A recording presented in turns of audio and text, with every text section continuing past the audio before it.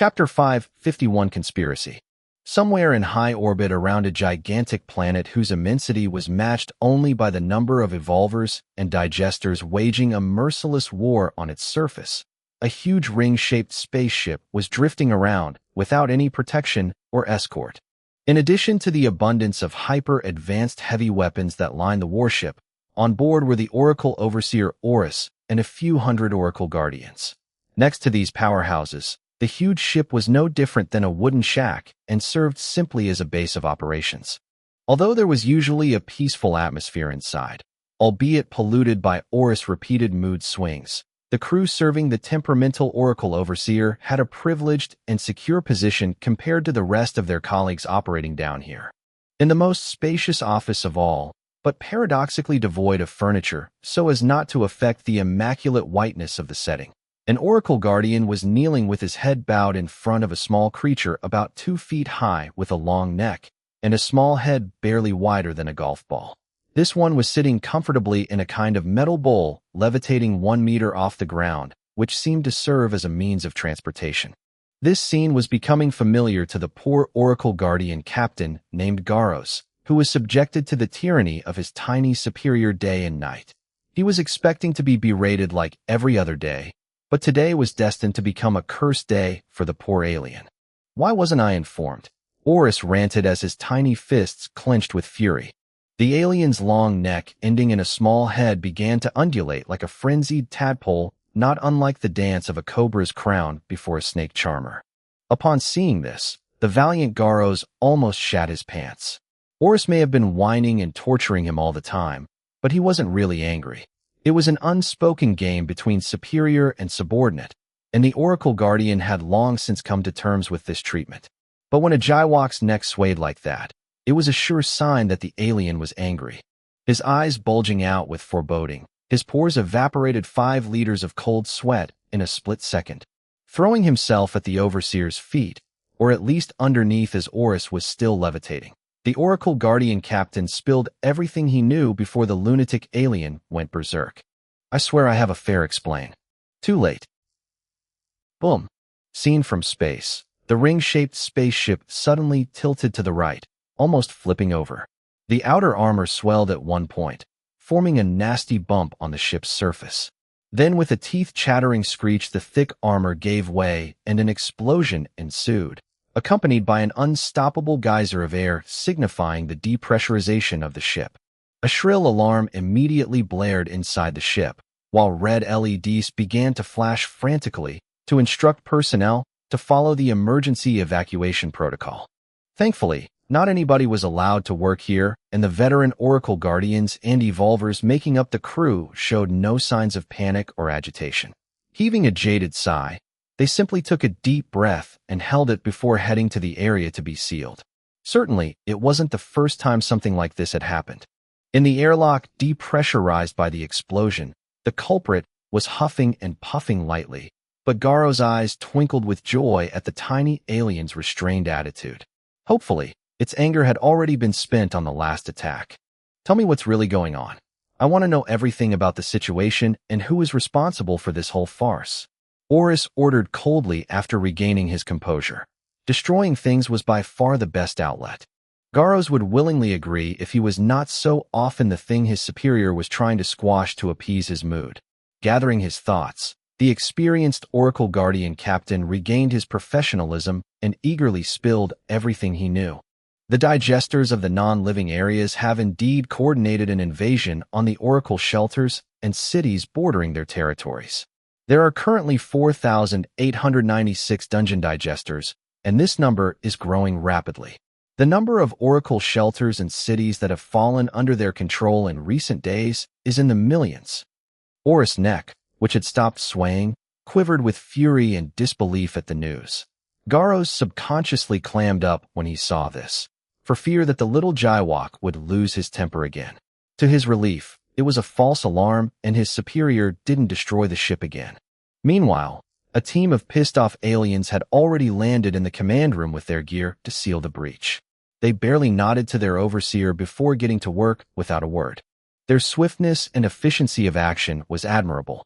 Their stats were off the charts, and their knowledge and ether skills were mesmerizing. In less than a minute, walls, armor, and destroyed machines were brand new again. Expecting no praise or reward, these mechanics fled the room, leaving Garros to his fate. Once again alone with his superior, the latter spoke hastily before Oris could torment him further. This was no accident, but it was not the fault of a B-842 schemer. There were two events that happened in the last few days on B-842 that caused this series of events and prevented us from reacting in time. Oh, and what were they? Why wasn't I informed? Garros stammered something inaudible, but he couldn't find the courage to say it again. What did you say? Clearing his throat awkwardly, he shivered unconsciously. Cough, cough, nothing. How could he say that this report had been transferred in time to the Oracle Overseer, but that the latter had out of laziness failed in its duty? If he accused the Jaiwok of incompetence directly in front of its face, it would take much more than a team of mechanics to fix him. It was precisely because Oris did not mentally read the reports that were constantly being sent to its Oracle device that they needed Garros to give him a summary. The latter usually took care of everything, merely informing the Overseer when he was overwhelmed or when the latter called him into its office to discuss. However, seeing the suspicious behavior of his faithful subordinate, Oris seemingly understood something, and the alien's cheeks turned a slight bluish hue. With his blue blood, it was the equivalent of blushing out of embarrassment for a human. His embarrassment didn't last, though. Despite his carelessness, Oris was still an unfathomable evolver. No one earned the rank of Oracle Overseer through incompetence. When he decided to take his role seriously, no Oracle Guardians, no matter how competent they were like Garros, could match his efficiency. Within seconds, the millions of reports that had accumulated in his Oracle device over the past several weeks were instantly scrutinized with the assistance of his Oracle AI. For most evolvers, the Oracle AI would have done this synthesis work to compensate for its master's negligence. But for better or worse, the characters of an evolver and its AI were always incredibly compatible. In other words, Oris Oracle AI was also the conscience of an old Jaiwok, and this species was known throughout the cosmos for its legendary slackness. This pair was a famous comic duo, but they had other undeniable strengths, or they would never have achieved their current respectable position. These reports indicate that virtually no Oracle Guardians were dispatched to the scene, Oris said with a frown. The reasonable explanation given is that we have been subjected to a massive space digester invasion for about 2 weeks. Almost all of the Oracle Guardians have been tasked with dealing with the threat, with the rest remaining on Thelma to protect our most important stronghold. So far, I have nothing to complain about. This isn't the first time these space digesters have messed with us, and it could even be considered a routine mission. However, it's been 2 weeks, and these Oracle Guardians haven't returned. These space digesters are proving to be tougher than usual. If it were only that, I could still tolerate it, but it turns out that their attack coincides with the huge and irregular increase in the number of dungeon digesters on the surface of B-842. Even by coincidence, and without going through me, it is enough to require an emergency investigation. Nowhere in these millions of reports do I see requests asking for my help. It's as if the silent fall of these Oracle shelters didn't cause a stir. What really bothers me is that the reports from these senior officers do not mention these irregular digesters as moves on B-842. If I hadn't consulted the Oracle system directly by abusing my authority, I would have stayed in the dark too. Furthermore, at that moment, the Overseer's somewhat tame and idle spiritual pressure erupted forth, becoming as suffocating and compressive as a black hole's gravity. This killing intent was as sharp as the deadliest blade, and those fleetingly poked by it could almost smell their own boiling blood. Garros, who was unprepared for it, was instantly flattened to the ground, his muscles and bones becoming as thin as a sheet of paper. Oris was no longer joking. "You've got some nerve to dare possess my subordinate like that." The tiny alien spat with utter disgust. "Get out of this body now, and maybe I'll leave your soul in one piece." Gegheg. A creepy laugh echoed through the room, and black smoke wafted from the mangled body. It gathered over the body, gradually forming the features of an inhuman face. Recognizing these facial features, Oris' rage flared. Chapter 552, Oris's Wrath. "Jax, The little alien cussed dismissively. I should have known better. Who else? But you could have come up with such a nefarious arrangement. Gee, I'm surprised you still recognize me. You weren't so arrogant the last time we met. The smoke face took a dig at it with a relaxed look. I remember a certain Jaiwok shaking with jealousy when I was named overseer of B839. Oris sneered at this unsubtle quip. This loathsome character hadn't changed a bit over the years. Maintaining his frosty demeanor, he retorted. And I remember that the Jacks of that time would never have felt the need to possess the subordinate of one of his rivals to achieve a petty victory. Let me guess. It's not going well on B839? You're in over your head, right? Looks like you betrayed the Oracle too. If he hadn't figured out what he was up against with all these clues, he might as well kill himself right then and there. The Oracle didn't need such an overseer. B839 had been born 8 years earlier. In the past, it used to take centuries or even millennia for such a planet to be assembled, but in recent millennia their frequency of creation had increased dramatically. Half of the planets and systems in the Mirror Universe were born in the last million years. The Mirror Universe now had 670,956 active systems, each comprising up to 25,974 huge planets agglomerating several seed worlds together. This represented a staggering 17,427,387,011 planets. The ZZ-831 system was the youngest system and currently had only 1841 planets, including B842, which was only 4 years old. Many evolvers like Jake thought and were told when they first arrived that the planet was already over 20 years old, but those who had been there from the very beginning knew that the planet was actually much younger than that. This mistake was forgivable, for it was indeed 22 years earlier that the first contact on Earth with the digesters and the Mirror Universe had taken place. The Earth government had faithfully kept the secret, and except for authorized personnel, the rest of the population had been kept in the dark. On paper, the calculation made sense, but that was without taking into account the difference in the flow of time between their home world and the Mirror Universe. Just as time flowed at a different rate in an ordeal and on B842, time flowed differently in a seed world than in the Mirror Universe. Based on the general law of relativity, time passed more slowly for objects moving at a higher speed. When approaching the speed of light, this phenomenon became particularly obvious. The seed worlds were static worlds, or at least very slow compared to the Mirror Universe. When the assimilation of these worlds to form planets occurred, these worlds were slowly and progressively accelerated to synchronize their time flow with that of the Mirror Universe. When ether was added to the equation, these laws became even more complicated. This synchronization process could take several years, and all the other nations and governments invited to B842 at an early stage were informed of this phenomenon and sworn to secrecy. For the military families left on Earth after the False World War of 2084, 22 years had passed, but those soldiers who had joined B842 had only been there a few years. That was also why many of the famous politicians seemed to have aged very little in the last 20 years. If Jake had talked more with his cousin Anya, he would have learned about all this. Will had long ago discovered the truth from visiting Thelma and New Earth, but hadn't seen fit to tell him.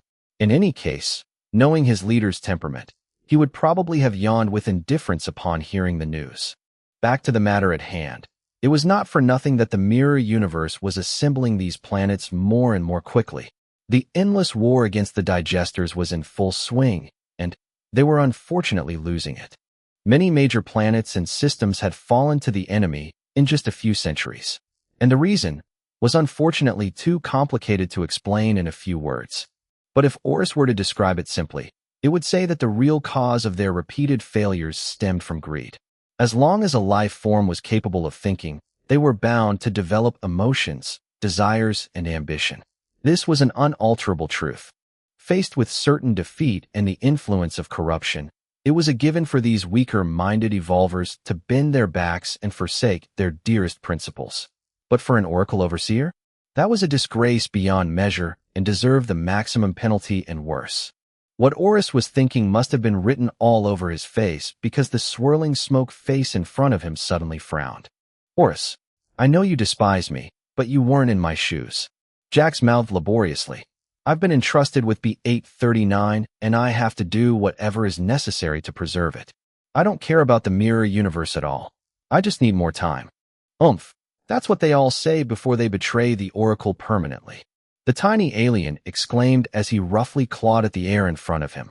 The ghostly smoke face distorted before being compressed into a small black ball. Even in this state, Jax still muttered apologetically. I'm not a traitor, Oris. Help me out this time. The traitors are.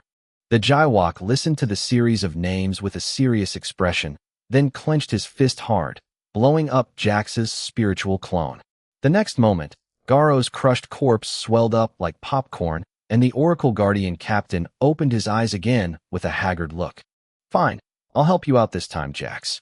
Oris muttered gravely. What are you ranting about? Where am I? What happened? Garos asked as he rubbed his eyes with a terrible headache, as if he had just been crushed. He was dangerously close to the truth. He freaked the hell out when he saw his tiny superior fluttering above him, and he gulped loudly when he saw it raise its hand above his head. Gritting his teeth, he repressed his movements without managing to hide his deep sense of injustice. What have I done this time? However, it was not the punishment he feared he got. Instead, the alien's small palm patted his head happily and said, We have work to do, Garos. I need you to do something for me. Garos wasn't sure what had just happened, but he could tell when his superior was serious. For once its ire wasn't directed at him, he was delightfully pleased. Anything for you, master. His brain then telepathically received a huge packet of information, summarizing for him what had just happened and what his Oracle overseer expected of him. Sweating profusely from the news that he had come so close to death, Garos clasped his fists and swore fiercely. It's as good as done. Pausing for a brief second, he gathered his courage and asked timidly, And you, master, what are you going to do this time? We can't let this pass or they'll brand us as weak and try again. A sinister glint flashed fleetingly in the Oracle Guardian's pupils, and as he left the room moments later, a deadly bloodlust burst forth from his entire being. What Oris had said still echoed in his mind. Because I am naturally lazy and usually merciful, these traitors and rivals think they can conspire and wreak havoc on my turf at will. I guess I have no choice but to prove them wrong. Digesters, traitors, or greedy rivals, it's all the same to me. It's been a long time since I made an appearance, and these fools are starting to forget my name. It's time to remind them, with blood. Wiping out a few of their worlds should do the trick. Remember well, Garos. No mercy. You can be possessed once, but not twice. Next time. There will be no next time, okay? There won't be a next time. Friends or not. These traitors, I'll kill them all. The Oracle Guardian captain repeated these words darkly with a resolute, murderous aura. This incident would forever stain his Evolver career, and the time had come to redeem himself. A few hours later, the ship's interior had been completely repainted with a macabre and bloody fresco that contrasted sharply with its pristine white walls. Alien flesh, guts, weapons, and broken bones lay everywhere, the air still sizzling from the build-up of the many different energies that had saturated the place. A short time later, the garrison of Oracle Guardians stationed aboard the ring-shaped spaceship sprang into action, propelling themselves one after another out into space towards various locations on the surface of B-842. A keen observer would have noticed, perhaps, that more than half of them were missing. As for Oris, it was long gone, but wherever it was, the ensuing carnage promised to deprive the many conspirators coveting its position of sleep. While Oris and Garos were busy radically restructuring their workforce, Jake and the others, who knew nothing of this whole intrigue, were still racking their brains about how to escape this mountain. After exploring all their options, even Will, who didn't like violence, could only suggest, how about we explore this dungeon? Chapter 553. What the heck? Kyle looked at the resealed rift and the undead army behind them and gave Will a sardonic look. Do you see any other options? Jake also frowned as he saw that they were surrounded on all sides. It was one thing not to be able to run away, but these high-rank evolvers probably weren't going to let them explore the dungeon on their own either. Anyhow, what on earth was a dungeon digester? Was it an actual living thing, or just some place built by sentient digesters? Now that we're stuck here, the Oracle system's censorship seems to have been partially lifted. She spoke demurely, confirming Grash's statement. A dungeon digester is a real living thing. It is a digester of rank 12 or above. With an exceptional and innate grasp of the ether and its laws, they are able to use their knowledge and the Dream Ether's framework to spawn digesters of their choosing in their territory. Was it worth censoring such a predictable secret? Jake slurred at the oracle as he usually did to vent his frustration. Probably not. What could she possibly answer to that? Since she had no control over this censorship, she could only accept it, no matter how annoying it was. As she obediently endured her master's ranting, she searched her memories for any useful data and gasped in surprise when she found something against all odds. Jake momentarily forgot to grouch as he registered her surprise. It was rare for his Oracle AI to react in such a cute way. Somewhat mortified by her unbecoming reaction, she quickly explained, "I think I know what these high-ranked evolvers are up to by keeping us here." Feeling Jake's impatience, she refrained from prolonging the suspense. The mountain we're in now and everything within it can be considered part of the dungeon digester. In addition to being under its control, our every move is tracked. As long as we walk on these rocks and breathe this air, it will know exactly where we are. But the dungeon itself is not all that valuable. The most important part remains the nexus, where the soul and memories of this digester are housed. As long as this organ exists, the dungeon digester will always be able to re-establish a dungeon elsewhere, even if it is destroyed. You can think of it as its brain. Jake was about to follow up with several more questions when something happened in the cave that caught his attention. The survivors of the various factions were huddled together in this cave, but it was still possible to tell at a glance which factions were the most threatening. Besides the presence of a real army and the complete absence of refugees, their leaders, these high-ranked evolvers had ether signatures and auras that were hard to ignore. The old necromancer was one of them, and he had already monopolized the entrance to one of the many tunnels. His 100 or so golden armored warriors had already joined him and were now standing in tight formation behind him. The undead army trailing behind Jake and his group then broke off to join their master, and the refugees hurriedly stepped aside to let their dead comrades pass. It went without saying that these refugees who had lost several of their friends in the previous battle did not hold the necromancer in their hearts, especially when their friends' and families' corpses were now serving a shady old man with questionable morals. The other high-rank evolvers and their factions did not look kindly on the necromancer's army either. The grim and supercilious looks they were shooting at him left no doubt as to where they stood. "Nelakai, how bold of you to use these valiant warriors' souls to expand your army. Don't tell me you intend to use their deaths to claim the Nexus." The one who had just shouted out in a thunderous and provocative manner was precisely the high-rank evolver who had spoken back to him rudely a few moments earlier. This man with long, spiky black hair and blue eyes had a nasty temper and was easily provoked.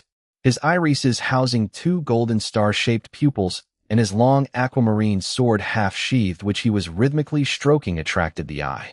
He wore the loose, dark clothing of a martial artist, as well as a long overcoat with long sleeves to hide his hand movements. To round out this depiction, a savage feistiness seemed to surround him, so honed that the crowd had the uncanny inkling that they would be torn to shreds if they deigned to get any closer. With his healthy tan, his lean muscles, his sharp jaw, and his refined features, this young man couldn't be called a pretty boy, but he should have enjoyed a decent success with the ladies. Too bad that his bone-chilling and spooky aura was too ingrained in his character to allow him to get along with anyone. Along with the veiled young woman whose entire body was draped in a thick dark cloth leaving her curves indistinguishable, they were the only 2 high-rank evolvers without companions. Naturally, upon being slandered squarely by this greenhorn, the one called Nelakai was not happy. He had not braved all these dangers and reached the point where he was to allow himself to be discredited by a lowlife, albeit of the same status as himself. This old man never asked for anyone's opinion to have his way. The necromancer declared loudly before adding with a sneer, "And so what if I do use these cannon fodders to replenish my troops? Whether I use them or not, they're destined to die here. Don't tell me you don't know what's going on in this place." The starry-eyed young man's cheek muscles twitched as he took in this counter-argument brimming with contempt. A clear note chimed in the cave, and before anyone could react, The warrior had already crossed the distance separating him from the necromancer, his aquamarine blade already drawn a few inches away from his throat. Taken aback by such a stunning strike, the old man's eyes widened in disbelief, but his serene face revealed no fear. Just before impact, a bony growth, coupled with a grayish energy force field, intercepted the blade, halting its progress. This was no mere stroke, and the sharp energy enveloping the blade ricocheted against these two obstructions without harming them. This prodigiously sharp energy was then deflected to the sides, and two startled groans rang out a few feet from the skilled swordsman, as a huge trench ripped open the ground at their former position. The two hooded figures who were about to ambush him retreated immediately after, even faster than they had been ambushed. As for the 100 golden armored warriors serving the necromancer, they had no time to react, and 7 of them were instantly cut into dozens of pieces by the remnants of this sharp energy. Bang! The shockwave following the initial impact between the sword and this bony growth with a force field was finally heard, and the closest refugees were blown to the other end of the cave before crashing helplessly against the walls. Surprisingly, none of them were severely injured, and it was difficult to determine if this was a coincidence or an act of benevolence from the aggressive swordsman. Lost divinities? The starry-eyed young man murmured darkly as he recognized the two hooded attackers. What are they doing here? Oh, you recognize them. The necromancer croaked hoarsely. You don't have to know why they're here. Now die for this old man. A monstrous death energy blast erupted forth from his body, enveloping his opponent, his own troops, as well as the other survivors who had unfortunately weathered the previous shockwave. If this was initially a source of pride, they now deeply regretted their tenacity. They would have been better off letting the wind blow them away with the others. In a split second, their skin withered and their complexion paled.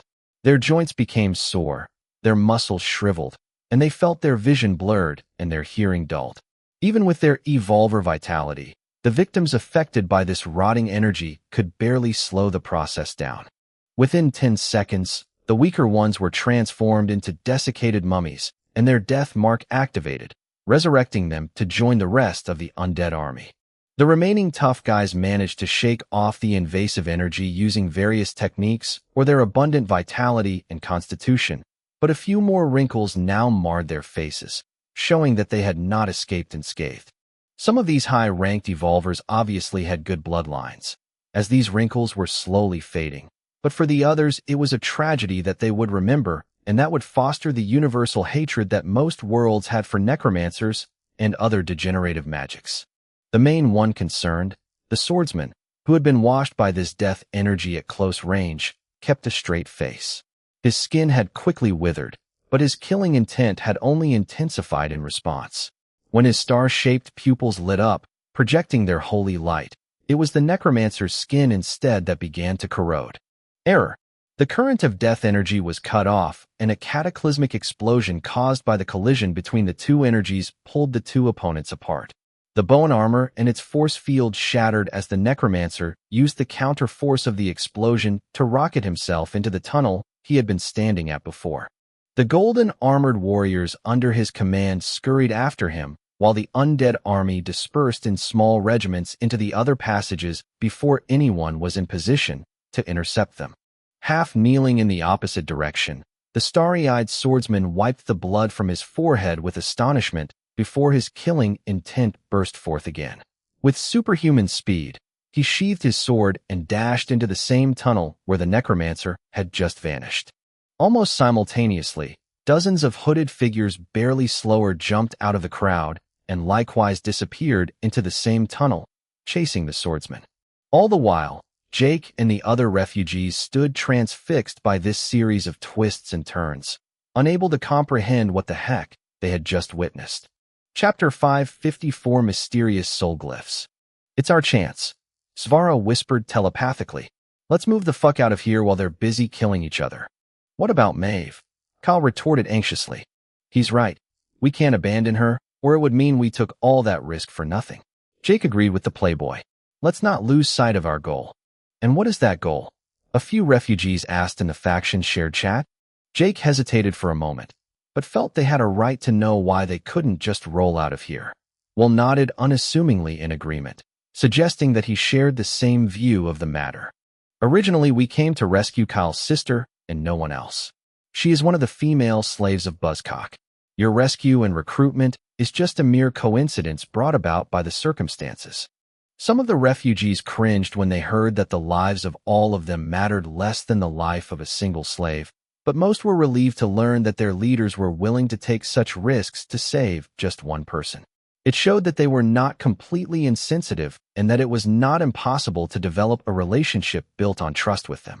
Also, most of these refugees knew or had known someone who had become a slave to this tyrannical Nawai leader, and they had a pretty vivid idea of the miserable fate that awaited them. Some of these refugees had even visited the Red District to spend their scarce ether points and were more than familiar with the daily lives of these young women. When you were the consumer and already had a crappy life, you had neither the drive nor the will to feel compassion. It was an emotion that weakened them, making them more touchy and flowery than their hard days allowed. Now that they had gained power and control over their destiny, these refugees had no intention of standing idly by in the face of injustice. Sure, not all of these refugees were angels, and a fair number of them may have had some ego-driven, tyrannical ambitions of their own, but as long as they strictly obeyed orders, Jake didn't care who they really were on the inside. Then let's save her, the old knight in grayness declared coolly. I haven't been able to stomach that Nawai person for a very long time. I'm in, Kelly chipped in with determination. As a fellow woman, she could not tolerate such practices. One by one, the refugees showed their support, and Jake memorized the expression and body language of each of them as a precaution. He nodded approvingly on the surface, but was already beginning to identify potential future traitors. It was the kind of paranoid, cagey person he was. Are we attacking now? Nikolai and Dickon eagerly asked at the same time. Along with Takayaki, this trio was the one that had changed the most after getting a taste for combat. They were always the first to volunteer for a good brawl, and their performance during the last days was promising. They had an honest and hyperactive character, but were not the type to plot against others. If Jake had to assign them an alignment, he would have labeled them chaotic good. No, Kyle answered decisively, although this act of maturity was costing him greatly, judging by his fists quivering with anger. If it was only Buzzcock, I'm confident with our progress over the past few days, but it will depend on the attitude of that black orc that accompanies him. If he decides to intervene, we're dead. Jake whistled his admiration for the playboy's lucidity and composure.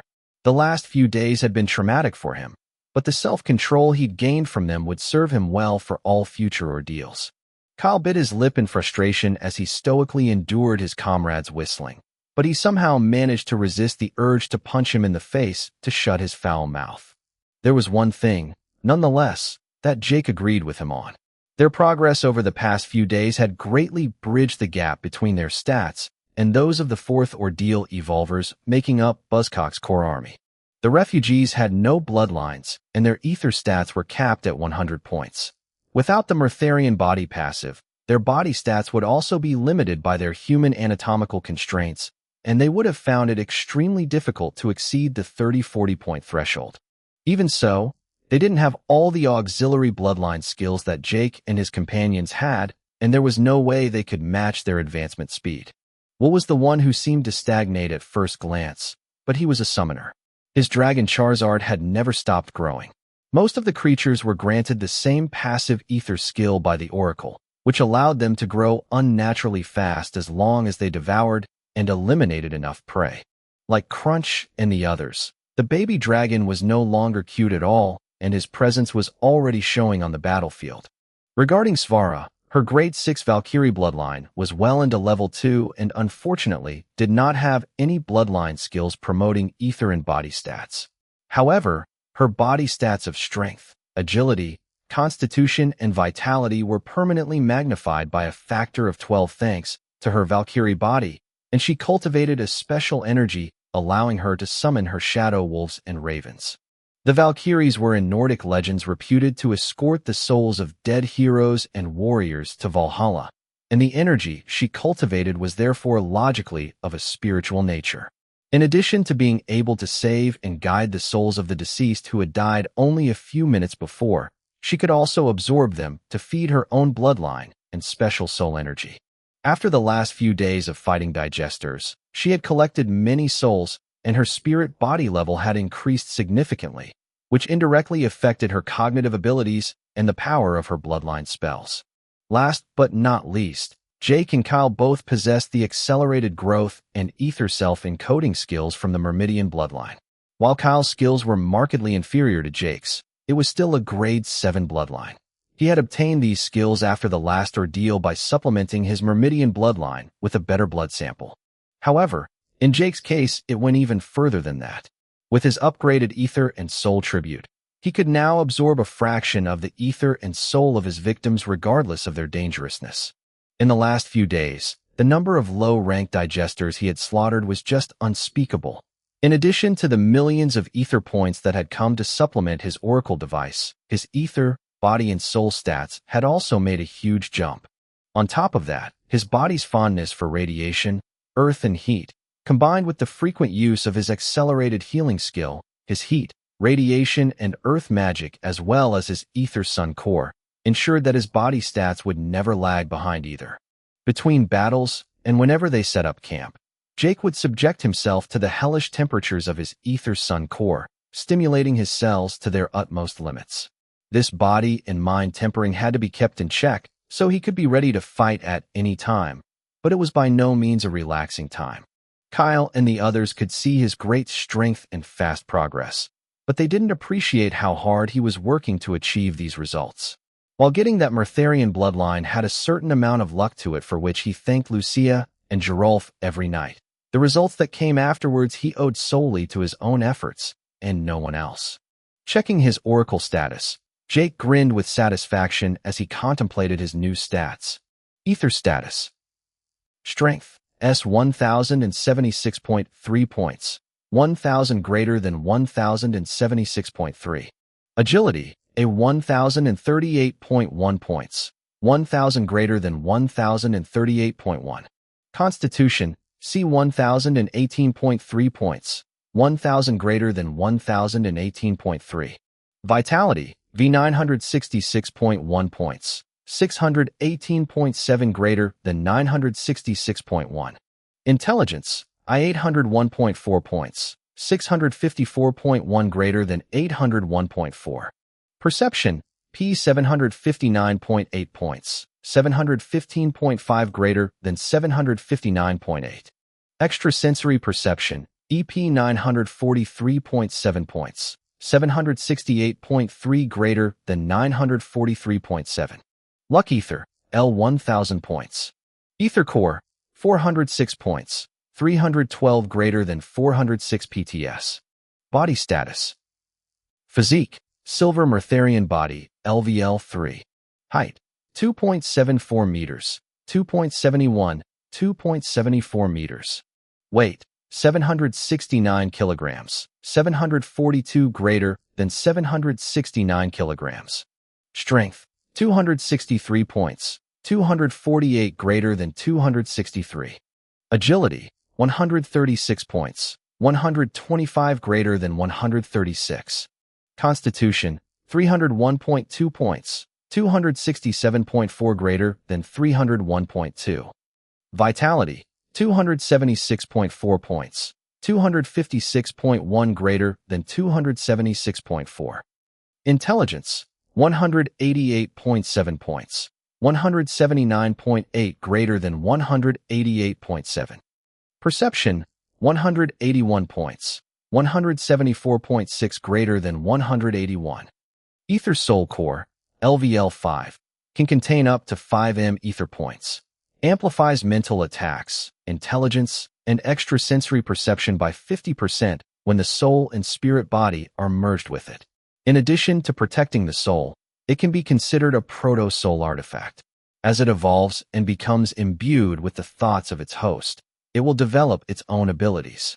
Soul status, Myrtharian Soul LVL 3, intermediate heat, earth, radiation, and metal attributes. For soul glyphs, a fish in water, apex predator, extreme diver, harbinger of chaos.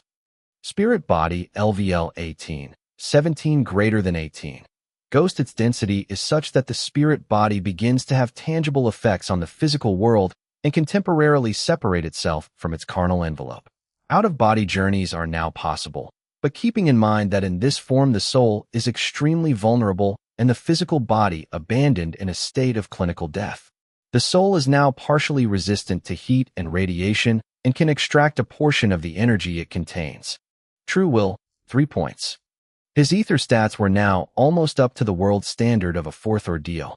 If the trend continued, the ether density of his next ordeal would reach 1,000 points, and his ether stats were actually nearing that threshold. Some had even topped it. Despite this tremendous power-up, Jake was still not confident. His instincts kept telling him that these fourth ordeal evolvers were not so simple. When he was peeping at them in battle, he had sensed the activation of many mysterious soul glyphs, and he was still struggling to determine their function. What he did know for sure was that many of these soul glyphs were alike, and therefore not the result of an exceptional opportunity like his own. When he asked Grash about this, Grash had indeed admitted that he would come to understand everything after his fourth ordeal. The customary oracle censorship had prevented him from saying more. Chapter 555, Choose Wisely. Still, their latest power-ups to him and his companions had greatly increased his optimism for the upcoming venture. Sticking with Buzzcock and the nearly 104th ordeal evolvers under his command would have been suicide a week earlier, but now he at least had the confidence that he could escape safely if the unexpected happened. The only uncontrollable variable was the Black Orc, but he didn't seem to have much interest in their quarrel. In fact, the servile and sycophantic attitude of Buzzcock and the other evolvers in his faction suggested that they absolutely needed him and not the other way around. The mystery of why such a high-ranked evolver would choose to travel with this group was left unanswered, however, and that was the most concerning. If this were an exception, Jake might have seen it as an eccentricity on the part of the Black Orc, but after the most recent events he had grown despondent on the matter. None of these high-rank evolvers were good people. The Necromancer had clearly used the refugees' deaths to replenish his army, while the other evolvers of comparable might had only lifted a finger at the last moment. If they had lent a hand from the beginning, the flood of rampaging beasts could have been contained immediately and most of the casualties averted. Jake wasn't presuming to understand the intentions of these powerhouses either. Some of them had their own factions, but most were solitary. Yet now, after the hasty departure of Nelakai, the swordsman and his hooded pursuers from lost divinities, the atmosphere in the cave had begun to change. The remaining high-rank players had decided to take action. Those who had their own subordinates ignored the other factions and wordlessly chose one of the tunnels before marching inside in a disciplined manner.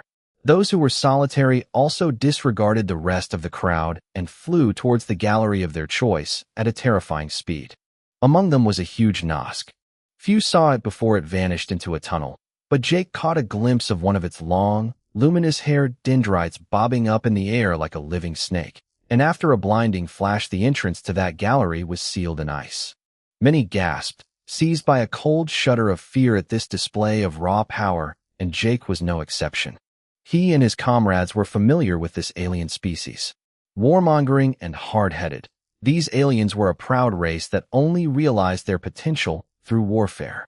Defeating valiant opponents was their reason for being and their greatest pride. To die in battle by the blade of their enemies was also a supreme honor. Most Nosks were fearless, their ruthlessness matched only by their unwavering determination.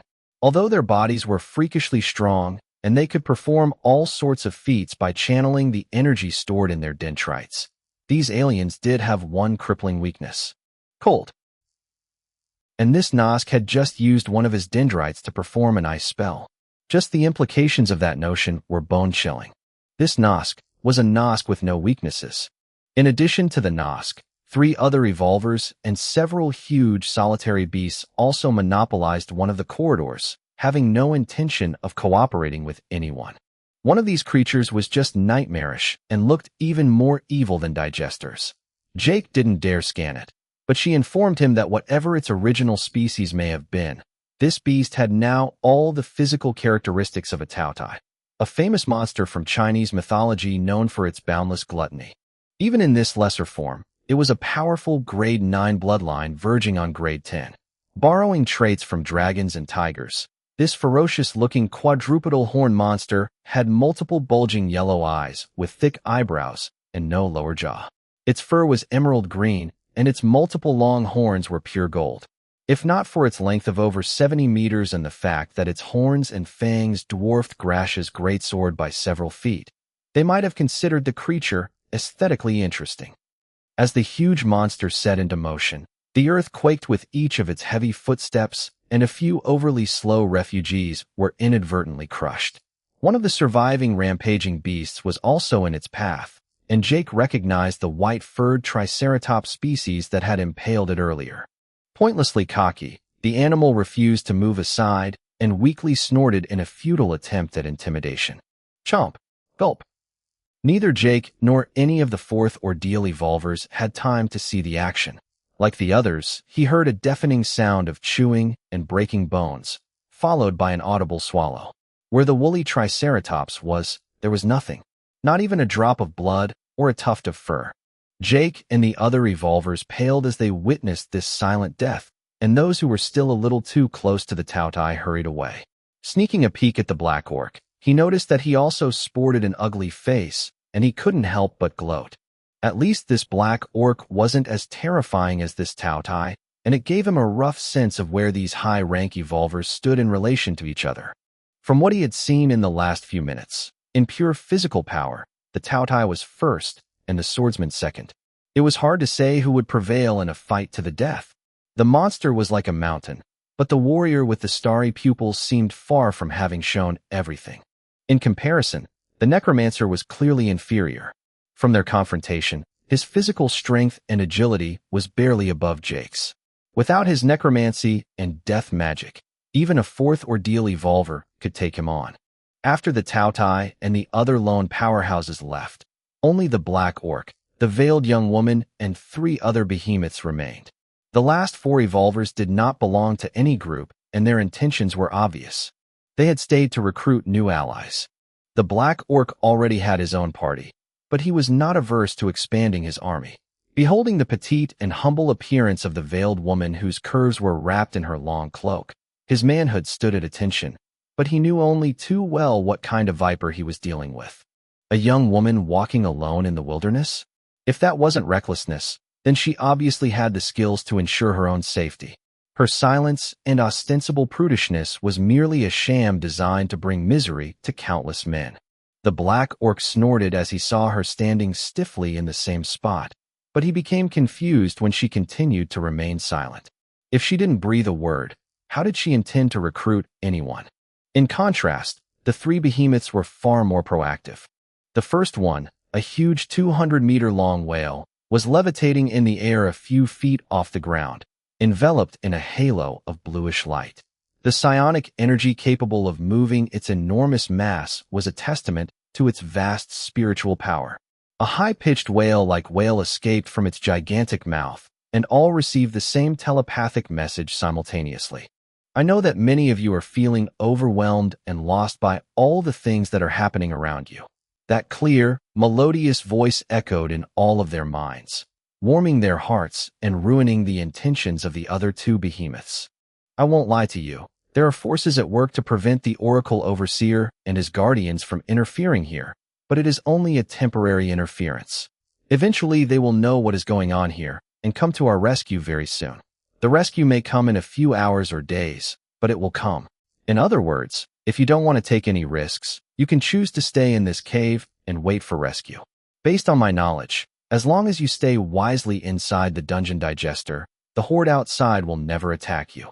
Many of the refugees and lower-ranked evolvers cheered ecstatically at the news that they no longer had to risk their lives. The guaranteed coming of help on short notice was like the first rays of sunshine on their faces after an endless stormy night. In his own group, Will was particularly tempted, but he sighed ruefully when he saw the determined expressions on Kyle and Jake's faces. Few refugees seemed to share his opinion. As such, it would seem that Jake's charisma was not inferior to his own. His infectious foolhardiness was already beginning to alter the hearts of these once cowardly and indecisive new members. I'd better prepare for the inevitable. Will muttered inwardly as he walked toward a group of barely pacified creatures. It was time to put his eloquence to the test. While most of the refugees were thinking of staying here and waiting for help, the huge whale continued his speech and then dropped a bombshell that made them change their minds abruptly. For those of you who intend to explore this place, be aware that a dungeon digester abounds with treasures. With the Oracle system's censorship now partially lifted, let me explain the basics. A dungeon digester is neither a building, nor a cave, nor a fortress. As its name suggests, it is a digester, a living being. To be even more specific, it is a digester of rank 12 or higher. Seeing the faces of his audience glaze over in shock, the whale hastened to clarify. Don't worry, this digester is different from the other types and has little or no combat potential. For reasons unknown to me, these digester dungeons are actually quite generous and are a godsend for advanced evolvers like myself, and even more so for inferior evolvers like you. I can promise you one thing. If you explore this dungeon with me for just a few minutes, 100% of you will give up the plan to wait here for rescue. On the other hand, if you decide to follow me, I must sadly report that most of you will not make it out alive. Choose wisely. Guaranteed power and high risk, or safety and stagnation. Chapter 556. I will join with this guy. This whale knew its stuff, not trying to hide it. Even Jake was tempted by the words of the huge cetacean. If it hadn't been his intention from the start to explore the dungeon, he might have considered himself seduced by these words. Sweeping his eyes over the other refugees, he saw that he was not the only one who was convinced. From the most hardened evolvers to the most cowardly of the refugees, they all had eyes that sparkled with fearless ambition. Even the expression of the hustler in his group, who had long been written off as the most wimpy of the bunch, was filled with a kind of fanatical resolve. Jake was aware that something was wrong, for the promise of rewards would not have been enough to convince these men unanimously to risk their lives. Will, who had begun to sweet-talk a band of promising beasts, also paused and confirmed his doubts, his face tense with frustration. This whale is using a charisma-based spell. He spat out rancidly. Its effects actually negate mine, I just checked. The businessman then proceeded to explain to them with a dejected look the way charisma ether works. This disclosure was like a cold shower for Jake, Kyle, and Svara, who were standing not far from the businessman. Even with 1,000 points of charisma ether, Will still needed to focus his efforts on a small group of creatures to hopefully tame them, and the more he spread his magic around, the longer it would take to get results. In comparison, this giant whale was just talking telepathically in their heads, touching the minds of the entire crowd without showing the slightest sign of fatigue. Even worse, there was really no evidence of an ether or soul spell being activated. If this monster wasn't an exceptional etherist, then perhaps the influence this whale's voice had over them was only from its charisma or charm ether stat. According to Will, these kinds of stats had little or no effect on a species too different from their own. Beauty or charm depended on definite physical characteristics such as symmetry, health, or body proportion, but they were also subjective.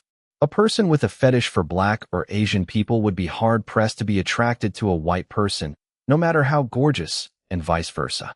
The charisma ether passively amplified the natural charisma of the individual, but this was done by magnifying the emotional impact of concrete attributes such as their beauty, style, voice, or speech and body language. A person who was judged to be ugly would get little return, even with 1,000 points. Of course, this was only if they did nothing special to impress and win the affection of their audience. Even a disfigured person could be judged charismatic or eloquent, have friends, and even be deemed an excellent leader. Any detail or deed that could generate positive feedback in an audience was invariably amplified by charisma ether. The most glaring evidence of this was that most democratically elected politicians were rarely handsome. On the contrary, they were often of advanced age or overweight. It was clear that beauty alone was not the answer to determining an individual's charisma. Accordingly, Will took great care in his appearance and attire to maximize his results. He was also an expert in negotiation and communication. His biggest regret was that he was, regrettably, at most above average physically. A model or a singer would have made much better use of this ether than he did. What many people didn't know was that charisma ether was a more dangerous energy than charm ether. If not controlled properly, it could even cause counterproductive reactions in the audience. If someone infused their vocal cords with charisma ether, but then used their voice to insult the crowd, the resulting hatred would probably be worse than if they had directly slit their parents' throats before their very eyes. That's why most of the time Will would carefully control his charisma ether and channel it around one of his internal organs away from the public eye.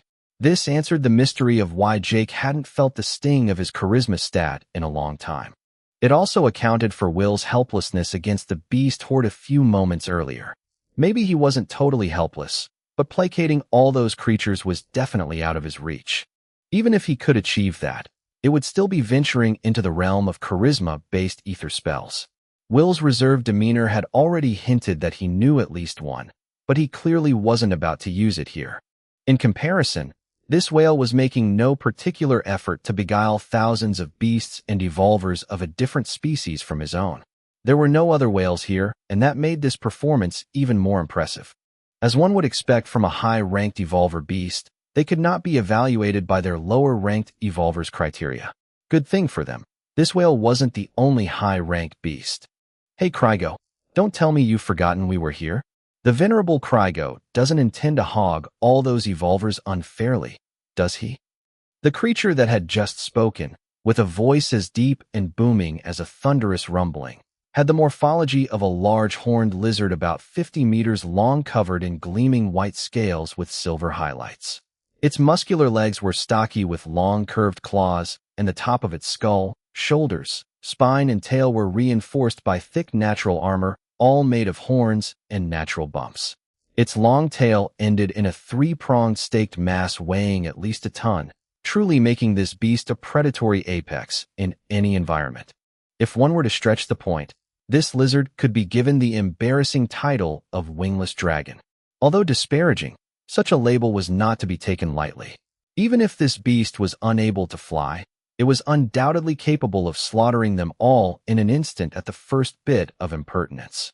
Besides, the whale named Krygo seemed to be aware of it because it went silent immediately after.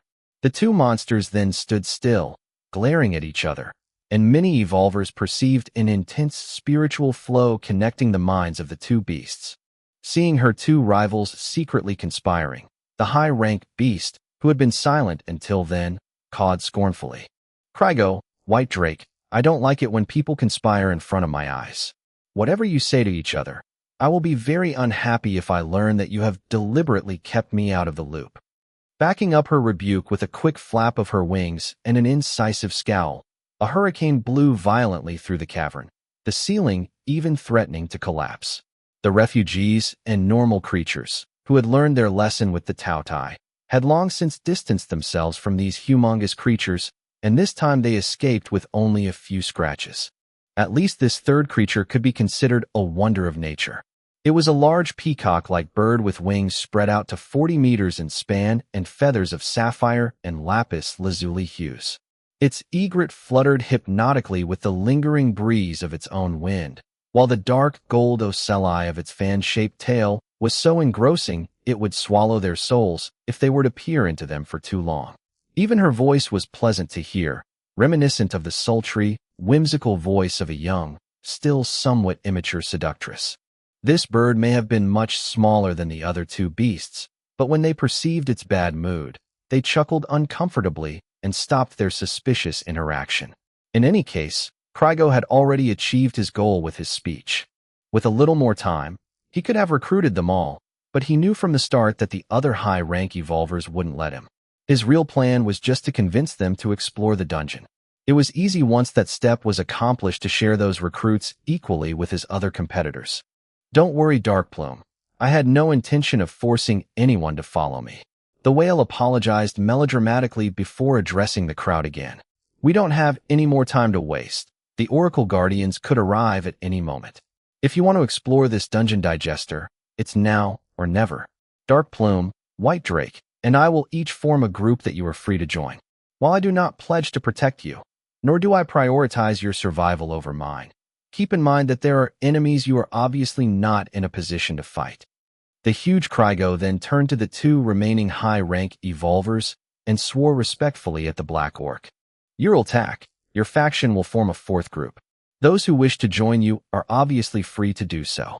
As he said these last words, the whale's gaze fell on the Shaktalak and Melkri factions, attributing the physical proximity of their members to their close diplomatic ties. Then he turned to the remaining high-rank evolver who had not spoken a word since the beginning. The mysterious veiled woman. As for you, forgive me for my rudeness, but I don't know who you are. Without a good reason, I am afraid I am not willing to let you lead a fifth group.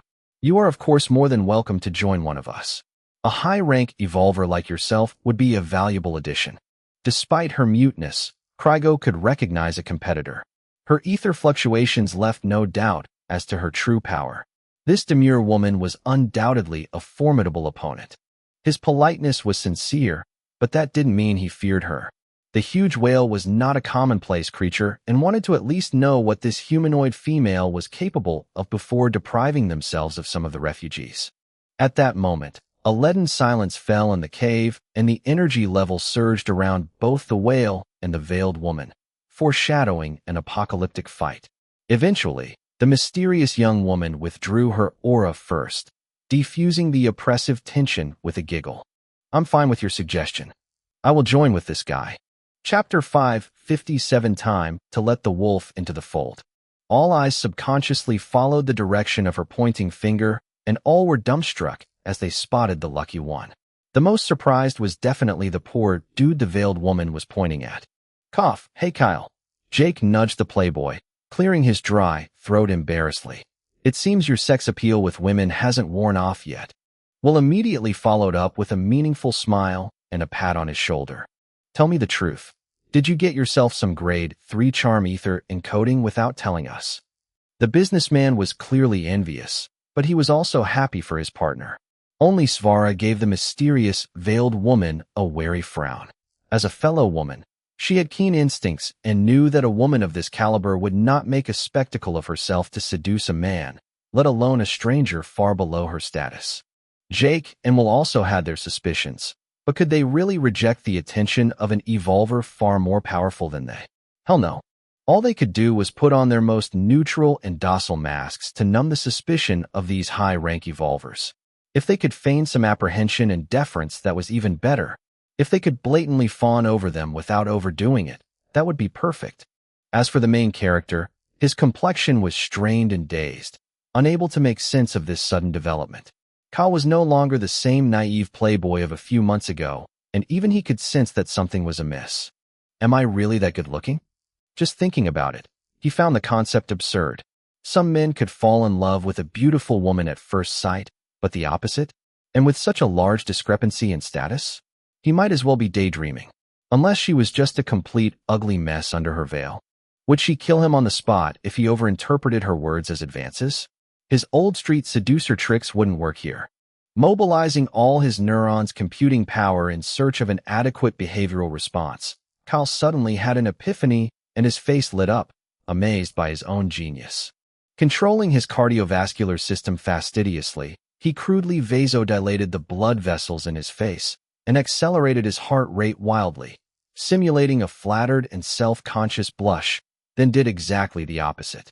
Keeping the vasodilatation of his arteries and veins, he practically stopped his pulse and his breathing, showing all the symptoms of a syncope. Thus, after remaining spellbound from giddiness, Kyle fainted in front of a stunned crowd.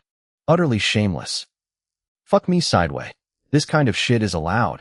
Jake's eyes bulged out in disbelief as the corner of his mouth twitched with fury. Svara also saw the playboy in a new light. Will stroked his chin thoughtfully. Playing dead? Kyle had definitely stolen that technique from him. Maybe he should collect a reward from him when he woke up for his humble contribution. Jake had already figured out his comrade's intention. By faking the blackout, he intended to delegate the bad role to him. Whatever happened after, he would wake up as if nothing had happened a few minutes later while feigning embarrassment and ignorance. He who was enjoying his friend's good fortune was now the one who had to deal with this mess on his behalf. Yet, if Kyle thought he was going to get out of it so easily, he was deluding himself. Sorry for this unpleasant incident. Jake bowed respectfully, his face the epitome of humbleness. My subordinate Kyle has suffered from hemophobia since he was a child, and I'm afraid these repeated bloodbaths have worn his mind out. He should be waking up soon after taking his medication. Without waiting for any replies, Jake then knelt down to his unconscious friend and stuffed an entire flask of digester blood down his throat. Kyle, who was feigning passing out, almost choked to death for real this time, and he had to use all his acting skills to prevent his survival reflexes from kicking in. Except that he had greatly underestimated the wickedness of his faction leader. While he force-fed him gallons upon gallons of digester blood, Jake also took the liberty of telekinetically grabbing his testicles, not hesitating to squeeze hard a first time as a warning. Instantly drenched in sweat, Kyle's soul practically left his body out of sheer terror, and he jerked upright, coughing and vomiting up the ingested silver blood for good measure. If his performance had been caught on film, he could have won an Oscar. What happened? Remembering the excuse Jake had come up with to justify his untimely fainting, Kyle painstakingly activated his brains and carried on with the ridiculous lie. I remember we were running away from these fiends and digesters. Then we ran into this mountain. Then, nothing. Jake benevolently consoled his comrade, brilliantly giving him the line, briefing him on what he had missed in the last few minutes. Meanwhile, the three behemoths, the Black Orc, the young woman, and all the other survivors had their eyes riveted on these two clowns, their true thoughts unfathomable. The whale Krygo must have sensed that both the leader and the subordinate were infuriatingly shameless, because he cut their antics short by decisively approving the veiled woman's choice. Your decision has been made. You are free to join them, but they will be under the authority of one of the four of us, and so will you. I'm asking you to work with the high ranker of the group they will be joining. Too lazy or deeming Krygo unworthy to waste her breath, she nodded detachedly and walked lacerily toward her chosen one's party. Even her gait was graceful and ethereal. Compared to her supernatural elegance, the refugees under Jake's command looked like a bunch of toads around a white dove. Once among them, she didn't utter a word and kept ignoring everyone, including Kyle, the official reason for her coming. Jake and Will were puzzled, but they were also relieved. Conversing with these kinds of women shrouded in danger and mystery was always a thorny project. Knowing, however, that she had no intention of causing them any trouble at the moment was more than they could ask for. His new subordinates had witnessed a masterful display of shamelessness from their leader and senior officer, and it was time for Jake to reassert his prestige within the group. Abandoning his compliant and obsequious acting, his face darkened and his fighting intent surged forth, glancing fearlessly at the veiled woman. I don't care who you are, what your reasons are for joining us, or how powerful you really are, he said coldly. We all have our secrets. However, if you attack one of my subordinates, I swear I will take you down with me. If that's impossible, I'll escape and make your life miserable wherever you are in the mirror universe. These weren't idle threats. Jake at least had that level of resolve.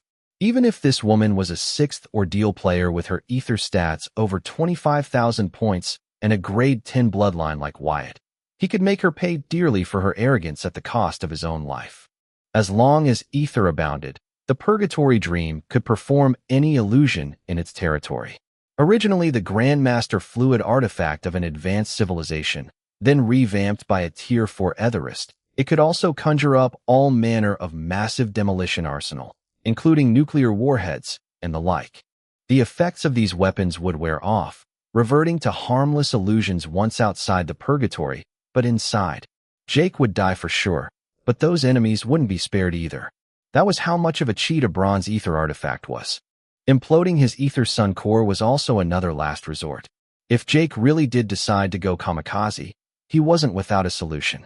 With his bloodline, as long as his soul and a few body cells survived intact, he had a good chance of surviving the consequences. But you're still wearing that necromancer's death mark. Right. Jake coughed nervously at She's mocking reminder. At that moment, he couldn't help but curse the old man hatefully.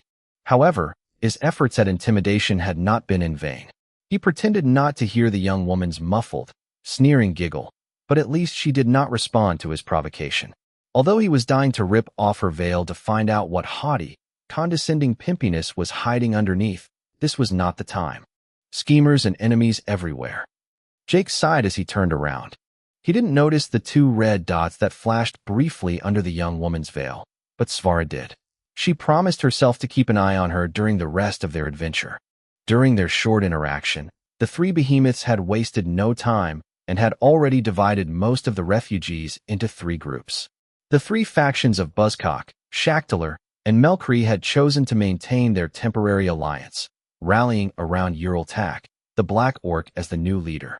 "Are we really going to join these bastards, boss?" Nikolay growled with contempt as he watched Buzzcock greedily grope the breasts of his slaves despite the alarming circumstances. "We have to." Jake sighed with a shrewd smile. "Think of it as a life lesson. We don't always work with the people we want to." "Thanks, Jake." Kyle gnashed his teeth as he glared at the Nawai chief molesting his sister in public. "I know that if it wasn't for all of you helping me, I would have done something stupid by now." Jake's smile faded as he picked up on his companion's seething rage. A sinister glint shimmered in his galactic eyes, and he walked toward the enemy without a word. "It's time to let the wolf into the fold." Chapter 558 Warnings. "What the hell are you doing here? You want my hammer in your face?" Buzzcock barked aggressively upon seeing a snobbish Jake striding in their direction, his intentions obvious. Kyle, Svara, the veiled young woman, and the rest of his men followed him composedly with apparent coldness on their faces. Staring at Jake, the Nawai leader was increasingly troubled by this oddball. Almost dying at the hands of a third ordeal player's frontal assault was his greatest shame, and he could barely restrain his body from transforming in his seething rage. Once in his ogre form, it became nearly impossible to suppress his appetite for the flesh of sentient species, and many of his core subordinates were the loyal lieutenants of his native Nawai tribe. Although they were barbaric and primitive, it would not help his reputation to give in to his urges in front of them. "Obviously, I'm here to join the army of Uraltak." Jake greeted the Black Orc standing off to the side respectfully, the latter responding favorably with a slight nod which frustrated Buzzcock to no end, biting his lip to blood. "You need to work on your temper, dude." Jake gloated snidely before gesturing for his faction to line up near Melkri's group. Now that they had a legitimate excuse to fight together, they had no reason to keep their distance. All they had to do was wait for an opportunity to take out the Nawai chief and regain control of Maeve's slave contract. The young woman was livid, her eyes blank and listless, but any evolver with decent perception could hear her heart racing. Since his first failed rescue attempt, this was the first time the 2 siblings had stood so close together. Kyle had matured after the mental torture of the last few days, however, and he resisted the urge to pull her into his arms for comfort. For now, they should continue to act like complete strangers. It wouldn't be enough to put Buzzcock and his men's distrust to rest, but alerting him unnecessarily would only make things worse. Still, the damage was already done, but for a different reason. Buzzcock wasn't good at reading or estimating an ether signature, but he wasn't a complete neophyte either. He had several specialists to make up for this shortcoming anyway. Jake and Svara were relatively good at partially masking their ether fluctuations, but that didn't pass the mental sense test of an experienced evolver or oracle device. Neither had mastered an ether or soul skill to mask their internal energy. What they were doing to impede prying minds was to erect an ether screen around their body and jealously guard the entrance to it with their spirit body to intercept any outside mind probing attempts. This was the most rudimentary method of ether camouflage, akin to hiding one's gold in a diamond chest. Jake actually had a solution according to she, but he preferred to reserve it for a crucial situation. That solution was alloy shielding/coating, one of the active skills in his oracle device. By enveloping every cell or his skin in a dense layer of alloy liquid, he could effectively stop any type of etheric or spiritual attack dead in its tracks. The problem with this method was that this stealth was accomplished by blocking the input or output of all kinds of energy. Jake's ether and soul power would undoubtedly become undetectable, but enemies would also realize that something was wrong when they felt their energy disappear. In other words, this asset would lose its value as soon as others knew of its existence. Furthermore, because of its property of absorbing all kinds of energy, it was also more difficult for him to use his ether spells when his body was coated with liquid alloy. His mental sense would become slimy, struggling to leave his body, and harnessing and channeling the world ether to power his spells would become laborious. If he removed the alloy coating locally from a small part of his body, he could get a good compromise between stealth and versatility, but he would no longer be completely stealthy. Imperfect stealth? It was worthless. According to Shi, when his spirit body level and soul spells became more advanced, this problem would naturally find a solution. In the meantime, he could control this liquid alloy like a piece of cake thanks to the spiritual link with his bracelet and an abundance of mental power. It was exhausting, but manageable, and he had already used his liquid alloy many times during the previous ordeal to get out of a tight spot. In fact, the only one capable of real stealth among them was Kyle. He had a stealth skill and had already proven his effectiveness by sneaking off during the battle with the digesters a few days earlier to peep on Buzzcock and Maeve. Jake was the only one who knew about this talent. Even at level 1, the effects of this ether spell were borderline miraculous. Kyle's aura would become indistinguishable from the rest of the world, calibrating precisely to the level of B842's ether density, and his presence would become inconspicuous, making it difficult to notice him even as he stood in front of them. The playboy was unable to explain the reason. According to him, his ether and spirit body was still there, but also seemed to be elsewhere. It was a feeling that was difficult to describe. Yet, in this state he could not use another ether skill, or his stealth would be broken, and it also required a certain amount of dedication. He had to maintain a certain state of mental emptiness, and the slightest agitation could also break the technique. Plus, he wasn't absolutely undetectable. If someone like Jake with high perception and mental strength focused directly on him, he would still be spotted. But in this cave, there were also better than Kyle at stealth. Melcree, for example, emanated a gentle aura of vitality, but her ether signature was completely indistinguishable from the atmosphere. Although her presence was radiant, she didn't need to activate this skill at a crucial moment and was clearly relaxed, having obviously mastered this technique long ago. This could also be the result of a passive skill. Jake had no doubt that once serious, she could make herself even more elusive than Kyle. Another notch above that were the peacock lapis lazuli darkplume, who seemed to be able to modulate both her presence and ether signature to her heart's content, and the veiled young woman whose presence even Jake almost forgot while she was actually walking right next to him. If she didn't deign to speak, no one would pay any mind to her, which was all the more baffling coming from a beauty like her. Jake couldn't see her face, but the few curves revealed by her satiny black mantle and her entrancing laugh suggested unequivocally a femme fatale with a ravaging charm. Statistically, there was inevitably a redneck here who would have tried to strike up a conversation or at least discreetly ogle her, but that hadn't happened. In his opinion, the fear of reprisals was not enough to overcome male instincts when faced with a gorgeous young woman, especially here where their nerves were on edge after all those battles. Ural Tak, the Black Orc, hadn't sought to speak to her either, despite the fact that she was the only second powerhouse in their group and the one most likely to stick a knife through his back at the first moment of weakness. This spoke volumes about her techniques. As Jake and his motley crew approached, Melcree and her evolvers creased their brows thoughtfully. They couldn't help but notice that the number of refugees among them was almost the same since they left the Oracle shelter, unlike their own factions who had lost almost half their cannon fodders. On top of that, their confidence and spirit shone through on their faces. This was not the typical hopelessness of refugees forced into the fray. Melcree was doing a little better than Shackler and Buzzcock with her regenerative photosynthesis passive faction skill, but the difference between their respective survival rates was still stark. Weighing the pros and cons, she eventually sashayed toward him and extended her hand in greeting. "I'm Melcree. I do hope we can take care of each other," she declared leisurely while glaring at her recalcitrant officers. Gauging the pretty woman with dubious fashion sense, Jake shook her hand covered with dried mud without changing his expression, and while he kept holding it, he squeezed lightly and smiled. "You can call me Jake. As long as we're on the same side, I have no reason not to fulfill my part of the responsibility. With your connections, your informants must have already told you why we're here. I'd like to avoid any interference when the time comes. Do we understand each other?" Melcree shook his hand off as if nothing had happened, and squinting at Buzzcock and Shackler, who were leering grimly at them, she retorted mischievously. "As you can see, I'm lacking a real friend here. It would be foolish of me to spoil the beginning of such a beautiful friendship.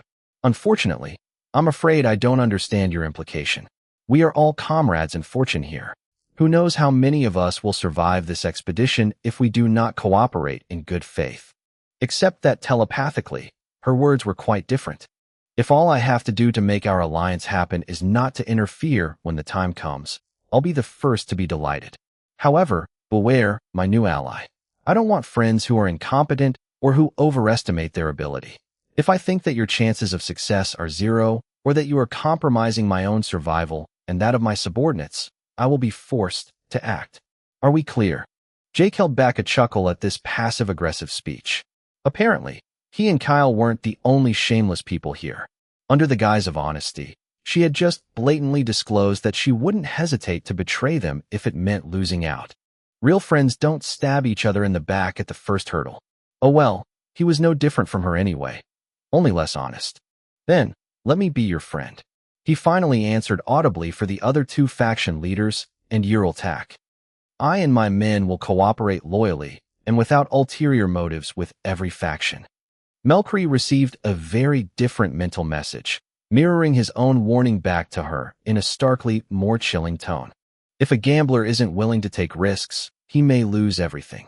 There are winners and losers, that's how it is. But there are plenty of losers who think they are winners. Losers becoming winners, and conversely, are not rare either. Because when someone wins, someone else loses. Be careful not to bet on every horse in the hope of winning the pot. The only fate that awaits such a gambler is ruination. Chapter 559, First Death. Melkri's dried mud-covered face scrunched up in an intense effort of concentration. Compared to the reaction Jake expected, she was neither intimidated nor angry. Her emotional state was as smooth and unruffled as the surface of a waveless sea.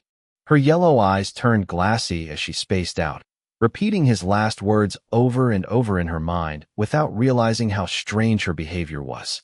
Her subordinates must have been used to her eccentricities, because one of them, a huge Leakin, coughed loudly near her ear to snap her out of it. He looked a bit like his cousin Kevin in his Werber appearance, but his morphology and thick brown fur were more like a Saint Bernard. The bulges and folds dangling around his lips and his panting tongue covered with lava gave him a funny look, but his attitude was one of extreme seriousness and concern. His repeated coughs were unsuccessful, so he glanced apologetically at Jake and pulled a well-made lighter from his pocket. A spark flickered and a small, unremarkable flame wavered in the almost non-existent breeze. The Leakin sneezed as he inhaled the butane fumes due to his overdeveloped sense of smell, but he ignored the discomfort and brought the flame to the face of his faction leader. The effect was profound and instantaneous. As soon as the reflection of the flame appeared in Melkri's pupils, she snapped out of her daze. It was almost impossible to tell with the mud covering her body, but she was getting goosebumps. Thanks, Albert. The woman replied, rubbing her nose impassively before refocusing on Jake. If it turns out you're a winner, then I'll be a winner too. That was her answer. It didn't say if she would become a loser if Jake were to lose, but it was a start. Jake nodded absently, too shell-shocked to behold a Saint Bernard-like humanoid named Albert. He hadn't visited much of the mirror universe, but he marveled every day at the absurd surprises his daily life held. While Jake and Melkri openly established their alliance, two other faction leaders were eerily staring at them, their true intentions known only to themselves. Shackler and Buzzcock exchanged a knowing look, then the Nawai leader whispered something to him, and the pachyderm nodded slowly. Buzzcock's motives spoke for themselves, but if Shackler didn't give a damn about Jake and his clique, Melkri was his most serious rival, miles ahead of that dimwit Buzzcock. In their oracle shelter, she and her faction were neutral, and that was why they had been tolerating their existence. Melkri was not the only one with informers and spies.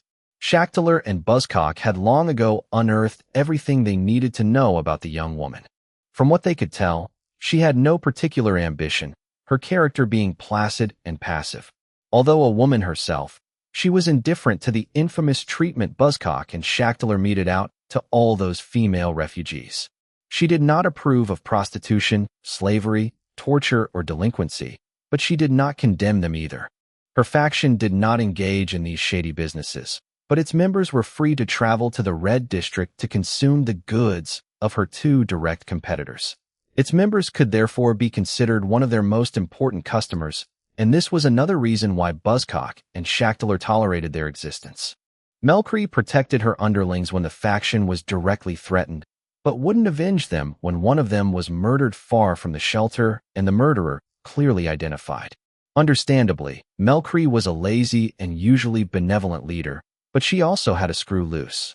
Based on her first faction skill, regenerative photosynthesis, her bloodline was possibly plant-based, but the possibilities were so numerous that it was impossible to conclude with certainty. At least her officers deserved her trust, for they had all held their tongues so far and had done what was necessary to keep the secret of her bloodline from being revealed. However, there were several rumors circulating in their shelters, such as her fear of fire, and the boldest one went so far as to insinuate that Melkri was not a real flesh and blood animal like them, but a mere plant. If this was true, it would explain her unassertive, aloof conduct. Her demeanor and mannerisms were even more uncouth and inappropriate than Buzzcock's, along with a flat voice and facial expressions of scant diversity, as if she had recently learned to communicate. But the important point was that she was a quick learner, her personality and behavior evolving day by day like a sponge absorbing all life's experiences. As such, Shackler feared her far more than his other rival, a brainless fool unable to think with anything but his cock. Objectively speaking, Melkri's faction was indeed weaker than his or Buzzcock's, but in terms of individual strength, the noble pachyderm knew that he was not her match in a fair fight. He had learned this sad lesson the hard way, and he still bore a scar as a reminder, one he refused to erase. If Jake and Melkri were to form an alliance, it didn't look good for him. Because of this, even though he despised Buzzcock with all his heart, Shackler had no choice but to agree to cooperate with the thug. "Let's go," the Black Orcs suddenly declared in a deep voice, cutting short their conspiracies. Everyone then noticed that the giant whale Krygo and the other two behemoths had already left. The silent communication between the two rogue snakes ended, as Jake and Melkri also rejoined their own party. Each ate and drank as fast as they could to regain their strength, while the rest finished sharpening or reloading their weapons. "Follow me," Uraltak ordered concisely once everyone was ready. The Black Orc randomly chose one of the tunnels, but Jake noticed that it was in the opposite direction of the Tautjes and rather far from that of the Necromancer Nelakai. Once in front of the entrance to the obscure gallery, he turned and said bleakly, "Remember, our faction is the weakest. You can't count on anyone but yourself, but I'm counting on you not to disappoint me." As far as motivational speeches go, Jake had seen better, but this did the job. Uraltak was right. They were the weakest people here. Not because of the Black Orc, but because the three behemoths had recruited almost the entire beast horde. Counting their 4 factions and the 100 or so creatures that had joined them, a minority of which Will had painfully convinced, they numbered barely over 600. Indirectly, this suggested that Uraltak was no match for these behemoths, and he didn't hide from the fact. But Jake couldn't help but think that this orc didn't really seem like the type to be scared of anyone or anything. The tunnel Ural had chosen wasn't wide enough for a creature like Krygo or the Tautai, but lining up 20 or so humans side by side was no problem. The few beasts that joined them were also those that had been ostracized by the other behemoths, and their size was generally mediocre. The largest creature was a bipedal prehistoric alien about 6 meters tall that resembled an iguanodon with a long, disproportionate beak that almost touched the ground. Its heavy beak weighed down its neck and spine, forcing it to maintain a prostrate posture and occasionally transition to a quadrupedal stance to rest its muscles. The other smaller beasts were not such blatant evolutionary aberrations, but they were generally not top predators on the food chain of their native worlds. All 3 of the creatures worthy of attention had been convinced by Will, and he was still spouting sweet nothings to them at this very moment, painfully trying to shore up what little trust they had in him. From the sweat on his forehead, though, it wasn't quite there yet. One by one they entered the pitch-black tunnel, with Uraltak leading the group. The beasts, Jake's faction, Melkri, Shackler, and Buzzcock, followed each other in that exact order. Jake and Melkri were not happy with their placement, but this was not the time for conflict between them. Pursing their lips, they could only suffer in silence, granting their enemies this petty victory. Catching their smug, evil smirks, Jake hesitated to attack, but the poised, composed attitude of Uraltak, who was leading the squad, convinced him to bear with it. Whether this black orc meant well or not, at least he was setting the right example.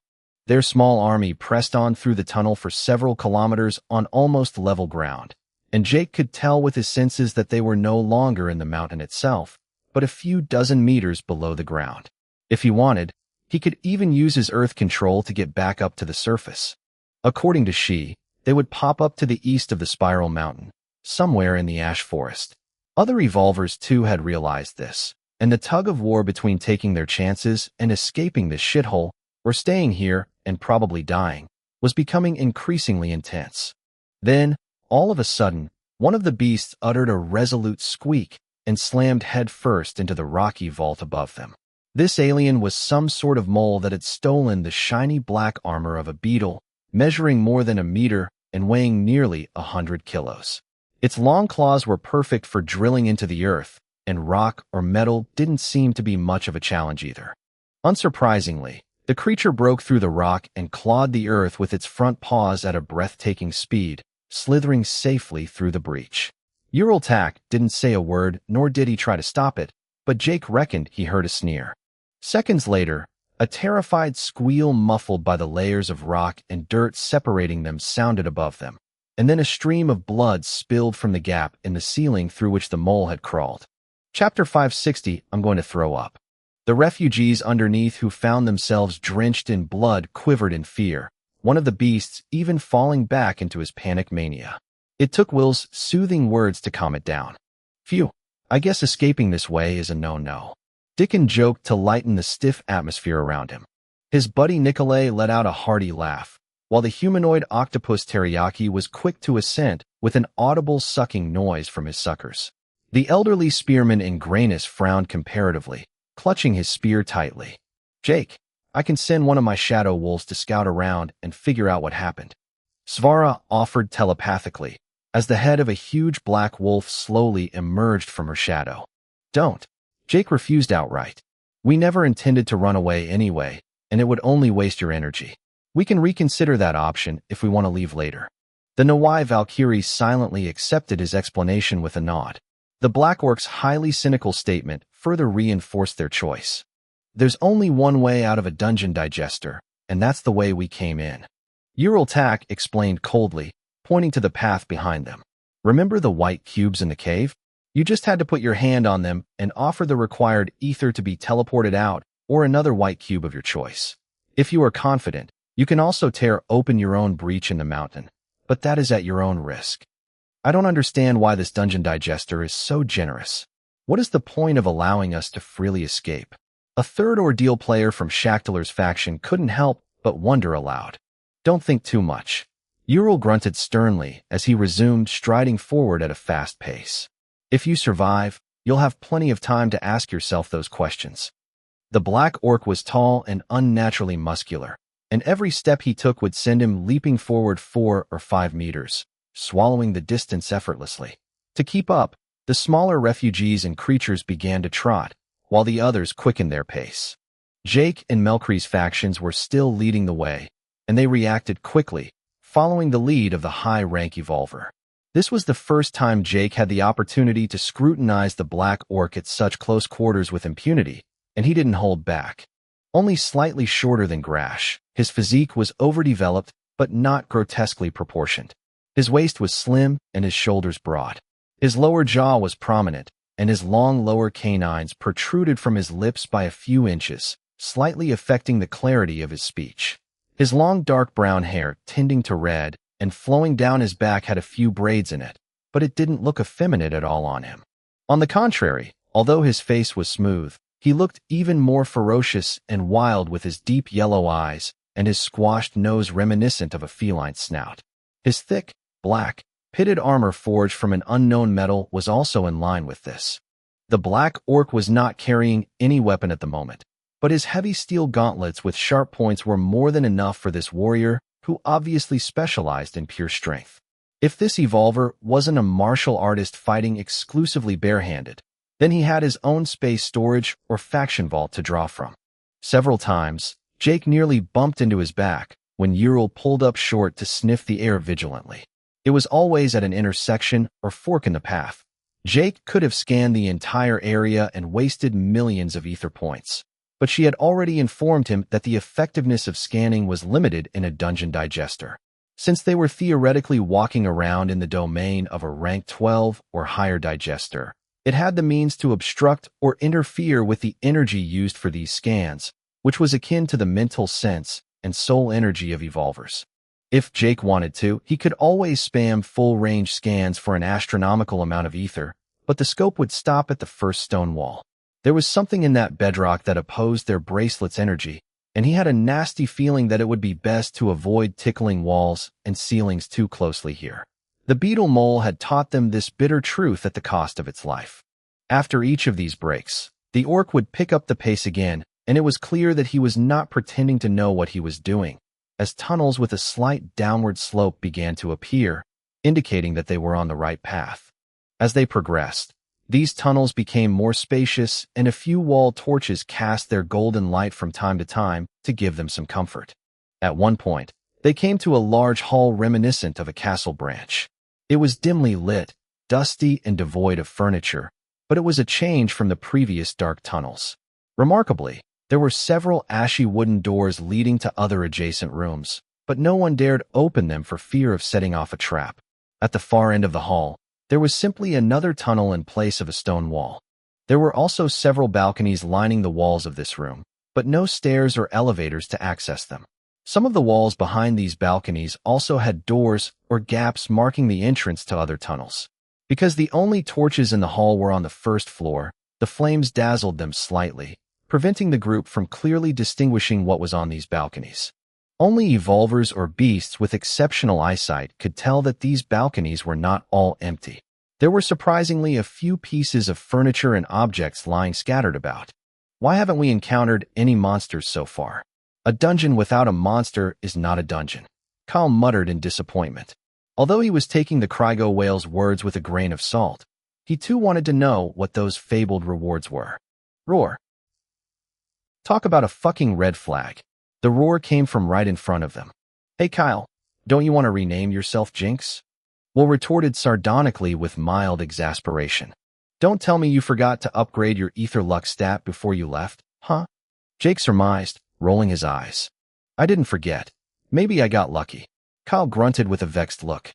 In response, Jake, Will, Svara, the Aristocats, and the other Murtharian nerds simultaneously turned their heads towards Maeve, who was standing with her head down behind them. Yeah, sure you're lucky.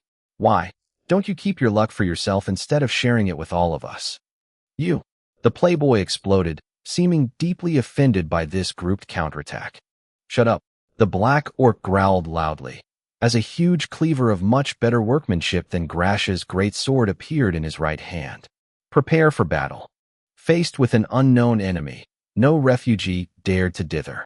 Creatures and evolvers immediately lined up, drawing and equipping their respective weapons. Thrilled and anxious, they waited patiently in the darkness for the great foe behind the roar to appear. Seconds turned into minutes, and just when they thought the danger had passed, evolvers with good perception heard footsteps, and not just a few. There were many enemies approaching. Roar.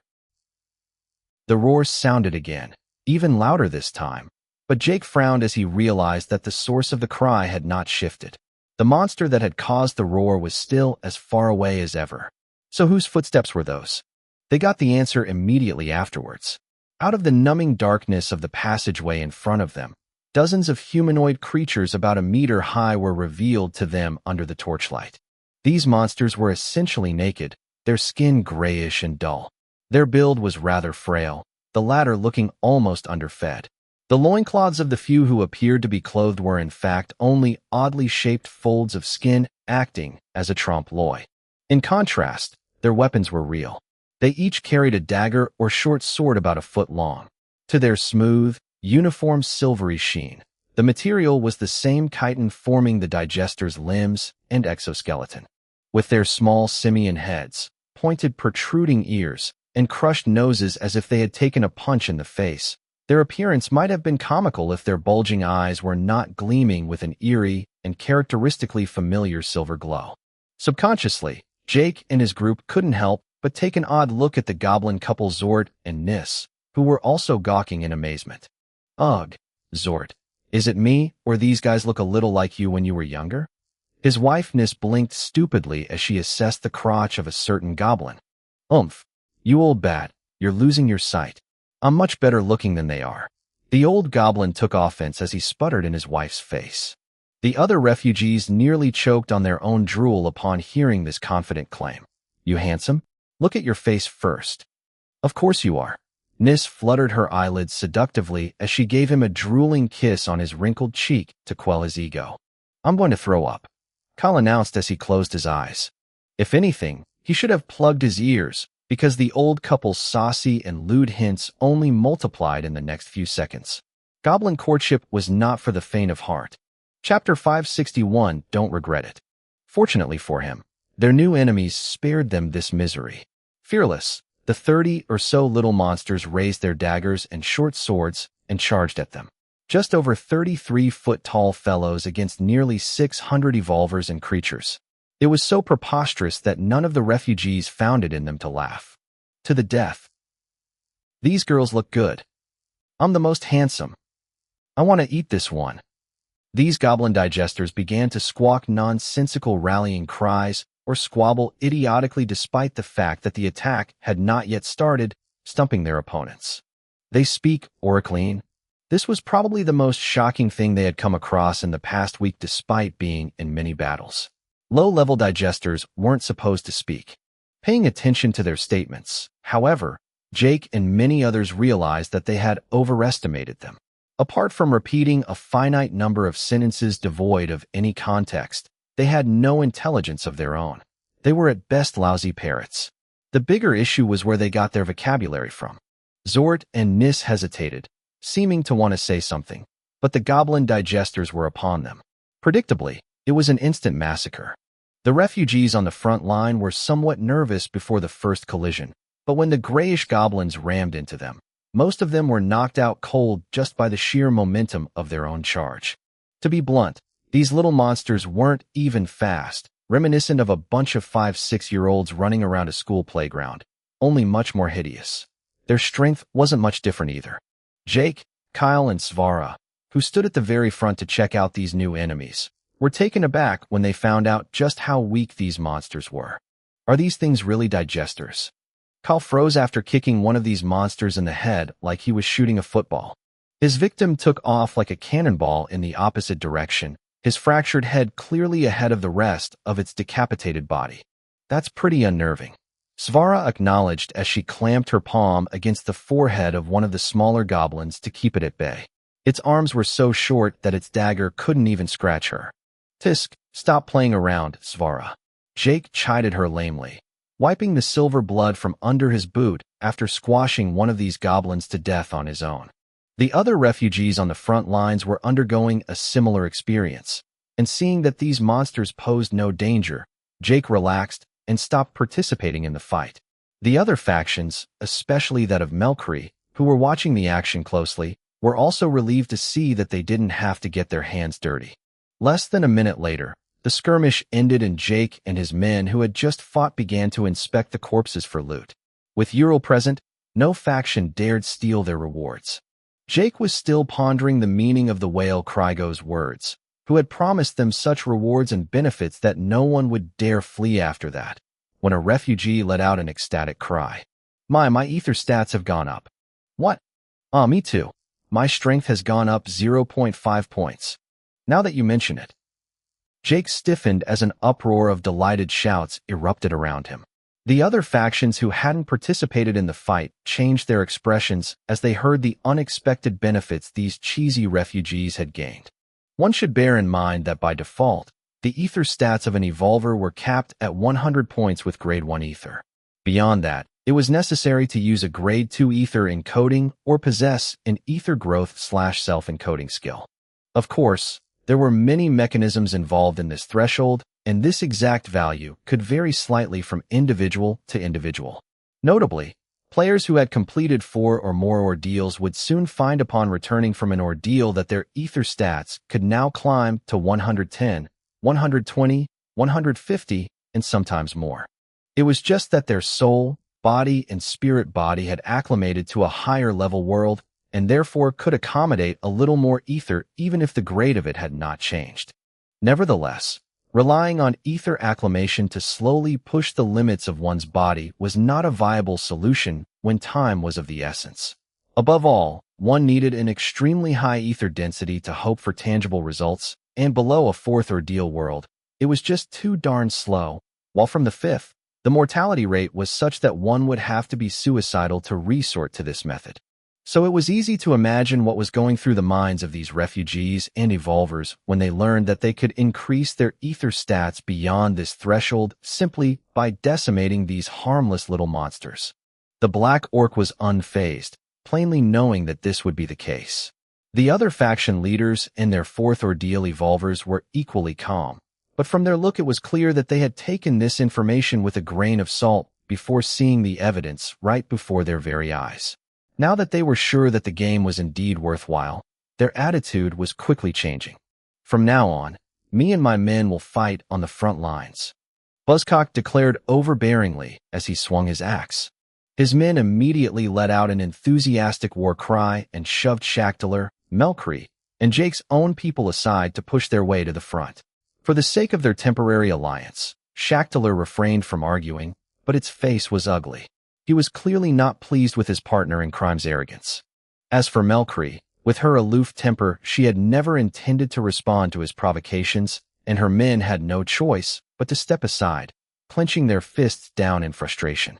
Of course, having sampled this fine soup, the Murtharian nerds had no intention of giving up their excellent spot. When Buzzcock's army hustled their rear guard, the refugees concerned refused to budge a single step. Hey, didn't you hear what our leader Buzzcock just said? If you want to keep your life, scram. A fourth ordeal Nawai warrior poked the stubborn refugee in front of him with his assegai, not daring to go too far on account of Ural Tak, who was monitoring the whole argument. The refugee was weaker than the arrogant evolver, but he didn't let his panic get the better of him. Without an order from Jake, he would not move. Fuck off. Nikolay came over with the overwhelming urge to fight. The Aegean had killed one of those goblin digesters a few minutes ago, and his good mood had not yet subsided. No matter how confident he was, in the end in front of him stood a real fourth ordeal evolver. This Nawai warrior was one who had performed poorly throughout his 4 ordeals, but he wasn't one of those who had failed. This subtle distinction was important, for it meant that even without the Oracle's protection, this Nawai would have survived all 4 trials. This warrior was one who placed his life above all else. In contrast, Will, whose ordeal ratings had been much better, had died in his first and third ordeal, while Kyle had died in his first ordeal and failed the main mission in his second. It was hard to tell at first glance who had the brightest future between these 3. And this Nawai proved immediately after he was not to be trifled with. His killing intent washed over Nikolay and the nearby refugees, and the latter who had never endured this kind of oppression fell to their knees, their eyes rolling back in horror. Nikolay, who came from EGA, was not completely new to spiritual pressure, but this was the first time he had been the direct target. He resisted for a few seconds longer than the others, tensing all his muscles, but it was all for naught. He had not awakened his extrasensory perception stat for very long, and he fainted like the others a moment later. His battle buddy Dickon, short and stocky, rushed over at once as he saw his friend collapse and promptly punched the Nawai warrior in the face. The evolver calmly wrapped the fist in his own palm, then folded his fingers and applied a slight twist, and a chilling crack rang out. Dickon's hand, wrist, elbow, and shoulder had just completed a 360-degree turn on themselves. On the surface, everything seemed normal, but the arm was ruined. Dickon didn't cry, but his livid face kneaded with pain. When the Nawai warrior aimed his killing intent at him, he also passed out a blink later. A bunch of weaklings. The tall man spat as he planted the butt of his spear into the rocky ground. Now, make way for your daddy or scram. Learning their lesson, the other refugees didn't foolishly try to avenge or save their comrades, but looked at Jake, who had coldly witnessed the scene. The Nawai warrior was a moronic bully, but he knew who he could offend. When he saw these refugees asking for their leader's opinion, he realized that he was actually quite nervous. This third ordeal guy was giving him the creeps. Unconsciously, he clutched his spear tightly in preparation for a hard fight. When Jake frowned, Buzzcock couldn't help but yell hatefully. Don't go too far, Jake. You're just a third ordeal player. Don't think we can't kill you. Jake snorted, but to the disappointment of his men, he did not respond to the provocation. Picking up a distant thud with his senses, a playful grin crept over his face. A flicker of pity also flashed faintly in Uraltak's eyes. Let them pass, Jake ordered stoically. Then turning his gaze to Buzzcock, he chuckled enigmatically. I hope you don't regret it. Chapter 562, Second Ambush. Peh, why should I regret anything? Buzzcock smugly looked at him, shoving him to the side with a flick of his hand. Jake went along with the motion, looking like he was losing the round, but only his opponent knew his hand didn't touch anything. The Nawai chief had a slight doubt for the first time, but when he saw the complicated expression on Jake's face mixing rage and apprehension, he cast away his suspicions. Even if this human was up to no good, his faction had the numerical advantage in terms of fourth ordeal evolvers. One of his trusted men, the Nawai clad in a tailored greenish velvet greatcoat, who had hampered them with several soul spells earlier, wanted to say something. But seeing the stubborn and fierce expression of his leader, he shook his head and kept his thoughts to himself. This guy is too incompetent. His death would be a blessing for our Shurbai tribe. Upon realizing that his barbarian leader had failed to notice the heavy thumping of approaching footsteps and the unmistakable cacophony of their combined numbers, Fumdaf could only harbor the contempt he felt in his heart. Buzzcock was a strength evolver type. Perception had never been his strong point, but his intelligence truly fell short. Exchanging brief glances with several other Nawai Corps members who had a good head on their shoulders, he sighed as he found that he was far from the only one thinking of mutiny. After all, the Nawaya were primarily a warlike race that only respected strength. Might makes right. This idiom remained true even in the mirror universe, but only when it was overwhelming. Buzzcock may have been the prodigy warrior of their tribe, but that was before the Oracle gave them the chance to evolve their brains. Right now, the Nawai chief still thought he was respected, but he didn't realize that half of the fourth ordeal evolvers who had followed him through all his ordeals already had power akin to his own. Even those who were a little weaker had a chance to dethrone him by cooperating. Fumdaf, as his right-hand man, knew a little more about Buzzcock and knew that he was not so simple, but it remained the truth that he was not nearly as invincible as he claimed. He had tried to cover it up, but the beating he had received from that third ordeal evolver had not gone unnoticed. Other fourth ordeal evolvers were also in the mansion at the time, and a beating of such violence could not have escaped their notice. If they did play ignorant, it was only to avoid bruising their leader's ego. Still, regardless of the fate of his leader, Fumdaf had to preserve the faction's strength. Besides being attached to his tribe, he had friends here that he didn't want to see die foolishly by falling into a trap. Chief, enemies approaching. Overlooking his right-hand man's warning tone, a toothy, enthusiastic smile stretched across Buzzcock's face. Perfect. Let's kill them all. Somewhat exasperated, Fumdaf cleared his throat and added dully. They're a bit different this time. You worry too much. We're only at the first flume. Buzzcock paused, his large ears twitching imperceptibly as he finally caught the distant din. Gradually changing his expression, his face scrunching up with each passing second, the barbarian leader turned to look for Jake and offer him his place back in the vanguard. But he quivered with rage when he discovered that he and his men had already repositioned themselves at the tail end. Now that it had been proven that fighting these monsters was worthwhile, neither Melkree nor Shaktalar had found any reason to stop him. The alien ice mage elephant was of a different mold than Buzzcock, and while he too desired those easy rewards, he preferred to watch carefully during the first few rounds to optimally calibrate his strategy.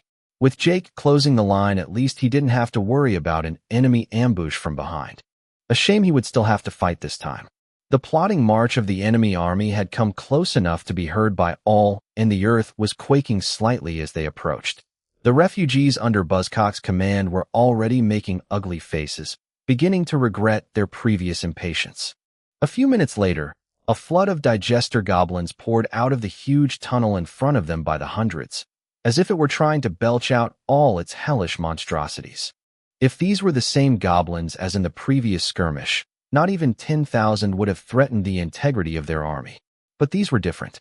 If the ones before were starving, Rickety wanderers, these goblins were like an official army. Measuring a head taller than their inferior companions, their muscles were strong and firm, while all of them were equipped with a few pieces of rudimentary silver armor, as well as a short sword and a rondache of the same metal. Behind them stood a dozen individuals riding a kind of hideous short-legged hyena, whose hairless skin was covered with pestilential boils. These riders had an intermediate morphology between that of a goblin like Zort and a short and stocky human like Dickon, and were consequently taller, their height approaching that of a 10 or 11-year-old bodybuilder. With his photographic memory and Xi's systematic data compilation, Jake had no trouble spotting the similarities. One of these goblins really did look like Dickon, and if his mother hadn't died years ago, the guy in question would have wondered if she hadn't been sequestered by these monsters for reproductive purposes. Likewise, their purulent mounts also resembled many of the rampaging beasts that had fled the horde of digesters a few moments earlier. Unlike the frightened beasts, the silver glint in the pupils of these monsters was fearless. If that wasn't enough, more regiments of goblin digesters poured in from the other galleries overlooking the inaccessible balconies, this time armed with slings, bows, arrows, and rudimentary javelins. Their weapons were still forged from the same recognizable silver chitin. The four factions lined up in the hall were now surrounded by the goblin army in front and on the sides by the archers posted on the balconies. The faction that was currently free of any threat for the moment was none other than the rearguard. In other words, the Murtharian nerds. How could Buzzcock and the other leading factions not be aware of this? Shackler had no regrets. It was a measured risk, but Melcree and Buzzcock would have no choice but to join the fight to limit their losses and test these new enemies. When it came down to it, Buzzcock was still a fierce fourth ordeal evolver who had passed the mental test of his second ordeal. Even in front of a horde of rank 10 digesters, he would have kept his fighting spirit, let alone this bunch of lowlife. God damn it. If you're seeking death, I shall grant it to you. Come. Buzzcock roared as he materialized his huge double-edged axe, almost his size. As he gripped it, his muscles swelled as the rock beneath his feet began to crack slightly. From the looks of it, this axe made of an unknown alloy weighed at least 3 or 4 tons. The pent-up auras of his subordinates all erupted forth at once, brimming with killing intent and fighting spirit. None of these third and fourth ordeals evolvers had any intention of running away. Roar. The distant roar that had preceded the first skirmish echoed Buzzcock's defiant war cry, giving the signal to attack. As one, the goblin digesters let out a deranged, squealing cry before swooping down on them like a swarm of locusts. Simultaneously, the monsters on the balconies opened fire, shooting their arrows and throwing their rocks and javelins at them. Because there were no stairs or elevators to reach these balconies, the normal refugees were caught off guard, unable to react other than to take cover under their shields for those who had them or their less fortunate comrades for the others. The absence of torches on these balconies did not help, preventing the victims of these goblin archers from identifying their killer. Several dozen refugees in the service of Buzzcock or Melcree were riddled with arrows and other projectiles in an instant, their faces frozen in a grimace of regretful stupor. Others, more clever and responsive, took refuge in the shadow of the veteran evolvers and let them repel these invisible projectiles. Fumdaf raised his hand in front of him and formed several madras with his fingers while staring at one of the balconies. Immediately afterwards, the arrow fire stopped and several dozen inert corpses fell from the railings. Other strong evolvers demonstrated their own techniques, each with their own specialty. Buzzcock's faction was called the Shurbai tribe, and most of its core members were fierce Nawai warriors. Faced with the arrows and javelins of these daring goblins, most of them promptly leapt into the air with superhuman speed towards their enemies, thinking they were safe on their high balconies. Boom, bang, clang, boom. Several of these balconies collapsed on the first impact. Armed with their huge swords, halberds, axes, or warhammers, these evolvers showed the full extent of their talent by barreling over their enemies like unstoppable bulldozers. However, not everything went according to plan. On 2 of these balconies, the axe and club of the 2 Nawai evolvers met their nemesis. A violent impact stopped them dead in their tracks, numbing the hand and arm holding their weapon to the bone. Before they could recover, a crimson bolt of lightning struck their bodies, paralyzing them momentarily, followed by several supersonic arrows that pierced their hearts and both eyes simultaneously. The two lifeless Nawaya fell limply to the ground, crashing with a thud onto the rocky slabs. Chapter 563. Something has gone wrong. As the crowd's gaze fell on the lifeless bodies of those two sturdy evolvers who were still bursting with vitality just seconds earlier, all the fourth ordeal evolvers who had just successfully returned fire from the balconies turned pale with fright. It could have been them. The other refugees, already struggling to survive, stumbled away over the dead bodies of their comrades, leaving the capable evolvers to hold the line. The irony was that they were supposed to be cannon fodders for these evolvers, but none of them were actually paying any attention to the refugees who were currently trudging away. It wasn't because they didn't want to, but because they couldn't. On the two unbroken balconies, several enemies were staring at them coldly with deep apathy, the culprits of those two murders. One of them was a gray orc with pointed ears and slit pupils, equipped with a long ashen wooden bow and a light armor made of silver chitin. Less than 2 meters tall, he was bald and not much more pleasing to the eye than the other goblins. The other one looked like an old man, except that his mage's robe, skin and hair were also a batrachian gray, as if they had been molded from the same piece of clay. His pupils showed a faint silver glow, betraying his digester ancestry. His outstretched hand pointed a long silver stick at them, its top still sizzling with filaments of purple lightning. Oblivious to what was happening on those balconies, Buzzcock and his bodyguard were savagely exterminating the army of goblin soldiers before them. Compared to the helpless archers on the balconies, these goblin digesters were quite tough, their strength approaching that of the Murtharian nerds refugees with their maxed-out ether stats, the Murtharian body passive, and the United We Stand buff. If they had been normal refugees, the casualties would have been catastrophically high, with the battle inevitably ending in a blowout defeat. They would have been lucky if a quarter of them had managed to escape with all their limbs. Fortunately for them, the refugees in Buzzcock's service had been so terrified by the barrage of arrows and javelins that they had already fled to Shaktalar's army, which was taking great pleasure in blocking their path with its own men. Yet, these goblin soldiers were still easy opponents for these evolvers. Even at 1 against 100, their chance of winning was almost certain. The only downside to these creatures was that they shared the same irrational recklessness common to other digesters. When a normal evolver would have chosen to avoid or protect itself from a deadly or maiming blow, these goblins didn't care about the consequences, going for broke to take their opponents down with them. Several Nawai evolvers were taken by surprise by underestimating the fanaticism of these little aliens, suffering serious injuries. If not for their immense constitution and vitality, some might have died. However, although victory seemed within reach, Buzzcock and his officers were growing more and more restless. Something weird was happening around them. When a goblin digester was about to die, another goblin digester would suddenly stab its heart, ending its life before an evolver could do it. Each time this happened, the criminal's attributes would increase dramatically. Its speed, strength, intelligence, and even the finesse of its martial skills would all receive a comprehensive boost. Buzzcock saw clearly how, after almost decapitating a goblin wielding a short sword, how a second goblin armed with an axe hacked it in half from behind.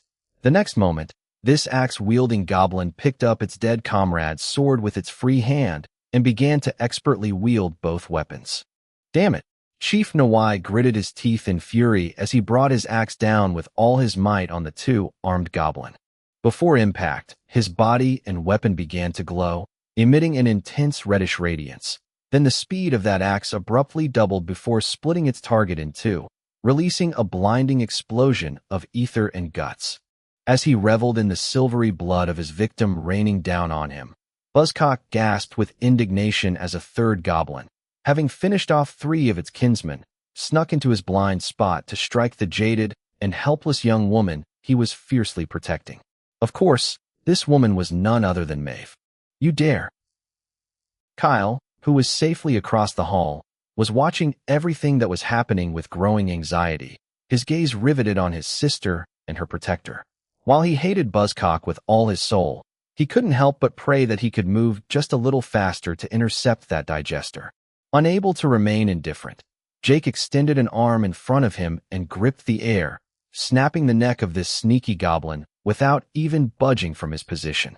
The playboy gave him a grateful look, while Buzzcock only snorted, refusing to admit that he had just been helped.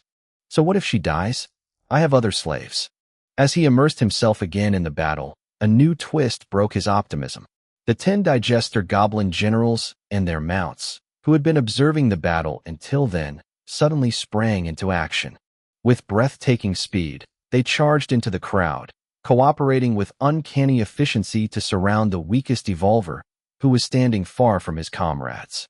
Although he hastily defended himself by erecting an energy barrier around him, it was no match for one of these aliens.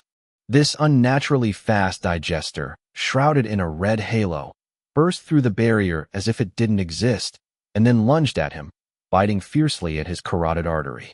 Its silver eyes turned red, and a swallowing sound was heard. The body of this Nawai warrior then began to wither away, becoming a dehydrated husk of skin in a matter of seconds. With his experience and stats, this fourth ordeal evolver had not stopped resisting until the last moment. If those 10 digesters hadn't cooperated so perfectly, exploiting his blind spots to harass him and occupy his arms and legs, how could he have let a goblin suck all his blood out? Alas, it was too late for regrets. After this first successful assassination, the 10 goblin generals chose their second target, another spear-wielding Nawai warrior who had made the mistake of straying too far from the rest of the group. Before he could react, his body was dissected into a dozen pieces by one of the generals with long, scorching claws. I don't like this. Something has gone wrong, Will muttered as he nervously backed away toward the enemy-free tunnel behind them. His dragon Charizard licked his face to reassure him, but the stench he breathed almost made him vomit instead. The baby dragon was now the proud captain of a squad of 5 beasts that Will had managed to convince to follow. The first creature was a scale-covered calf without much potential, likely to be a liability in the future. The second was a huge brown vulture the size of a horse with 2 pairs of wings and 2 pairs of eyes. The third was an alien beast resembling a sort of red sea urchin floating in the air, its lack of orifices and facial muscles preventing it from being properly gauged. The fourth was a chimerical creature worth looking at, the size of an adult elephant with an appearance borrowed from felines, ursids, and spiders. Its numerous hairy and agile legs, ending in 6 pads and claws, as well as its multiple eyes and mandibles, made this monster quite terrifying. Finally, the fifth creature was a large multicolored cobra the size of a python that Charizard had put on like a scarf. Apart from the first and third beasts whose usefulness seemed questionable, the other 3 clearly had decent fighting potential, especially the Chimera. Seeing that Will was cautiously retreating, they didn't hesitate for a second and gathered around him to prepare to flee. The Murtharian nerd's refugees were baffled by their vice leader's strange behavior, but they had learned to fully trust his instincts over the past few days. Since Jake was letting Will retreat, they concluded that they had better do the same. Follow Will. He's right. Something is wrong. On my signal, you run away into the tunnel from where we came here. Jake ordered telepathically with a tone of urgency. It was the only confirmation they needed to abandon their reluctance. The refugees gathered in good order around Will and the tunnel entrance to prepare to leave. As the battle with the goblin digesters on the balconies enjoyed a brief lull after their near eradication, the gray orc archer slowly lowered his bow and declared icily, his voice booming like a drum in their heads. You broke the rules. You must follow the rules. Jake and the other evolvers reacted in various ways, but Uraltak was dismayed to receive this call to order. A short-lived confusion appeared on his face, quickly replaced by understanding, then anger. If I find the fucker who did this, I swear I'll inflict 1,001 orc punishments on him. Good. If you know why we're here, I guess all these precautions have become useless. The black orc retorted solemnly with a sinister glint in his eyes. A shame you're such poor copies. No matter how talented this Nexus is, you can't prepare a countermeasure in such a short time. I'll have to see if you have what it takes to stop me. Jake couldn't make sense of the words, but he could sense the black orc's change of intent toward them. His hair bristling as he detected mortal danger, he yelled to his men. Run! It was the word they had been waiting for. Will, his creatures, and the other refugees immediately sprinted down the tunnel behind them, leaving the other factions to fend for themselves without looking back. Svara also followed them after exchanging a nod with Jake. Only Kyle remained behind with an infectious anguish on his face. "What about my sister?" he asked anxiously. "I'll take care of it," Jake promised. His promise was rather simple. If he could wring the neck of one of those goblin digesters from a distance, snatching Maeve away in the heat of this chaotic battle was a cinch. In a tenth of a second, Jake used his new teleportation skill twice. One to pop up next to a shocked Maeve, and another to return to his previous position. Buzzcock, who was battling 3 goblin generals, didn't notice any of this, and by the time he did, Jake was long gone. When Buzzcock searched for the culprit with an all-consuming hatred, but it did not last, for he and his usually fearless men were suddenly seized by a spasm of inexplicable terror. When they turned to the cause of this unaccountable fright, their eyes locked on a familiar black figure. Uraltak. Chapter 564 Soul Reaper. At that very moment, Uraltak, who was usually unperturbed and passive, let them die pointlessly without moving a finger, his aura reeking of evil. His feline eyes were no longer apathetic, but were now animated by an eerie whitish light tugging at their souls. With a nonchalant wave of his hand, a translucent, ethereal mantle cloaked his orc body, while a necklace set with magatamas carved from strange stones loomed around his neck. Similar bracelets appeared around his wrists and ankles. With his huge black plate armor, this new look was somewhat excessive, but none of the people present were in the mood to laugh. Whether it was the refugees, the powerful evolvers, or the goblin digesters, they all immediately stopped fighting, their bodies shaking with unspeakable dread. The terrified refugees who had fled to Shaktalar and his men lost control of their muscles and sphincters, and a stench filled the hall, adding to the smell of blood and guts. This was hardly surprising coming from these useless cowards, but this incident was far from an isolated one. Quite a few evolvers also experienced these incontinence disorders, and for the most part it had nothing to do with fear, but was more of an appetizer before their actual death. When one died, the muscles would relax, and this kind of occurrence was not uncommon, although movies like to spare us from these realities. Rigor mortis would not occur until several hours later when the corpse's acidity exceeded a certain threshold. These refugees and evolvers were not yet dead, but their brains believed that they already were, their souls having already departed from their carnal envelopes. The evolvers with the strongest will were desperately clinging to their bodies, but their spirit bodies could be seen being pulled out of their receptacles little by little. Fourth ordeal evolvers fared a little better, managing to hold their souls in place, but most were livid, sweating profusely.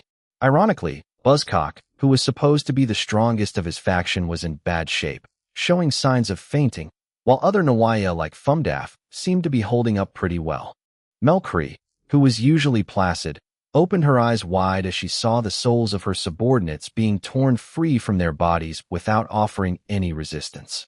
Her feminine figure covered in dried mud suddenly expanded, her skin getting coated with bark, branches and leaves of an autumnal red, while thick roots sank deep into the bedrock under her feet.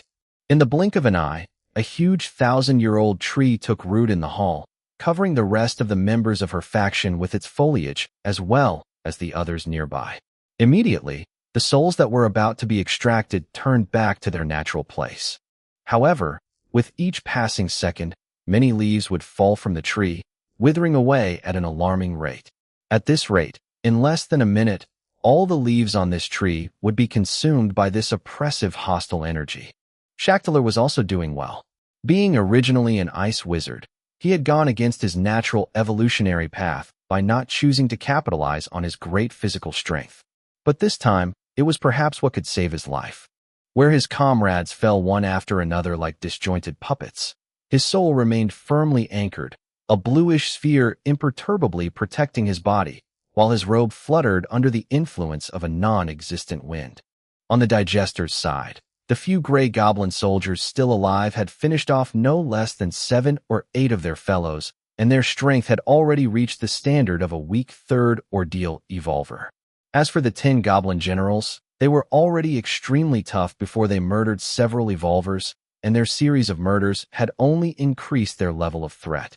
Yet, in the face of this ghastly spiritual pressure, these same digesters, renowned for their fearlessness, began to tremble compulsively.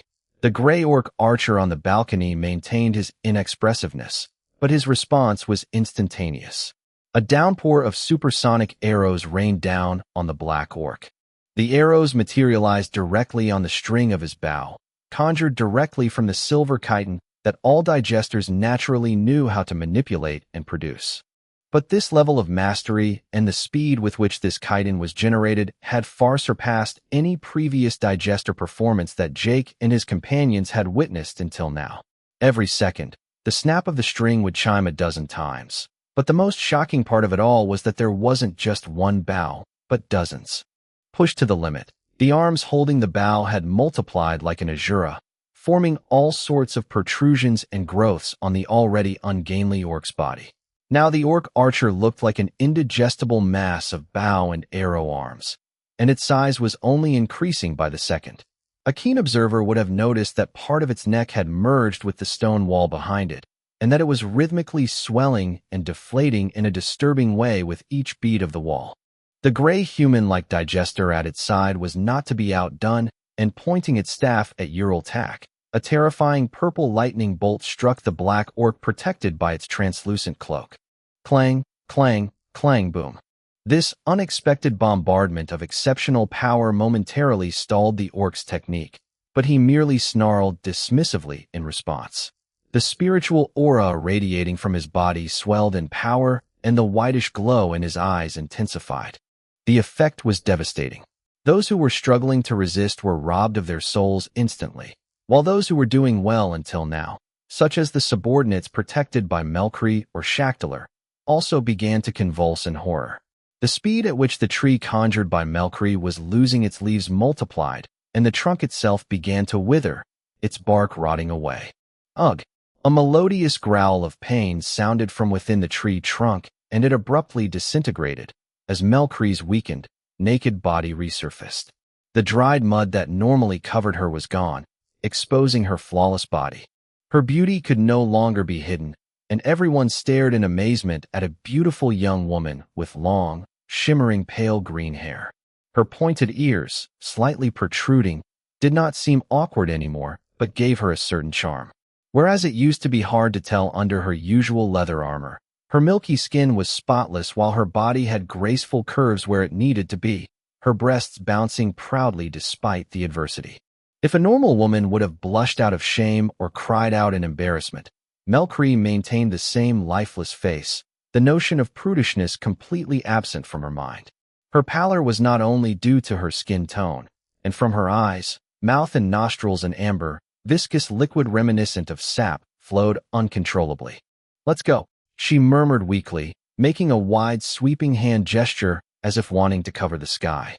Emerald light suffused her subordinates, while a lush forest covered with shrubs similar to the previous tree formed a screen between her and Uraltak's spiritual aura.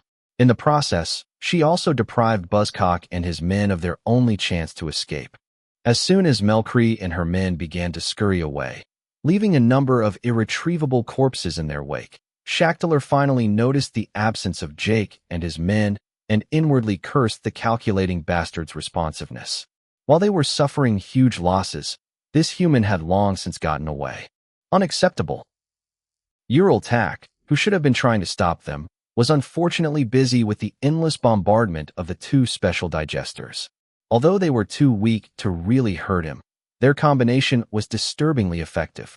These purple lightning bolts would make his body freeze imperceptibly, momentarily shutting down his technique while his mind fell into a brief numbness. At the same time, his body would then be forced to take salvos of silver arrows of increasing size, velocity, and hardness, as if the gray archer was rapidly perfecting its new technique. Alas, no matter how futile their efforts, they could only slightly impede Uraltak. At some point, even their connection to the walls of the hall was no longer enough to support their energy consumption, and the bombardment came to an end. Their souls were then drawn out of their bodies along with those of the other refugees and evolvers, and their bodies shattered, merging back into the dungeon. With the survivors loyal to Melkri and Shaktalar gone, only a handful of exhausted Nawai warriors and a loudly panting Buzzcock remained. A puddle of sweat had gathered under his feet, and he could barely move his muscles. Leaning on his heavy axe, he glared hatefully at the unruffled orc and asked, "Why?" "You don't need to know. I just need obedient souls," Uraltak said coldly before adding with regret, "Too bad you're a villain too. If your intentions weren't so impure, I wouldn't mind sparing you and making you a real subordinate." "I don't understand." Buzzcock wasn't the sharpest knife in the drawer, and he couldn't immediately make sense of those obscure words. "And you don't need to. Now be a good boy and die for this old orc." Chapter 565 Imp Spirits. Back to Jake's group. Although they had shown the foresight to flee first, the threat they were currently facing was in no way inferior. What the heck is that? Will cursed as he saw the walls of the tunnel they were running through begin to contract and convulse erratically. It was like the peristalsis of a digesting intestine, slowly pushing its food towards its ineluctable destination. Needless to say, Jake and the others had no desire to end up as dungeon digester turds. Someone disobeyed the rules. Grash growled as he slurred the culprit's 10 generations with all sorts of Orcish expletives that bore a resemblance pig oinking. Still running, Jake's and the others' curiosity was piqued, and he asked in earnest, "Grash, you finished your 4th ordeal, right? You should know something about that, no?" The pig-like orc's face grew solemn upon receiving this question. His forehead creased with concentration. The alien finally shook his head in chagrin. "I'm afraid I don't know much. We wild boar orcs are not the smartest of our species, and I'm afraid I fell asleep during class." Wolf facepalmed at this admission, while Kyle and Jake's faces turned ugly from annoyance. "Is it even possible to fall asleep during such an important lecture?" She whispered something to him, and Jake's face lit up again. "What does your Oracle AI know, Grash?" he asked impatiently. "Don't tell me it was sleeping too?" The alien's eyes widened in astonishment. "What? Don't tell me I got it right." Jake was almost about crying now. If that was the case, then this was the most incompetent AI he'd ever had the misfortune to come across. No, it was awake. I just forgot to ask him all this time," Grash confessed, twiddling his fingers together guiltily. A little girl or teenager would have looked cute doing that. But that same shy, introverted gesture from a 4-meter-tall orc pig just made them all want to throw up. Jake didn't comment on their relationship, but according to him, his AI oracle should have informed him long ago on his own initiative. Clearly, these two were a good pair and hadn't been matched together for nothing. "Then ask him now," Will urged him tersely in exasperation. "I'm just doing it," Grash grumbled in a low voice. Tragically, they didn't get a chance to hear this response. As the tunnel's contractions intensified, the ripples in the ground acting like waves propelling them forward. Unexpectedly, this anomaly was actually assisting their escape, giving them a significant boost in speed. Alas, they soon understood why. Despite their considerable lead over the other factions, the refugees at the end of the formation suddenly felt an insidious pull on their spirit body, literally trying to drag it off their body. Those affected by this intangible energy collapsed one after the other, their eyes rolling back and foaming at the mouth. "Dickon, hold on." Nikolay lifted his comrade who had just lost consciousness, while other refugees rushed to do the same with their other companions. But in doing so, they also exposed themselves to this invisible spectral energy. Likewise, Kelly felt the grip of Kal, the orphan child she was holding, loosen, and when she turned around, he too had passed out with the others. Overcome by a surge of panic, she made the same mistake as Nikolay and ran into the danger zone. Unable to see or detect this invisible threat, as they turned around and entered the active zone of the spell, they too lost consciousness. Because of the contracting and undulating tunnel, the other refugees who had not paused had already outrun their fainting comrades by 100 meters in that brief moment. "I'll take care of it," Svara shouted, her limpid turquoise eyes animated by a ghostly whitish glow. The ether around her was instantly sucked into her glabella, and 4 huge shadow wolves and 8 ravens the size of full-grown eagles shot out of her shadow. Before anyone could stop her, she sprinted in the opposite direction toward those passed-out comrades. Alarmed, Jake and Kyle activated their own Murtharian and golden eyes, and they too saw the immense soul energy hurtling toward them at terrifying speed. Zooming in closer, his Murtharian eyes picked up something else. This cluster of spiritual energy was not completely shapeless, and even though he could not distinguish any runes from this soul spell, he could observe its manifestation.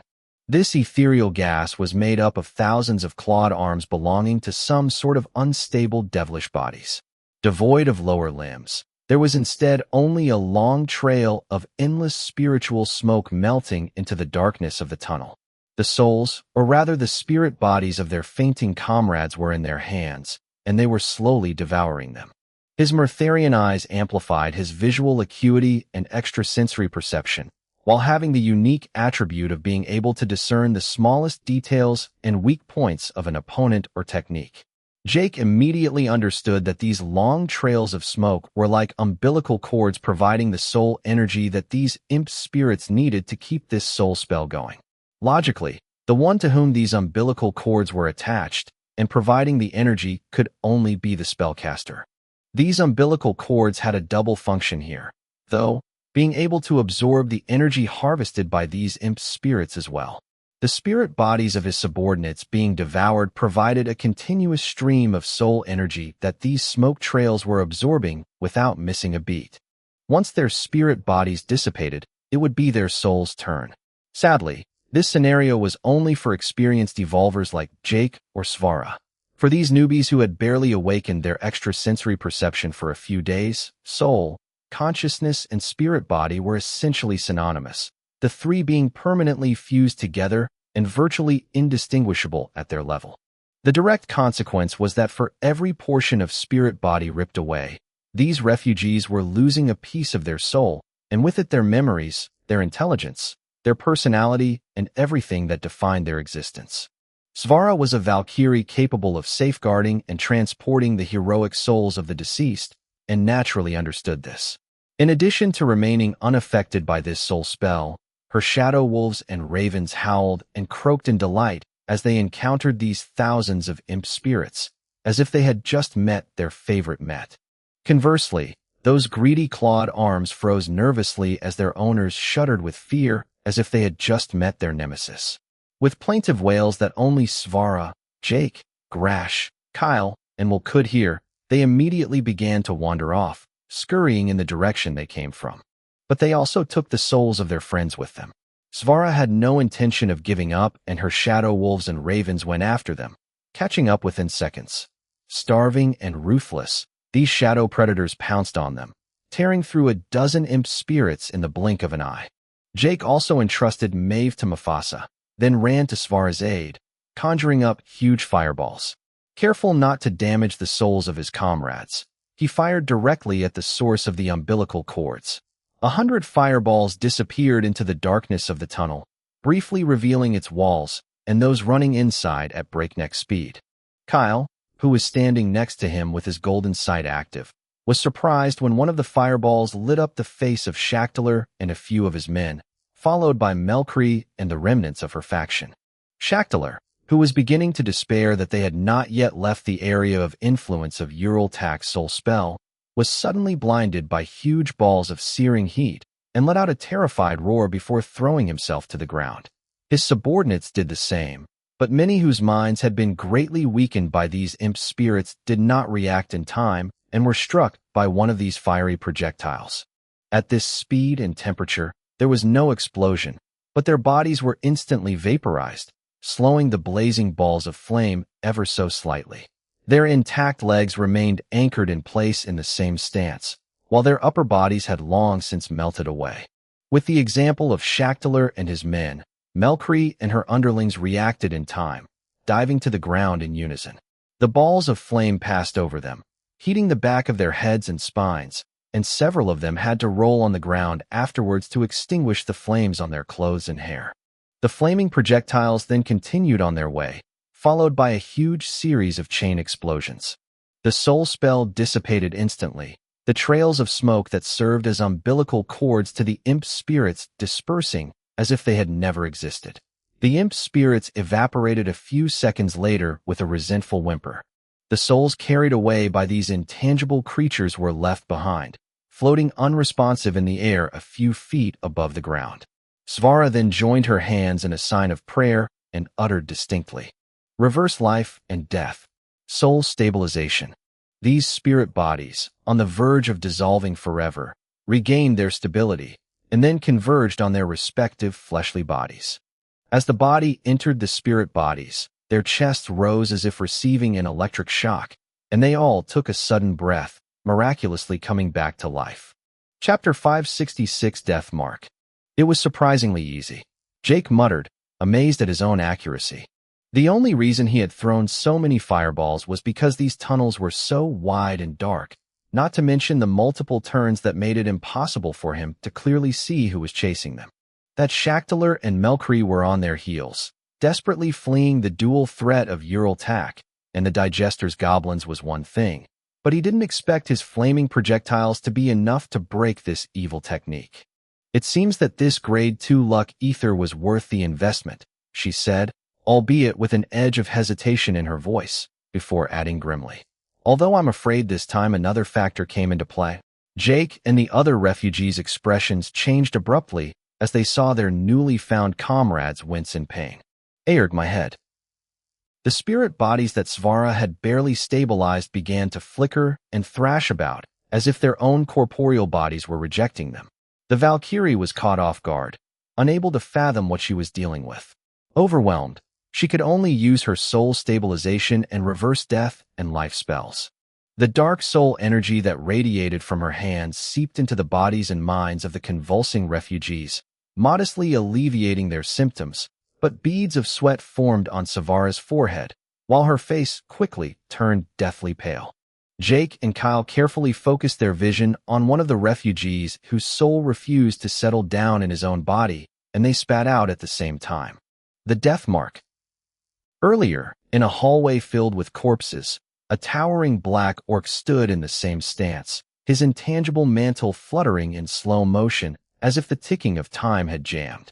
His bracelets and necklace set with bizarre stone magatamas tinkled eerily, like a requiem hailing the hecatomb that had just taken place down here.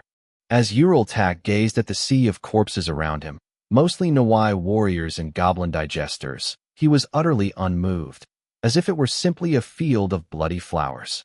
But when he saw the collection of souls harvested by his terrifying soul spell, an evil sneer escaped his lips. Forming a series of mysterious mudras with his hands, he croaked in a hoarse, detached voice. Soul class spell, Harvest of Heroic Souls.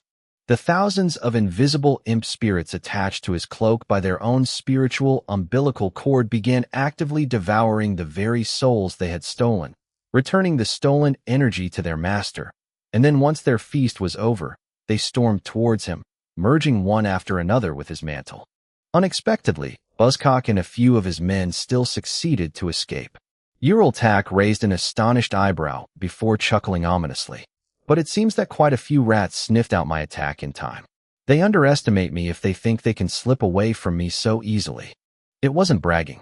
His ether strength stat was over 30,000 points, and that wasn't including his body stats, nor the perks of his warlock bloodline and soul class. Orcs were naturally tough, and a 6th ordeal black orc like him was an exceptional champion among millions. A sadistic sneer distorted his face, and the ghastly spiritual aura that had led to that mass murder emerged again, this time seeping directly into the tunnel where Jake and the others had fled. The spreading speed of this ethereal gas exceeded that of a speeding car, and a sadistic smile crept onto Ural Tak's face as he received feedback from his imp spirits that Melkri and Shackler had been overrun. Seconds later, his smile stretched even wider if that were possible when his spell reached the rear guard of the Mertherian nerds. The matter was in the bag. At that moment, something happened and he frowned with unease as he felt a tiny portion of his soul energy slipping away from his control, as if it had been destroyed or devoured by something or someone. Deploying his mental sense into the tunnel, he scanned the culprit and her shadow wolves and ravens. A Valkyrie. He sighed with a faint pang of regret.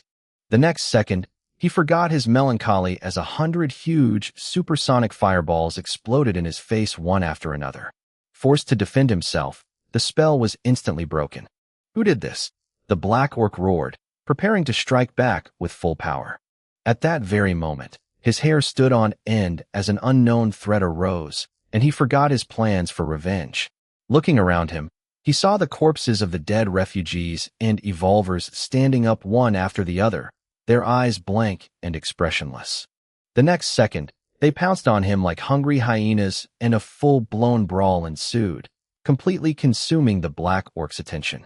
The other survivors turned pale as they remembered what this was all about. Their Oracle AIs had certainly briefed them on the subject. Let alone Jake.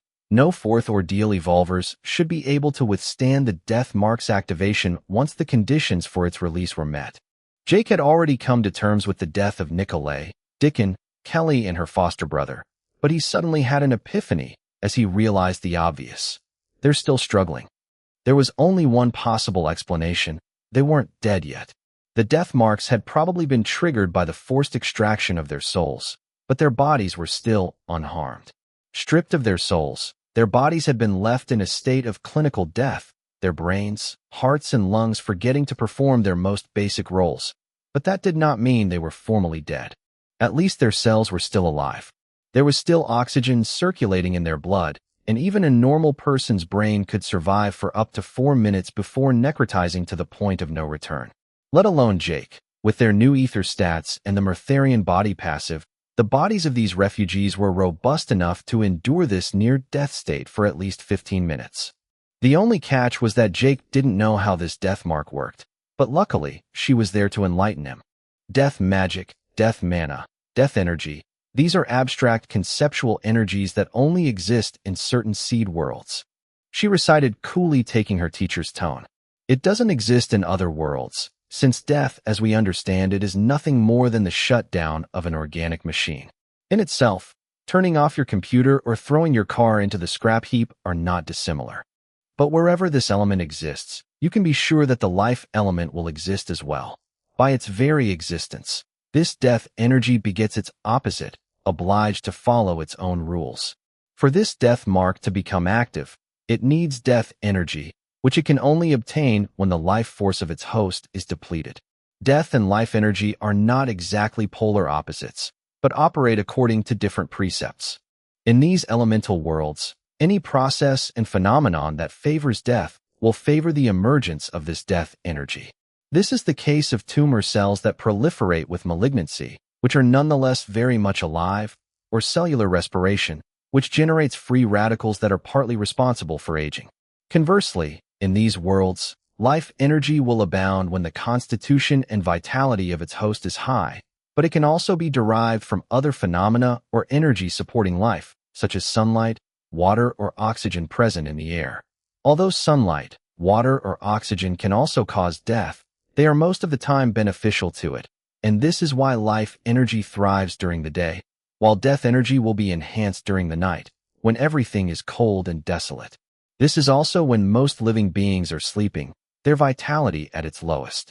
So you mean, Jake thought he had figured out what she was getting at. Exactly.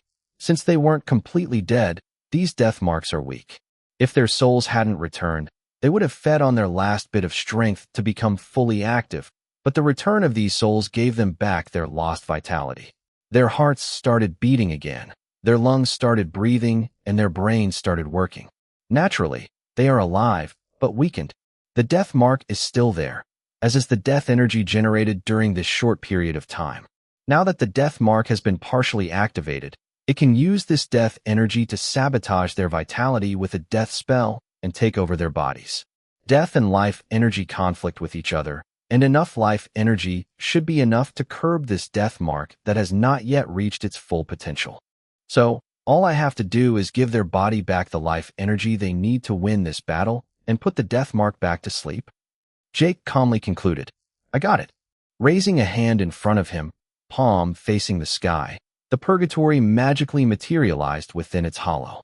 Jake connected his mind to the bronze artifact, activating the purgatory dream without hesitation. Instantly, the dark tunnel they had been wandering through faded away as he and the other survivors were transported to a desolate, volcanic land, with lava rivers and geysers flowing around them, while a blazing sun burned their faces. His ether sun core also loomed behind him, its blinding rays converging on Jake's back. He then buried himself head deep in the volcanic soil and let the radiation and scorching heat stimulate his bloodline and healing skill. Jake then activated the faction skill vitality link and transferred their injuries to his body, letting his own vitality and constitution consume the death energy of those death marks. Chapter 567 Roller Coaster. Factoring in his ether vitality, body vitality, and the 8-fold multiplier from his Murtharian body, Jake's metabolism was about 3,560 times faster than that of a normal sedentary human, even taking into account the local ether density of over 60.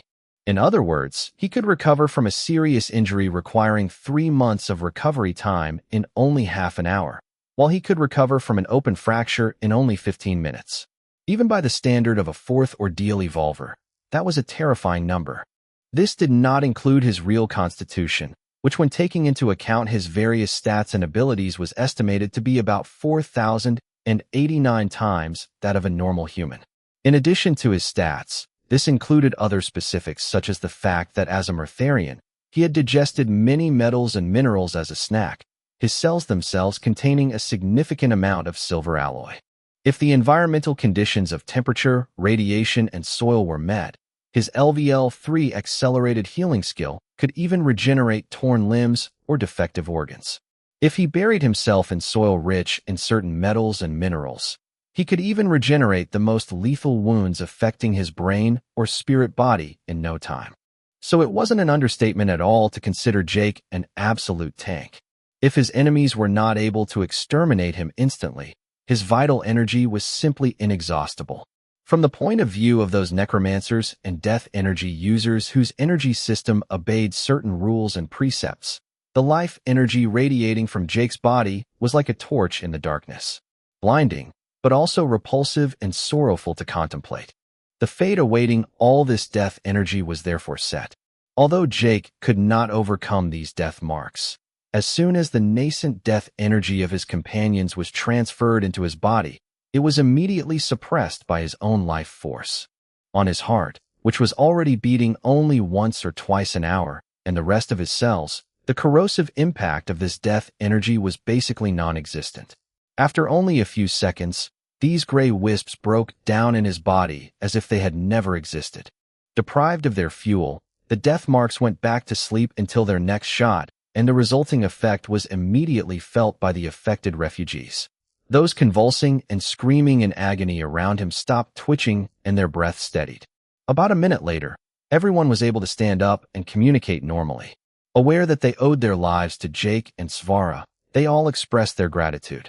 Unfortunately, upon asking them a few questions, Jake noticed that most of them would carry some scars from the incident. Nikolay had forgotten his own name and the identity of his parents. Dickon's IQ had clearly deteriorated. Kelly didn't appear to be strongly attached to her adopted brother Call, while the latter didn't even recognize her anymore. Jake had already gone through a similar experience during his second ordeal and just sighed out of compassion. Maybe their souls would recover given enough time. Their brains at least were intact. After a final round of inspection, Jake and Svara nodded to each other, and he switched off the purgatory dream.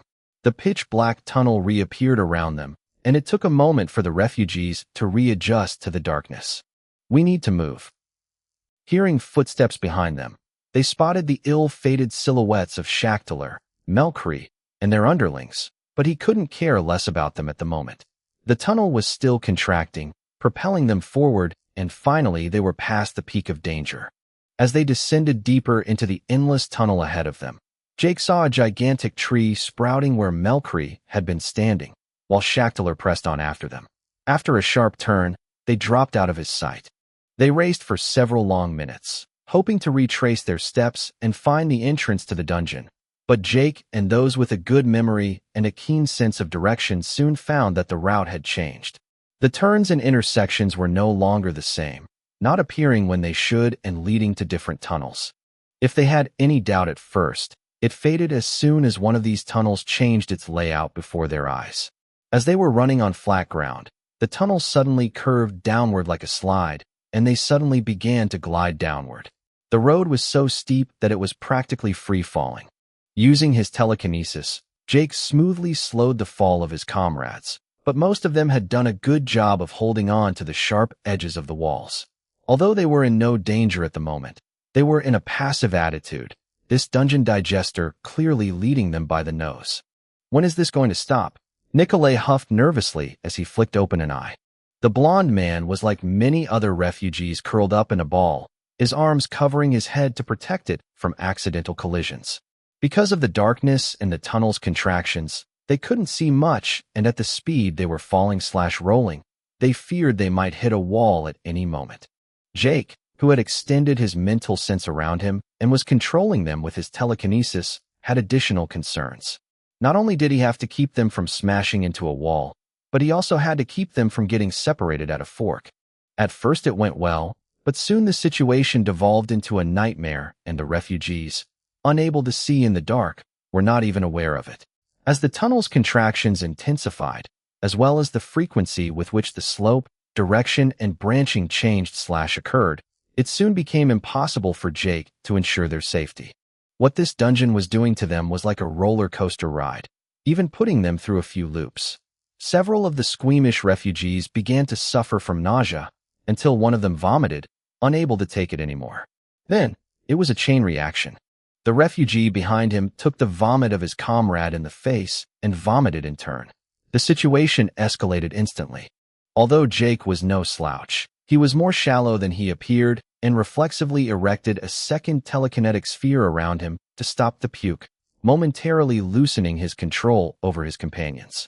At that very moment, by coincidence or on purpose, the tunnel, whose slope had flattened, suddenly tilted vertically, and a forceful twitch propelled them straight down. Before Jake could react, the tunnel split into 8 galleries, and he instantly lost control over most of the refugees who had flown the wrong way. Some of them should have still been near him despite the walls, but they were severely obstructing his mental sense. Shit. Will disappeared into one of the tunnels with his dragon, his 5 creatures along with some refugees. Kyle, who was near Mufasa where Maeve lay, grabbed his tail and was swept into a tunnel with him. The mysterious veiled woman dove in after him without hesitation. Svara, who was with Jake, promptly turned back to join Kelly, Ingranus, Kal, and other refugees, while Shere Khan and the other felines were also separated against their will. The cowardly trickster must have saved the world in a former life, for Grash, who was near Jake, leapt back up the tunnel to join him. As the tunnels diverged in different directions, they left the range of his consciousness, and Jake lost contact with them, now controlling only a handful of survivors. Luckily, or not, the trio of Takoyaki, Nikolay, and Dickon remained in the same tunnel with him, along with Crunch and the orange turkey. Moments later, the tunnel he was in forked again, and he lost a few more refugees. Mercifully, this time most of them were prepared, and they had joined hands in time. The plan looked good on paper, but that was without counting on the speed at which the contractions of the tunnel were carrying them. One of the refugees, holding hands with 2 of his friends, crashed head-on into the edge of the wall separating 2 tunnels. The impact emptied his lungs and his hands went limp. Even with all of Jake's efforts to save him, the poor refugee was left unconscious behind them. After that, Jake tightened the formation, focused as ever and determined not to leave anyone else behind. But he soon realized that this was a futile ambition, for the dungeon digester had more than one trick up its sleeve. When they least expected it, the walls of the tunnel they were being dragged through abruptly contracted like a sphincter, and their group was brutally split in 2. The first half at the front continued on their way, while the other half was redirected into a previously non-existent gallery when the wall to their left miraculously cracked open. The process was repeated several times, and finally, an indefinite time later, when they were beginning to lose hope, the contractions grew scarce and their speed gradually began to slow. The ground and walls stopped undulating, the slope stopped varying unpredictably, and they could finally stop and appreciate where they had landed. Glancing around, Jake felt guilty when he found only his cat Crunch as well as the orange turkey. He hadn't tried to save the turkey at all, but the turkey had shamelessly dug its talons into his cat's dense fur and clamped down, while Crunch was even more shameless, clutching his master's leg with his big paws. Considering his high stats and sharp senses, not even the dungeon digester was able to break them apart. With only 3 of them left, Jake accepted reality and started to observe his new surroundings. Now he could only pray that the others would make it. They had no one to rely on but themselves. Chapter 568, Underground Kingdom. The temperature here was a little higher, about 2 or 3 degrees. The tunnels and halls paved with rocks and perfectly rectangular slabs were gone, replaced by a cavern stretching as far as the eye could see. An ashy forest similar to the one on the surface ran as far as the eye could see, along with a few hills and mountains. As Jake levitated high into the air, he saw a black opaque lake the size of a small town with dark plumes of smoke billowing from the surface that did not bode well.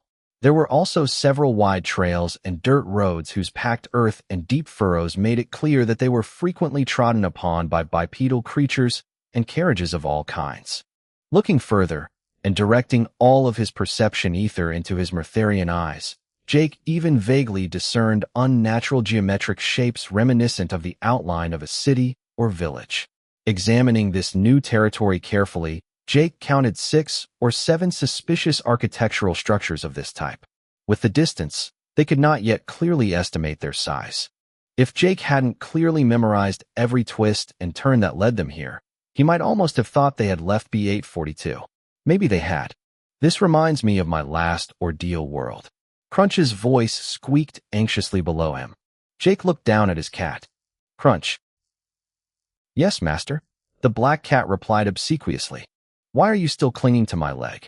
Jake asked slowly, the corner of his lips twitching ominously.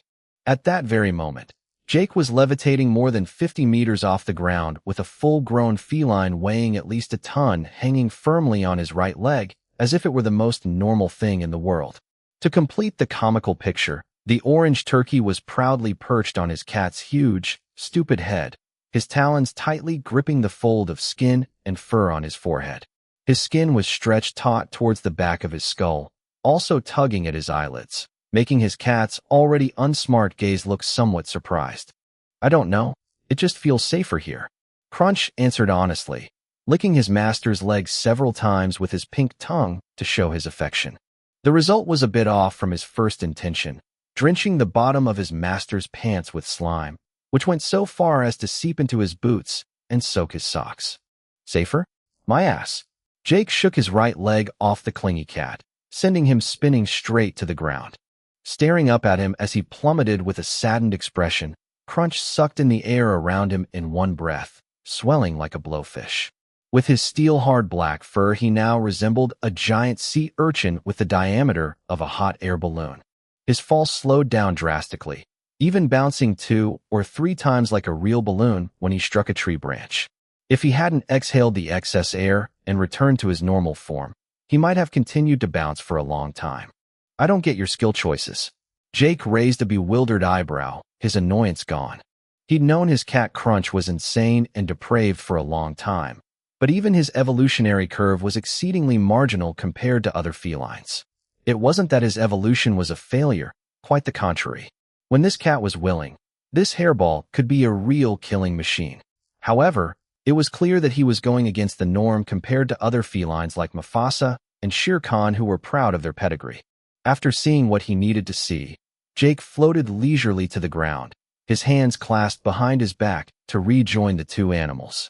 Crunch had already shaken his fur off the leaves and tree twigs that covered him, while the turkey was calmly pecking at a fat, silvery earthworm he'd unearthed from who knows where. There are even bugs here? Jake wondered with a sense of foreboding. This place had more surprises than he hoped for. Too many of them, in fact. All signs pointed to this place having its own ecosystem. Looking up at the cavern ceiling, Jake peered at it intently, as if he hoped to see through it, trying to estimate how far underground they were now. Hopefully, we shouldn't have gone too far down, or it might become a hellish place for the other Murtharian nerds. Having these thoughts, Jake couldn't conceal the worry that was gnawing at him. He didn't know exactly how this dungeon digester differed from a normal dungeon, but usually the further down the floors you went, the more difficult it became. The logic of a video game didn't necessarily apply to this place, but his legendary pessimism preferred to assume the worst rather than end up hopeless and depressed when the time came. The other refugees were not like him. With the current ether density, their ether stats at 100 points or so, and the Murtharian body passive, Their effective attributes were roughly worth those of 4 to 10 adult humans. The most sedentary or malnourished members had a body strength and constitution around 30 or 40, even under the 240% bonus from the Murtharian body passive. Without this boost, the body strength of a kid like Call was no more than 4 points. Most of them were indeed malnourished when they left the Oracle shelter. Several days of intense fighting and walking hadn't helped, although they had filled up a bit by gorging on digester flesh and blood at every opportunity. Jake may have changed their destiny by giving them a chance to survive, but now that they were separated, their future was once again uncertain. Even the United We Stand faction skill had lost most of its effectiveness now that they were scattered far apart. As he wondered where they had all landed, the orange turkey gobbled fiercely towards a certain bush, while Crunch's fur bristled like a hedgehog again. If even a bird and a cat could detect this presence, Jake could too. Bang! Bang! One air bullet. Then a second detonated after blasting through the bush, and several tree trunks lined up behind. The powerful blast carved a trench in the ground starting from Jake, splitting the forest in two to reveal the things spying on them in the bushes. At his feet also lay a silver arrow broken in half, its tip dripping with a slimy, blackish liquid. Poison. If Jake hadn't immediately counterattacked, this poisoned arrow could have caused major damage to Crunch or the orange turkey. Although he trusted his constitution, not knowing what poison he was dealing with, he thought it prudent not to test his limits unnecessarily. Shriek. A dark mass burst out of the bushes before decisively running away. Jake recognized a gray goblin archer similar to those during the hall attack, but this one was more robust and better fed. Its skin and clothing blended in with the ashen forest scenery, while its equipment, though rudimentary, was unmistakably designed for killing. Seeing the hideous creature try to flee after attempting to assassinate them, Jake sneered and fired a third round of wind. The goblin's head exploded like an overripe fruit falling from the 10th floor, and its lifeless body lumbered forward a few more feet before collapsing, its momentum exhausted. Jake saw no ether hanging over the body as the mirror universe had accustomed him to, but his oracle status told him that his ether stats and spirit body level had indeed increased. This was obviously not enough to gain a level, but if he wanted, his oracle device could be accurate to the 1000th decimal digit.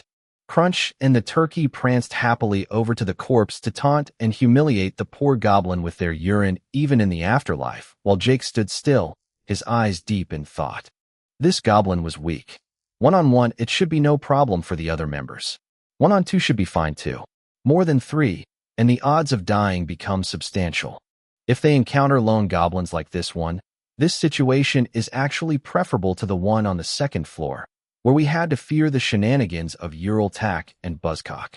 She commented coldly. At least here the chances of survival are fair. You're right, as always, but you're forgetting one detail.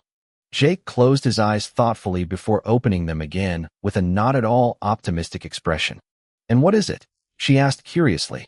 Jake pointed to the broken arrow at his feet. They use poison, and they know how to exploit their environment to ambush us. I doubt these goblins will give them a chance to fight an honest fight. You worry too much. Not everyone is as comfy as you are here. These refugees will never have the guts to soar up into the sky, making a racket announcing their arrival. According to this logic, it is these goblins who are most likely to be ambushed by the other refugees and evolvers. It was a reasonable argument, though it wasn't enough to dispel the bad vibe that was bothering him. Indeed, she added immediately afterwards. However, this goblin was just a wandering hunter. He was just looking for food. If I'm not mistaken, we're on the 2nd floor of this dungeon. There must be more than just a few wretched goblins in those infrastructures you saw earlier. If a normal refugee comes across a regiment like the one that attacked us earlier, they are undoubtedly dead. In that battalion, there were not only goblin digesters, but also an orc digester and one with human features using magic. If they run into any more of these aliens, they're screwed too. Lastly, there is another far worse threat hanging over them, the other evolvers. In my opinion, running into Buzzcock, Shactler, Ural Tack, or anyone from the other factions is a far more deadly danger than any of these dumb monsters. Chapter 569 Bad Luck. And she couldn't have been more right. Dozens of kilometers away from Jake, several humanoid figures were dumped through a crack that suddenly opened in the vault of the cavern. As they fell, the refugees and beasts dropped mercilessly from the dungeon digester's cave walls over 100 meters above the ground began to scream in terror, their faces completely drained of blood. Just as they had mentally resolved to meet their maker, one of those sleek figures with feminine attributes, whose flurried turquoise hair fluttered in the wind, hurried past them, her body wrapped in a dark halo. The next moment, several giant dark ravens came cawing proudly out of the shadows cast by the ashen tree canopy below them, catching them in extremis before impact. Phew, that was close. An elderly voice breathed out in relief, releasing all its stress at once. The three newly rescued individuals turned gratefully to the Valkyrie who had just saved them, their eyes brimming with fanatical admiration for the young woman. With her iconic turquoise hair, her serene irises of the same color, her grace, her armor, and her long sword. Who else could it be but Svara? At the side of the Nawai warrior stood Ingranus, Kelly and Call, as well as two other beasts in bad shape. Kelly and her adopted little brother were still haggard from losing a piece of their souls, their demeanor stiff and listless, but the old spearman was perfectly alert and focused, his gaze already scanning the area for enemies. "Thank you, Svara. Without you, we might not have survived this fall." Ingranus bowed with gratitude. "This old life belongs to you." The old knight may have grown stronger, but he was still not so arrogant as to believe he could survive such a violent fall. Even if by some miracle they had made it, several dozen broken bones and severely damaged organs was about the best they could hope for. Svara nodded numbly. Then, like Ingranus, she studied her new surroundings with her eyes, even performing a short-range scan. She was not as well off as Jake, and her oracle device was unfortunately not as advanced, but she deemed this expense necessary given their situation. "Wait for me here," she ordered before leaping into the air. A new shadow raven materialized under her feet, receiving her gracefully, and she flew up silently, repeating Jake's method to observe this new landscape. Like him, she spotted more suspicious geometric shapes in the distance, but her perception not being nearly as good, she could only guess at the moment. The rest being only forest and hills as far as the eye could see, except for a few opaque water spots. She arbitrarily chose one of these geometrical prominences as her destination. Alas, like Jake before, her deliberate action of hovering in the sky made her position clear to nearby enemies and evolvers. When she landed on the ground, she heard the clanking and clashing of swords, as well as the fighting grunts of Ingranus. When she found them, two gray goblins lay dead at the old man's feet, but the boy Call was curled up on the ground in pain, his hands clutching the broken arrow in his stomach. The most disturbing part of this scene was that Kelly, who had been doing everything to protect him a few hours earlier, was herself hidden in a bush, totally indifferent to his plight. Whereas Svara wondered how she could restore their minds, her expression changed sharply, a cracking of branch, followed by a loud thud betraying the swift coming of a much more terrifying individual. In any case, this one wasn't trying to hide. Scanning in its direction without hesitation, the arm holding her sword trembled slightly as she recognized the newcomer. A tall, unnaturally muscular man, 3 meters tall, with mud-colored skin, intense turquoise eyes, and an imposing fluorescent mane to match. He wore bone armor and a necklace of teeth that were known to belong to his victims. His face was partially concealed under a helmet carved from a huge horned skull that vaguely resembled that of a bear. Svara was familiar with this helmet, knowing full well that this skull belonged to a legendary Ursid from her own world. There was only one Nawai known to have hunted such a predator, and that was what had earned him his reputation as an invincible warrior. Buzzcock. You know me?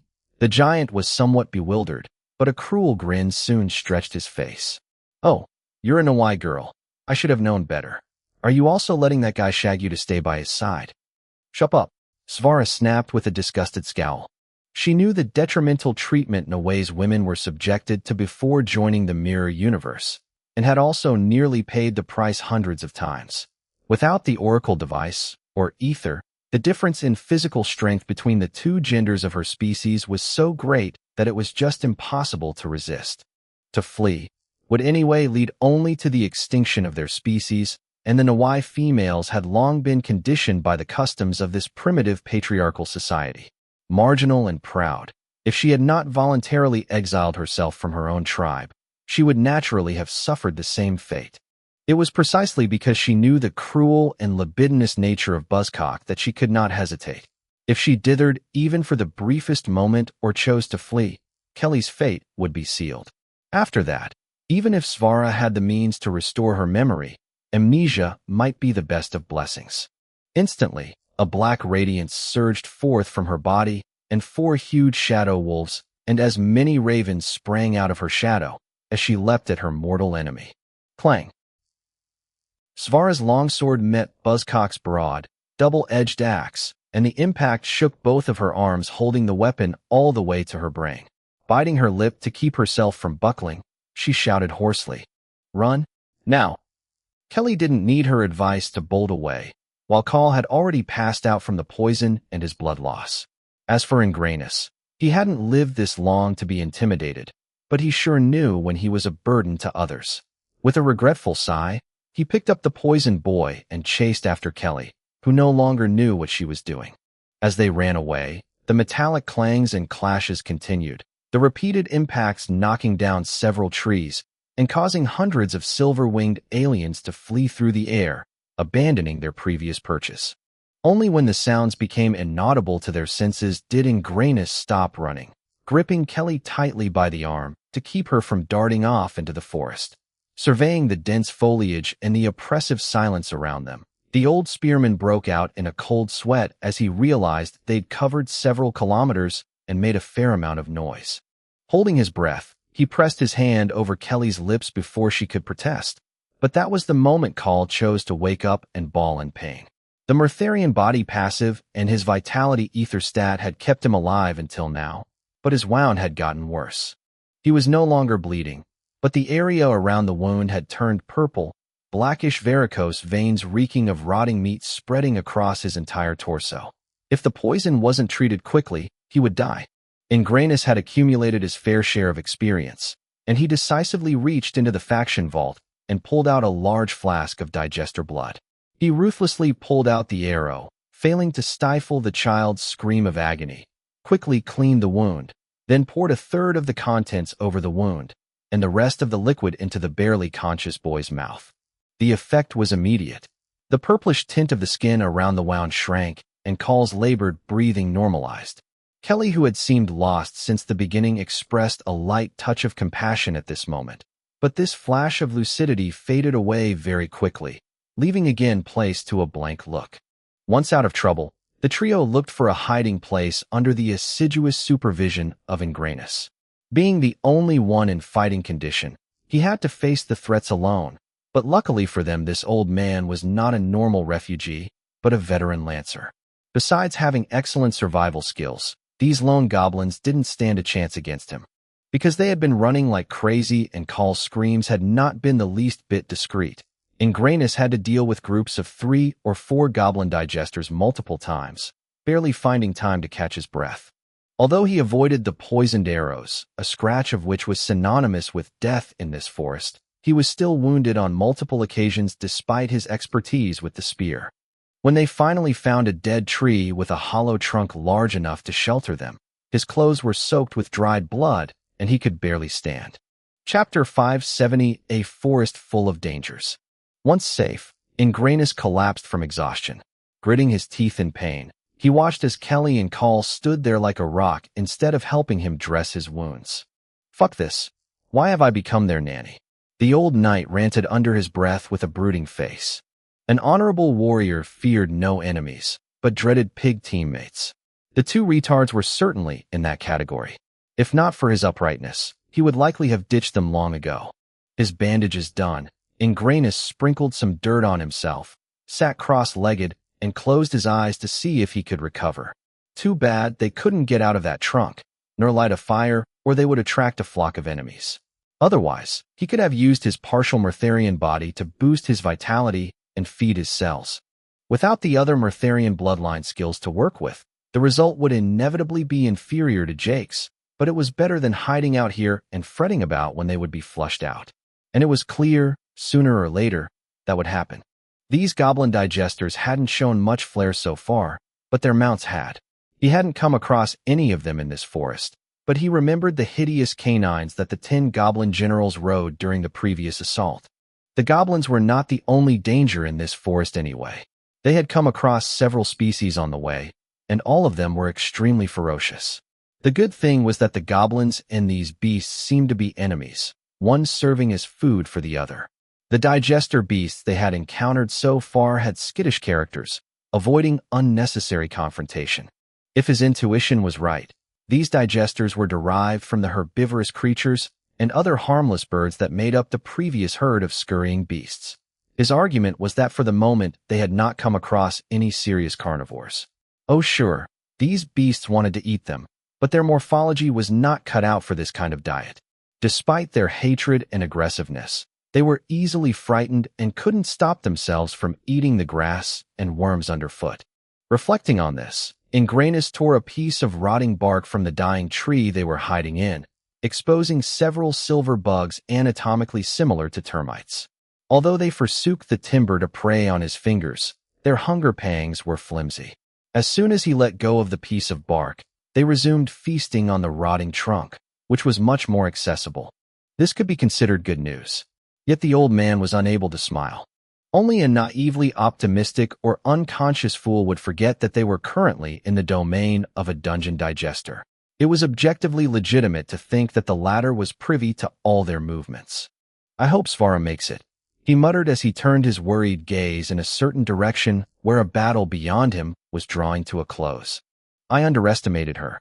A monstrous ogre measuring over 4 meters growled hatefully as he grimaced in pain, one knee shamefully laid on the ground. His huge axe stuck in the ground served as a crutch, preventing him from staggering. His eyes were currently bloodshot, not because of rage, at least not only, but because of excruciating pain. His thick, leathery skin was covered in gashes as a pool of steaming black blood formed beneath him. Against all odds, his wounds were still bleeding despite his absurd vitality, and they were even slightly purulent. Compared to his lightning defeat by Jake, this crushing setback against Svara was far more bitter. At least Jake was still a man, his ego could accept that. But earlier, he, a glorious 4th Ordeal Nawai evolver, had just been brutalized by a woman of his own kind with inferior stats and no soul class. Buzzcock may have been fearless and unreasonably aggressive, but his brain was pretty much functional. When he had no choice but to use it, he was still able to coolly analyze events. Replaying his fight with the young woman in his mind, he concluded that all of her ether and body stats were overall inferior to his own except for her agility, which was clearly superior. He was unable to appreciate how stupid and clumsy he was compared to her. It was inevitable. His ogre bloodline boosted his body strength, constitution, and vitality by a factor of 20, but agility was sadly not one of them. Add to that, with his heavy and sluggish build, he wasn't really cut out for speed. He had hoped to compensate with his higher ether stats, but he had been puzzled to discover with a scan of his bracelet that even on that field his advantage was minor. Clearly, she had access to grade 2 ether encodings, and her faction was not poor. His ego refused to consider that a lone female 3rd Ordeal evolver could secure the ether needed to fund the upgrade of her stats to 4th Ordeal evolver standard. As for the young Nawai woman's skills, he shuddered subconsciously as he replayed them.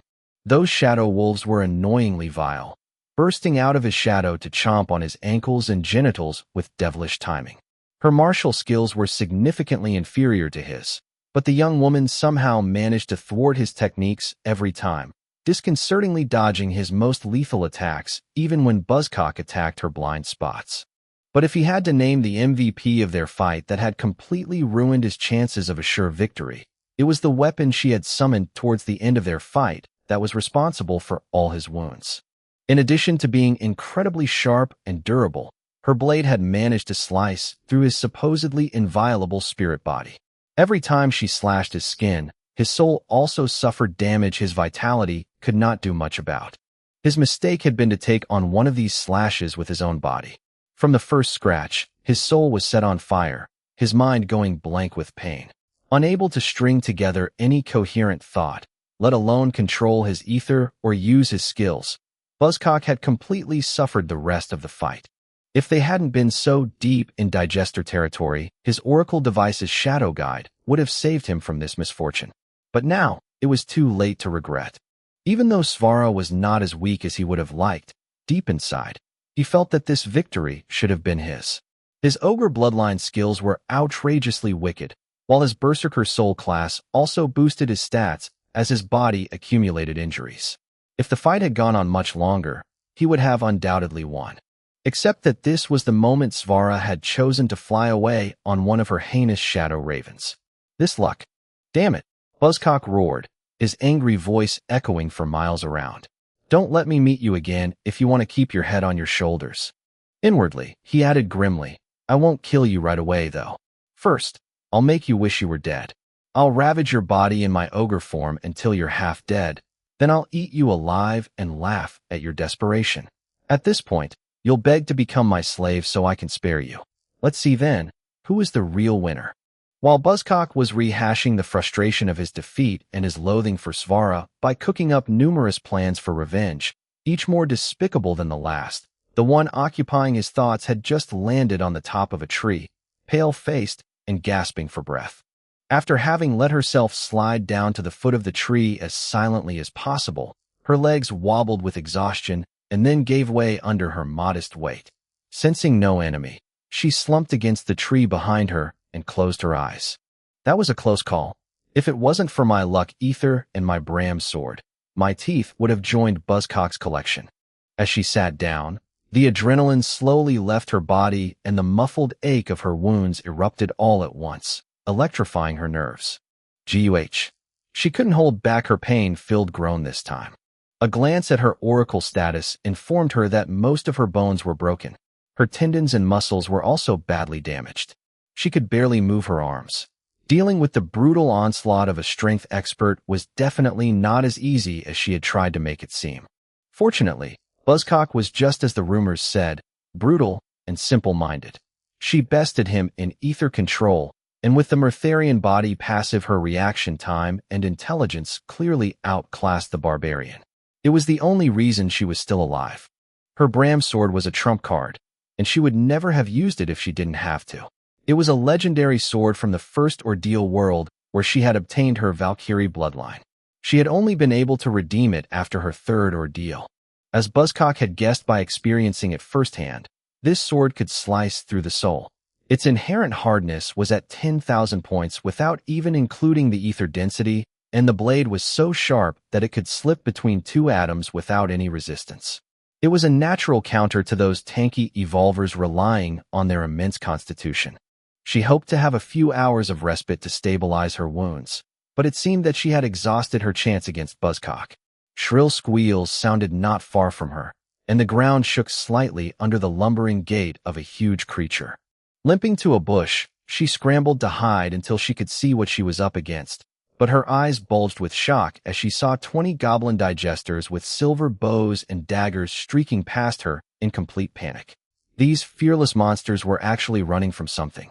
Chapter 571. Whoever it is, thank you.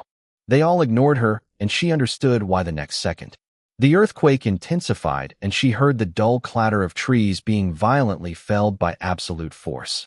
The sounds of heavy footsteps came closer, getting louder and louder, and when one last tree shattered, she finally enjoyed the unwelcome privilege of meeting the creature that had been terrifying them. Quadrupedal, about 7 meters long and borrowing traits from tigers and dragons, its ferocity was matched only by its appetite. The beast had no lower jaw, but its dangling jaw sucked up trees, rocks, bushes, and goblin digesters like a vacuum cleaner. Nothing escaped its suction power. A Tautai. Svara drew a cold breath as she recognized the monster. A Tautai digester. The scales of this one were not emerald green like the huge Tautai they had seen at the entrance to the dungeon, and its 4 evil eyes were not golden either. However, its grayish scales and the silver glow in its eyes left no doubt as to its origins. Even if this monster was a pale copy of the original, the potential was there. Svara especially noted that even though the digesters seemed immune to fear, they were apparently capable of fearing some of their fellow monsters. And rightly so. This Tautai digester didn't care who its prey was. Its boundless gluttony prevented it from thinking of anything else, but eating. Humanoids were its favorite food, and these goblins did the trick until it found something better to munch on. Staring at the mythological monster rapidly approaching her hideout with the destructive momentum of a tank, Svara began to seriously freak out. Given the suction power of that nightmarish mouth, she and her bush would be devoured instantly as soon as they entered its range. She was still badly hurt and unable to run, but if she stayed there, she didn't think she'd be safe. She tried to summon a shadow raven, but her face contorted in dismay as she found that her shadow was not responding. Looking down, she discovered that the shadow had already been swallowed by the monster. This discovery chilled her blood, making her realize how ignorant she was. The powers of this thing were so mystical that they literally flouted the laws of physics. The monster slowly nearing closer, she panicked, her forehead and hands sweaty, before going for broke. Faction Vitality Link. She immediately paid the 600,000 ether points and prayed that the other Murtharian nerds would agree to share their vitality with her. A few agreed at once, but not nearly enough to heal her wounds in time. The other members were also facing great peril. Steadfast, she gritted her teeth and hopped out of her bush, limping as best she could in the opposite direction of the monster. At the same time, she uncorked a precious canteen of rank 7 digester blood and gulped it down. The potent brew was effective, and she managed to pick up her pace markedly without aggravating her fractures.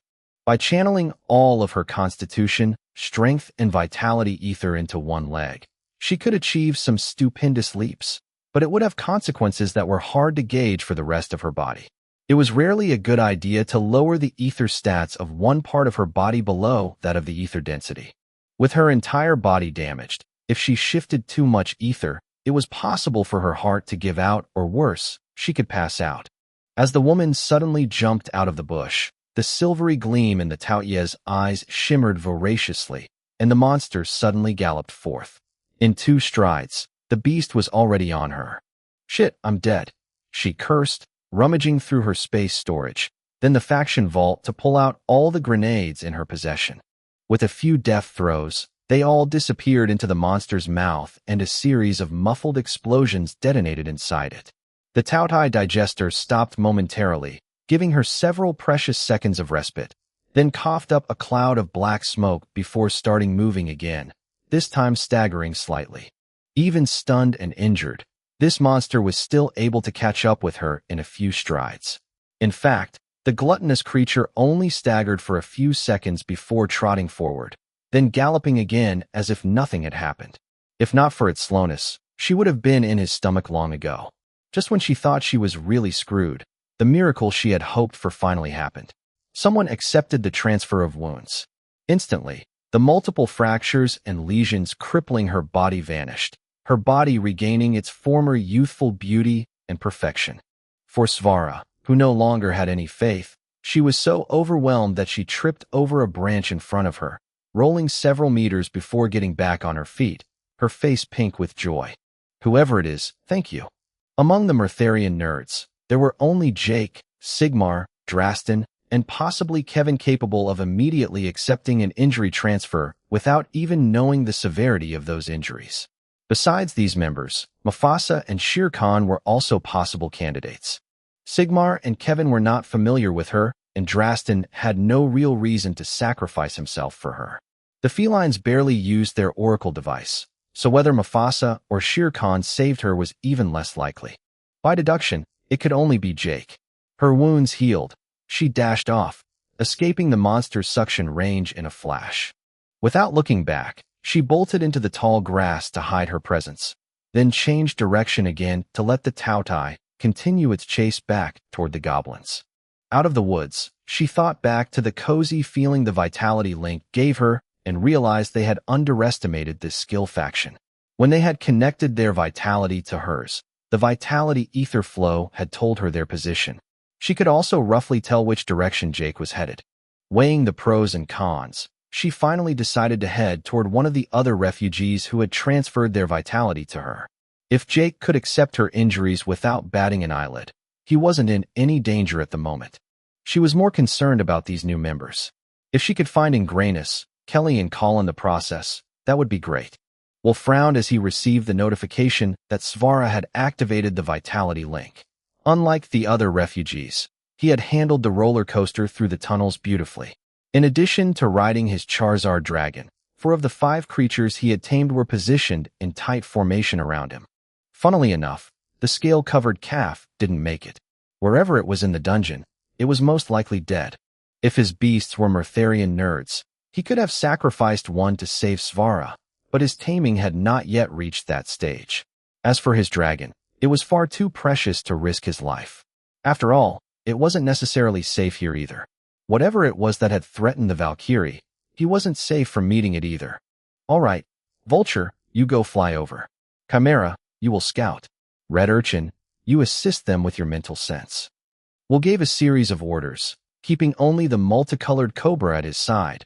Then the group set off. His choices were not arbitrary, but carefully considered. The names, though, were not his responsibility. These beasts had named themselves. Their originality was matched only by their simple-mindedness.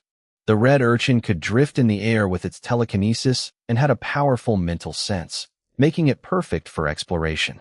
It could serve as a relay antenna and radar, relaying in real time what the 2 scouts, Chimera and Vulture, saw. Vulture, despite its size, was a raptor of great speed, whose body stats put it neck and neck with a rank 5 digester with a similar build.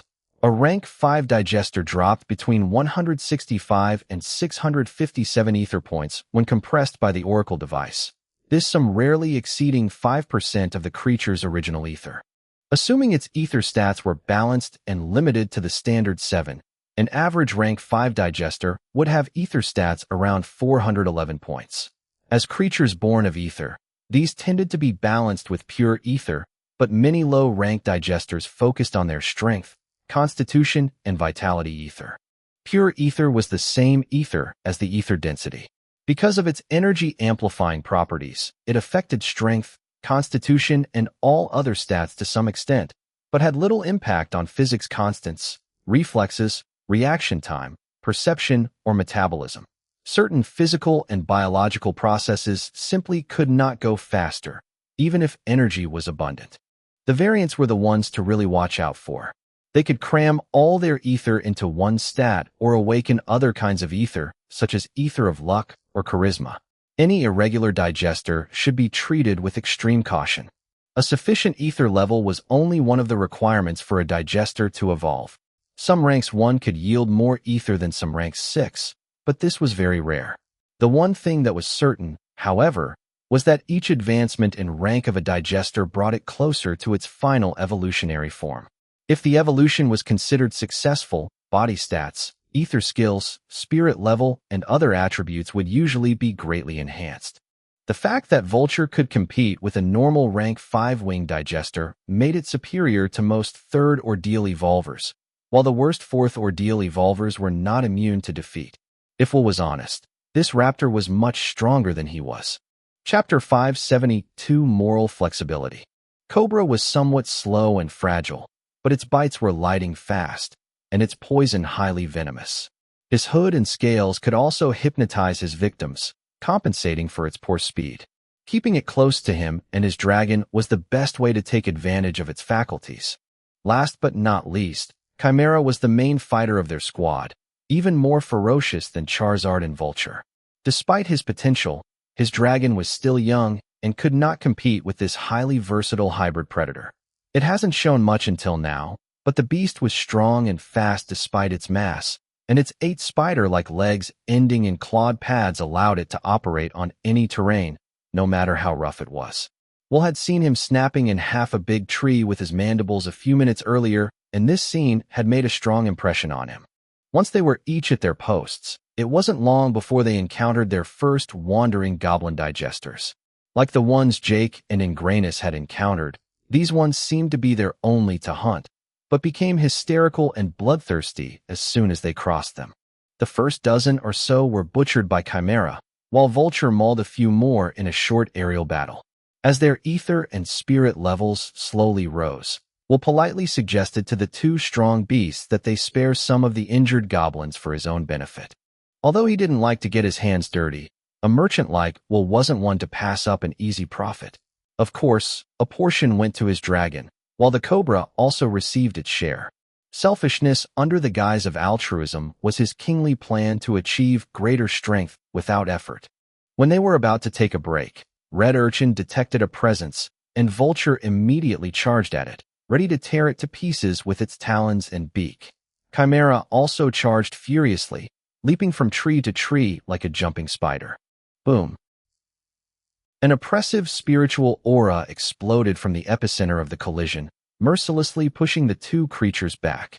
Losing control of its wings, Vulture let out a pained, high-pitched cry before crashing down at a 45-degree angle, crushing a dozen trees.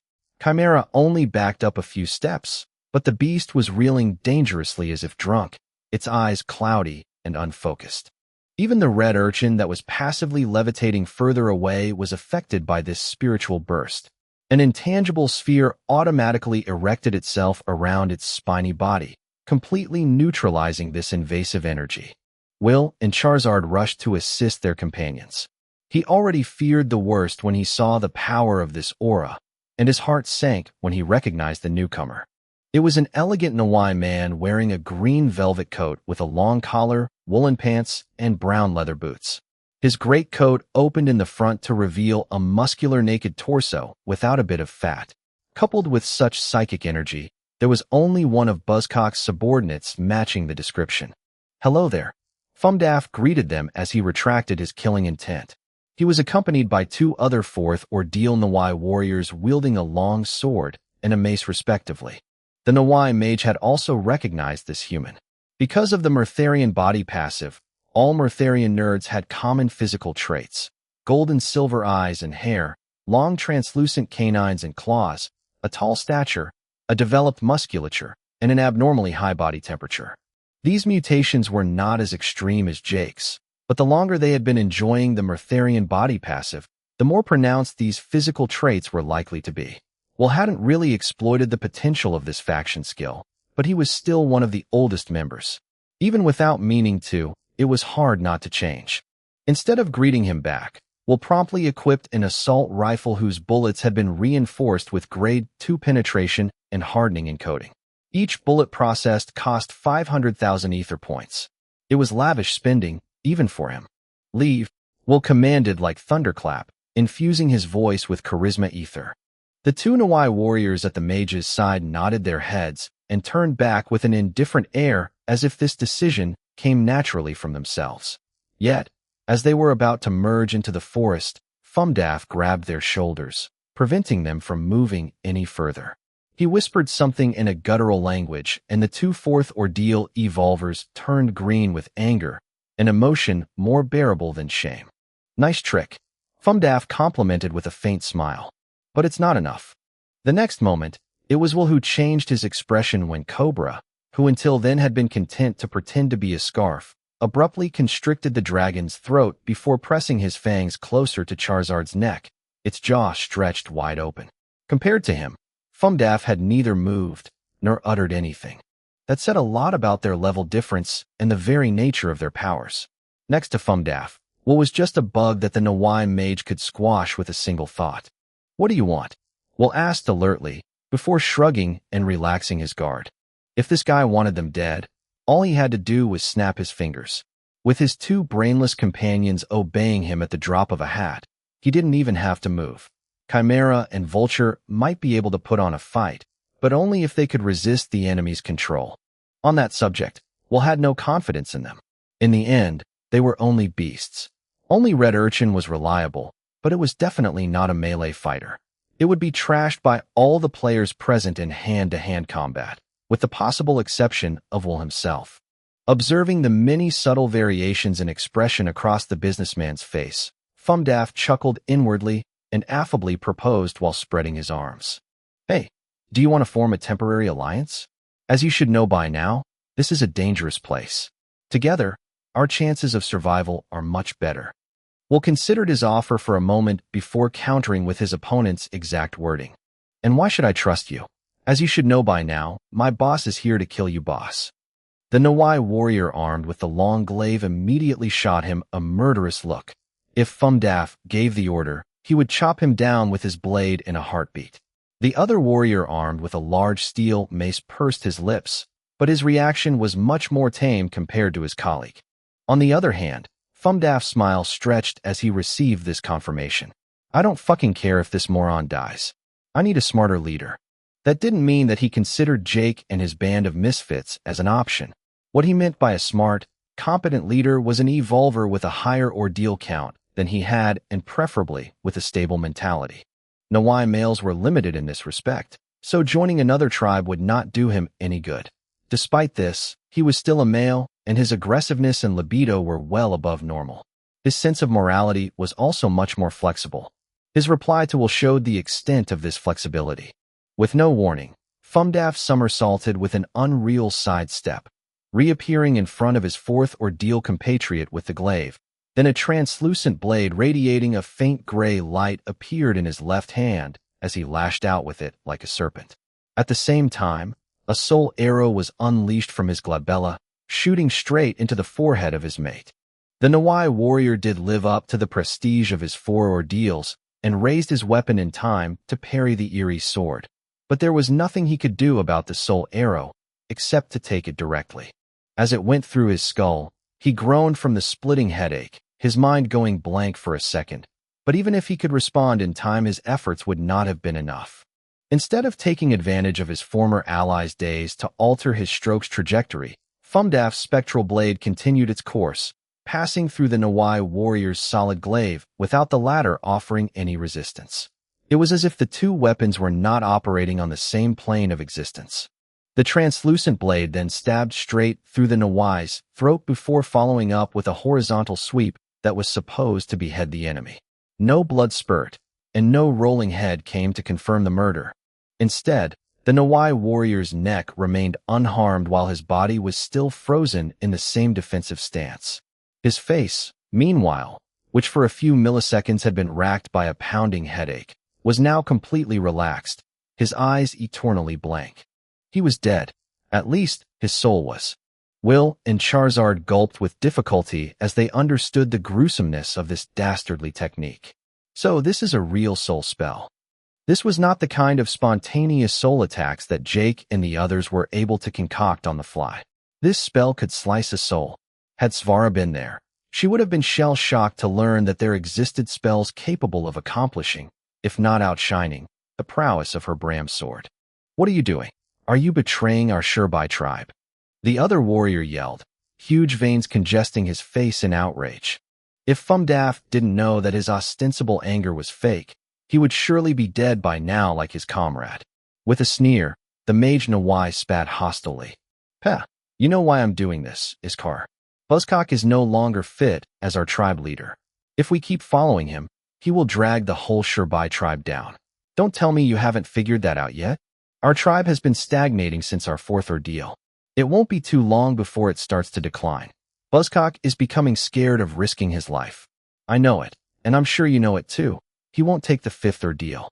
Its excuse to slowly solidify and build up our forces is bullshit. For Bino's sake, we completed 4 ordeals within a week, and we've been doing nothing but bullying people and whoring about ever since. Don't you feel ashamed? I'm so utterly humiliated that I can't even stand my own reflection in the mirror. With a hopeful face, Fumdaf held out a hand and said softly, "Will you fight with me, brother?" The man named Iskar wavered for a long time, his expression contorted because of his dilemma between betrayal, the promise of a glorious future, and remaining loyal to his decadent tribe doomed to extinction. Ultimately, he made his mind up and a firm, determined look replaced the confusion. I will. Chapter 573, and you? A catastrophe had just been averted. Will, who had been silently watching their argument, relaxed at last as he realized that the worst conclusion had been avoided. These Nawai warriors were no good guys, but for the time being at least, their intentions were not hostile. Cooperation was possible. Fumdaf already had a high opinion of him, and his character and intentions were still hard to pin down. He was smart, though, and could see the big picture. Will much preferred to collaborate and negotiate with rational villain than brain-dead saints. As long as their interests were aligned, working together was a viable option. Iskar was a veteran warrior approaching his twilight years. His braided turquoise mane was slowly turning gray and had lost its fluorescence. At 2 meters 60 meters and with his muscular build, this Nawai male was as intimidating and domineering as his peers, taller than most even, but his build was frielier than in his heyday. If it weren't for his recent power-ups and the advent of ether, his physical condition would surely have resembled that of Ingrainus before Jake accepted him into his faction. His temperament seemed calm and clear-headed, but Iskar was undoubtedly a traditional Nawai warrior. He was an aggressive, libidinous, violent, and belligerent man who definitely had a sexist and backward view of women. It was fortunate that Svara and the two sisters were not there. Will, on the other hand, thought he could handle this kind of individual who was a slave to his instincts and preconceptions. "You heard us? Are you with us or not?" Fumdaf called out, as he swung his head in his direction. "I'm in no position to refuse." "Clever lad." The handsome mage laughed good-heartedly. "Although, you've convinced me, I don't want to hang around with these useless runts." Iskar snarled as he scowled at the small human only reaching his pecs. "If I hadn't stopped you, you'd have walked out of here like a good doggy after hearing a single word out of his mouth." Fumdaf squinted his eyes at him in warning. "If you want to survive here, give up your haughtiness." Against all odds, Iskar nodded absent-mindedly. "You're right. I need to change my mindset. A good brain is more useful than I thought." The mage patted his shoulder with a knowing smile. "I'm glad you got it so quickly. If not for the obvious note of sarcasm, this could have been a compliment." Fortunately, Iskar's toothy grin told them he didn't get the underlying meaning. "Grr." Will gasped in fright as he heard something growl at his feet, but the two remaining Nawai warriors reacted stoically, as if they knew it was going to happen. "Your mace," Fumdaf uttered as he held out his hand to the veteran warrior. "Catch it." Fumdaf grabbed the mace on the fly, then used it to nonchalantly smash down the head of the deceased Nawai who was just starting to wake up under the Deathmark's curse. The undead who was about to come back to life stopped squirming, becoming silent again as a dead man was meant to be. After that, a fragile cooperation between Will and the two fourth ordeal evolvers was established. They set off toward one of the infrastructures in the distance, keeping a careful distance between them. Will, in particular, abandoned the previous formation, preferring to keep Chimera and Vulture at his side. He also forced Cobra to crawl on its own. They would lose some speed waiting for it, but the previous incident had made him painfully aware that keeping a snake too close was not really an asset against Fumdaf. At first they stayed pretty guarded against the other group, but after a few successful ambushes they started to let loose a bit. Will also grew more confident in his newfound powers. Because these goblins had some semblance of intelligence, they could understand what he was saying, and therefore his charisma ether and other beguiling spells were effective. "Stretch your neck and stay still." The businessman shouted for the umpteenth time at a group of goblins charging at him. The goblins suddenly stopped their frantic charge, bowing low and offering their defenseless necks for food. Will slowly walked over to them, then slit their throats one by one with a long dagger. Feeling his ether and soul stats rise, a slight smirk graced his lips. His strength, agility, and constitution ether stats, which were already at 1,000 points, had only gained a point or two, but his vitality, intelligence, perception, and extrasensory perception had finally broken through the insurmountable 100-point threshold. Because these stats were so far behind, their progress was brisk. His ether vitality had already reached 150 points, his intelligence 125, his perception 112, and his extrasensory perception 106. His spirit body had also just reached level 2. Killing these weak goblin digesters was more beneficial to Will and the other beasts than the two Nawai warriors. These fourth ordeal evolvers may have exterminated the majority of these monsters, including other more perilous threats like these fully armored gray orcs, but their ether stats were painfully stagnant compared to theirs. Logically, if Fumdaf and Iskar were their enemies, they would have no reason to let them close the gap. The difference between a third and fourth ordeal evolver might seem large, but with the mechanics of a dungeon digester, it wouldn't take long for the two Nawaya to lose their dominant position. This greatly changed the businessman's opinion of them. If they weren't completely stupid or reckless, it might be worth it to really get to know them. And to get to know people, there was nothing like a good chat. And chatting with people was his specialty. After a few initiatives, We'll soon realize that while Iskar was grumpy and not very talkative, Fumdaf was quite easygoing and actually quite a talker once he got going. He appeared to be enjoying their conversation and will learn a great deal from his past experiences and anecdotes during his previous ordeals. The Shurbai tribe was both the native tribe where he, Buzzcock, and Iskar had grown up, but it was also the name of their faction. Their first faction skill was an active skill named Vitality Tithe, and could only be used by the faction leader. He could drain up to 10% of his members' vitality and life force twice a month, then use this pool of vitality, ether, and life force as he pleased.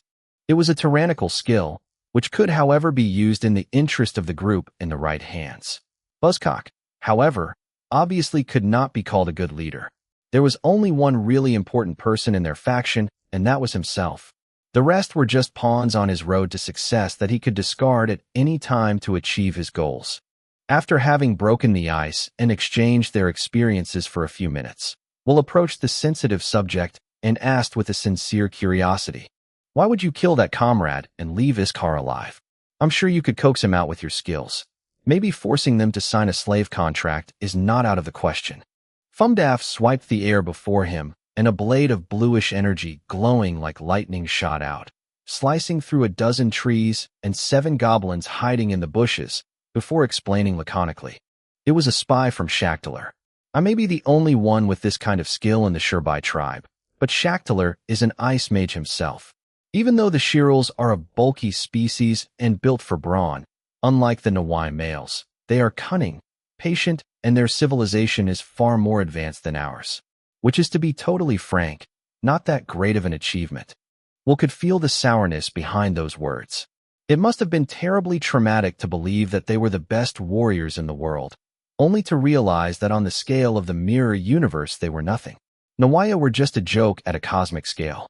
All one had to do was stroll around Thelma to meet a bunch of stronger, smarter, and wiser people. As these Nawai evolvers evolved and learned more about the reality of the world, they became painfully aware of their limitations. Some, like Fumdaf, were able to change and adapt, but the majority could not. "I am the shaman of the Shurbai tribe," Fumdaf clarified as he caught the perplexity on the human's face. "Our culture is primitive. Buzzcock has become the chief because he was the strongest, and I'm the shaman because I'm the smartest. Truth is, I was just the best at talking shit. By chatting them up with various superstitions, mystical incantations, and a little drama, it's not hard to keep them on a leash. I think most of those still alive know that I was bullshitting them, but they don't hold it against me." Making this admission, Fumdaf glanced tauntingly at Iskar, whose ears were pricking up furiously in their direction, and then elaborated. "Now I'm just trying to save whatever I can from my people. I already know that most will end up enslaved or wiped out by the digesters or other more cunning and underhanded local tyrants. Too few have the flexibility of mind to adapt and change their ways. A woman could lead us, but thousands of years of subjugation and indoctrination have ruined their chances of breaking free of their chains. But still, it's my people. I will do everything in my power to save what's left of them." Will remained silent for a long time after these poignant words. He could feel Fumdaf's steely will. Compared to him and his ambition to found the richest company in the mirror universe, he seemed somewhat immature. In the end, it was the mage Nawai who made him open up. "And you? What's your goal? Don't tell me it's just to survive or to become rich and powerful. Power and wealth are only means to an end." Chapter 574. Next time we fight together. The question seemed harmless, but Will knew that Fumdaf was not done sizing him up. Depending on his answer, the good impression he had left might be shattered. After much deliberation, he opted for the truth. Something he hadn't told anyone else, not even Jake or Kyle. Maybe it was easier to say these things to an alien with vastly different social norms. "On my planet before I got my oracle device, my life had already turned to shit," Will shared, sullenly grimacing at the thought. "My company had just gone under, I was in debt, and I was going through a divorce. I trusted the wrong people and took risks I wasn't supposed to take. I was really at the end of my rope. I'm not the type to give up, but the naked truth was that I was almost happy when these aliens came and screwed up my world." The businessman exhaled slowly as he relived those buried memories. Fumdaf was deadpan, but that was the way he wanted it. Will didn't want to be pitted, mocked, or comforted. He just wanted to be listened to, to say what had been sitting on his heart for too long. When I got the bracelet, I knew I'd better prepare for the worst, but I used it first to get my revenge on life. In less than 2 months, I went from being in debt to a billionaire, before finally realizing that money was worthless. Then I learned that my ex-wife had been bitten by a stray dog and died shortly after of sepsis. Now I know in retrospect that it was most likely a digester. I didn't shed any tears. I was just too numb and disconnected from reality to care. The buildings and people so familiar around me were fading away one after the other, and I was pathetically waiting for my turn. When I felt the day coming on, I went for a walk in the nearest mall, and the next thing I knew, I was on B842. Will suddenly burst into laughter, but it was bitter and tainted with irony. Believe it or not, I've been pretty much happy ever since. I love this place. It's dangerous and you risk your life every minute, but I feel alive. This bracelet proved to me that I could succeed on Earth. When I learned about the vastness of the mirror universe, I gave my life a new meaning. Using this oracle device, I will create the most successful company in the mirror universe. It may sound absurd, but I now have friends I can trust. Even if I don't feel like doing anything, I will do my best to help them. But you're hiding things from them. Fumdaf retorted steadily. Their presence is different from yours. The influence of charisma ether on your comrades is incomparable to yours. If I am not mistaken, you refuse to share your grade 2 encoding. That sounds very selfish to me. You're also concealing your ether skills. Will scratched his ear, looking away. He was indeed not proud of his conduct, but he harbored no regrets whatsoever. Even though I trust them, I've been betrayed in the past. Rather than be misled by over-optimism and naivety, I would rather preserve my standing in their eyes. The edge and grade 2 charisma ether and the matching ether skills allow me to sway their decisions and opinions in the direction that suits me, but without it, I just become dead weight. Seeing that Fumdaf was about to throw another remark at him, his gaze hardened, and he said, "Don't get me wrong. I trust them now, but I have no faith in their future selves. People change all the time. I don't even trust myself to speak frankly. However, I do trust our leader. His character seems simple, but he is actually abnormally stubborn, and he follows his principles resolutely. But he also has his shortcomings. He needs someone like me. We are complementary. As long as he stays the same, I'll stay loyal. If you hang out with us long enough, you'll also come to realize how unique he is." Fumdaf became thoughtful in turn as Will went back to hunting with the others. The closer they got to the chosen infrastructure, the more frequent the encounters with digesters became. Now that they were only a few kilometers away, they could hardly get a break and actually had to take some risks. With Fumdaf's insight, the businessman no longer saw any reason to hold back. Reddish ether runes were imprinted across his throat, and he yelled curtly at 2 goblins clad in a silver chitin exoskeleton. "Kill each other." This time his voice sounded different from the previous times. The surrounding ether was siphoned off by those glowing runes, and the 2 digesters did not just obey him subconsciously. This time, they were compelled. It was like a divine order from their general. They could not decline. The 2 goblins immediately turned to their kin hiding in the bushes with their bows aimed at them and savagely pounced on them with utter apathy. They exterminated their fellow goblins one after the other, getting stronger and faster each time, and when the spell was about to end, Will sent a mental message and they slit their own throats, ending the one-sided battle. Fumdaf grinned cryptically while Iskar unwittingly shivered. Now, it was a friend worth having. On the other side of this gigantic cavern, completely opposite Will and Fumdaf, another group of survivors were cautiously making their way to another facility. Unlike most of the survivors, their progress had been smooth and disturbingly uneventful. In addition to not encountering any monsters, they had not run into any other survivors either. It was as if they were alone in the world. On top of that, there was an uneasy hush between them with one of them chained up. This group consisted of 4 individuals, 3 of them human and 1 monstrous lion. It was the predatory aura of this huge feline that had kept the digesters at bay until now. Alas, they were about to learn that this advantage was also paired with an ugly downside. If this oppressive presence was enough to deter the weak goblins swarming this ashen forest, it had the unfortunate drawback of attracting much larger digesters. At this very moment, Kyle, Maeve, the veiled woman, and Mufasa were facing such a creature. It was another Tautai digester, similar in every way to the one Svara had narrowly survived, but its elephant ears were reminiscent of Shaktalers, while the tips of its legs were reminiscent of the talons of a bird of prey. To annoy them even more, the monster was equipped with a double pair of short membranous wings. It was hard to tell at first if this heavy beast could fly, but Kyle definitely didn't want to find out. "Can you kill it?" Kyle probed the giant lion, glancing insistently at the Tautai in front of them, which was feasting voraciously on the remains of a huge snake at least 20 meters long and as wide as a barrel. The titanic silver python was being sucked into its mouth the way a human might swallow spaghetti. The digester would be done with its meal and digestion in less than a minute. It was the perfect time to call him. Mufasa roared with defiance at Kyle's insulting question, reacting as if his pride had just been trampled. "Of course I can. Just watch." No sooner said than done. The feline stooped low, contracting his powerful muscles, then in one leap launched himself onto the Tautai, who weighed almost as much as him. A clash of titans ensued, of extreme violence. The fearless digester interrupted his meal and opened his mouth wide, focusing his prodigious suction power on the lion.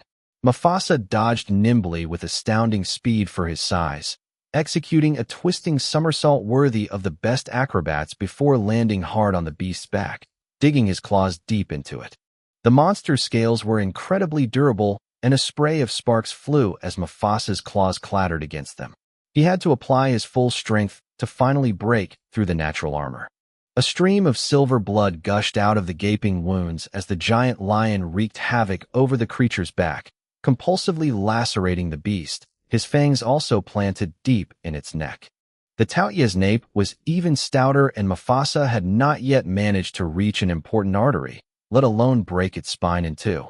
Applying even more force to the point that his jaw joints started to creak, the digester finally lost its haughtiness and became serious. On its back, the scales chipped by Mufasa receded, leaving many mouths crammed with teeth similar to the main jaw. The lion, who was about to snap its neck, suddenly felt a powerful suction under his belly, and a searing pain paralyzed him in place. When he finally managed to break free and landed on the ground a few meters away, a pool of red blood was rapidly pooling below him. Where his stomach should have been, there was now a huge half-sphere of emptiness about a meter in diameter. If the feline had been any smaller, he would have died by now. Fortunately, Mufasa had achieved his goal. His Nurgle claws and fangs were imbued with the attributes life drain, corrosion, bleeding, and disintegration. The Tautya's body had been lacerated deep through, and his wounds were severe. At this level, almost no enemy could survive such wounds. Even with the constant flow of energy from the freshly devoured silver snake and its unparalleled regeneration, the digester could do nothing if its wounds refused to coagulate. The beast bled to death in a matter of moments, as its scales and flesh turned black and disintegrated. Conversely, Mufasa's gaping, bloody belly began to regenerate as the life energy absorbed by his claws and fangs gradually restored his health. "Next time, we fight together." Mufasa had finally deemed that his pride was not nearly as important as keeping his life. Chapter 575, First Drop. "How much longer are you going to keep me tied up?" A girly voice, slightly annoyed and totally unconcerned with the lion's injuries, muffled Mufasa's growls of pain. Kyle stiffened at the familiar voice, and an excruciating pang in his heart squeezed his chest, momentarily cutting off his breathing. Turning slowly, a contrite grimace covered his face as he met his sister's jaded gaze. Good actress or not, he could still detect in her eyes the distress she was vainly trying to hide. "Maeve, you know very well why I can't untie you." It cost him to say this, but he had no other choice. 4 hours earlier, his sister had tried to kill him. His physical wounds had long since healed, but those in his heart were still burning.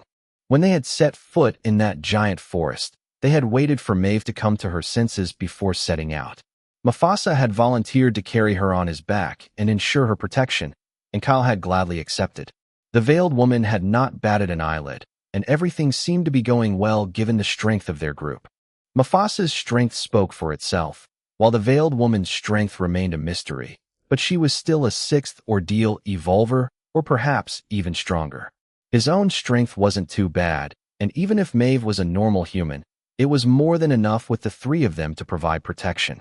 Except Kyle hadn't anticipated just how black-hearted Buzzcock could be. Long before they separated, the Nawai chief had taken precautions.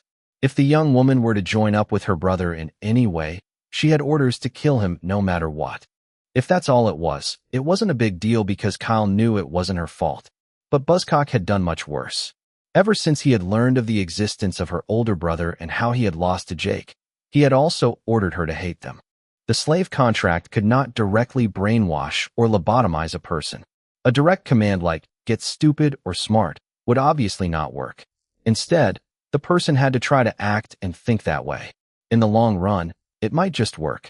In other words, ever since Maeve had joined her brother, she hadn't been able to help but feel a visceral hatred for him at the mere sight of him. Combined with the kill order she had received, resisting was nearly impossible. Her only mitigating factor was that Buzzcock was not near her at the moment. The slave contract's influence had waned a bit, but not enough to make a difference. At the first opportunity, she had shot Kyle in the back of the head with the gun he had given her for self-protection. She had waited for the first ambush of the goblin digesters to act, and that sneaky shot had been a success. If Kyle hadn't gained experience and a considerable advantage in stats, he would be dead. At the last moment, he had contorted his neck to accompany the bullet's trajectory, but his silky golden hair had been deeply scalped, while his skull had been chipped. This wound, though benign, had hurt like hell, but it was his sister's face disfigured by hatred that had really broken his heart. Since then, she had been bound with thick chains and her gun had been taken away. Maeve, you really can't resist this order? I'm your brother, not your enemy. Kyle repeated for the umpteenth time as he saw her give him a scathing look as if he were a repulsive cockroach. His sister's response was no different than the previous one. The chains constricting her tightened as she tried to lunge at him, but they held firm, keeping her securely in place.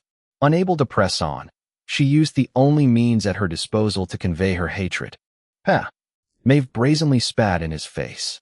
Kyle dodged with a slight head movement, then sighed with misery. God damn it. Buzzcock, I swear I'll kill you next time. Enjoy your last moments. His sister wasn't that weak mentally. If that ogre bastard hadn't subjected her to all kinds of abuse and atrocities, how could she have obeyed those orders without even resisting?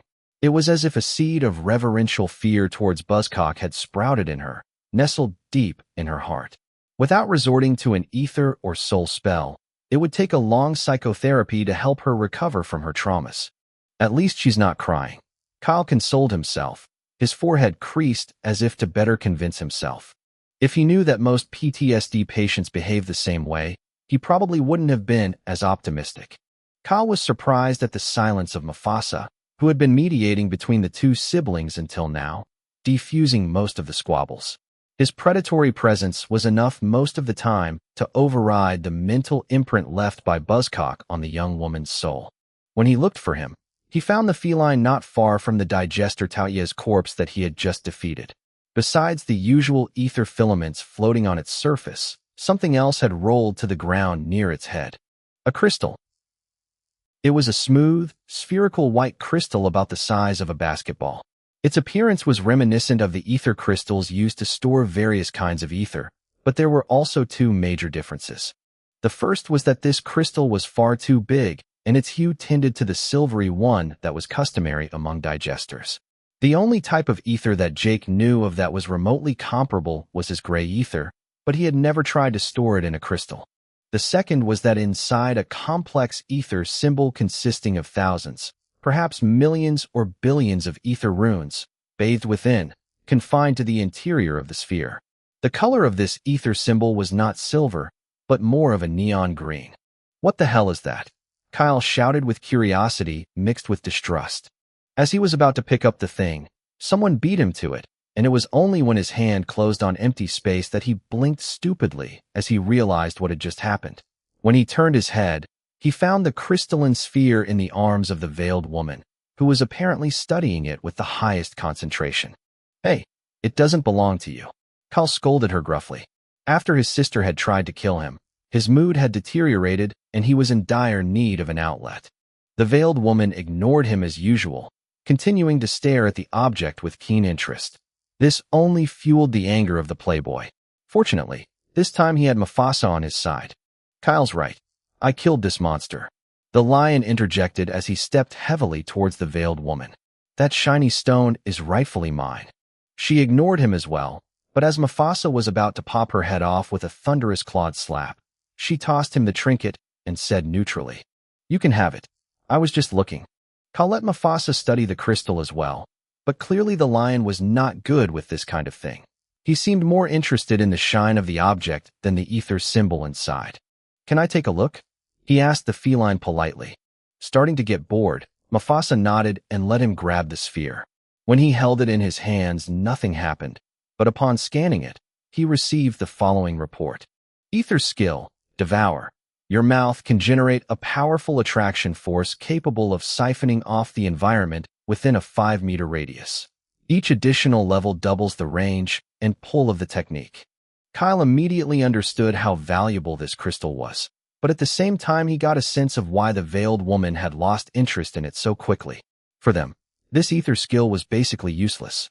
They lacked the highly efficient digestive system of the Tautai digester to make good use of this skill, as well as the ability to compress matter that this monster used to ingest objects more massive than itself. If Kyle tried to use it in the middle of a fight, he might just bust his teeth trying to swallow a slightly larger rock. Given what he knew about the lion, Mufasa was a much better candidate than he was, but the feline also lacked other crucial skills to fully leverage its potential. Let's keep it for now, Kyle decided as he stored the crystal in the faction vault. Mufasa and the veiled woman did not object. The lion stored the giant corpse in his space storage, and Kyle filled his canteens with digester blood for the battles to come. The group then set out again, looking for more prey. Kyle decided to stick around to level up his ether stats. The Tautai digester that Mufasa had defeated with great difficulty had made it clear to him that it would be dangerous to go on from there. The lion had not yet fully healed and wanted to face other digesters of this type before deciding whether the risk was manageable or not. Thanks to the corpse of the mutant Tautai, the group had enough to eat for a long time and high-quality digester blood to hydrate and regenerate their wounds. This digester was probably a kind of mini-boss to drop an ether skill crystal. They didn't know what the drop rate was, but they intended to find out for sure.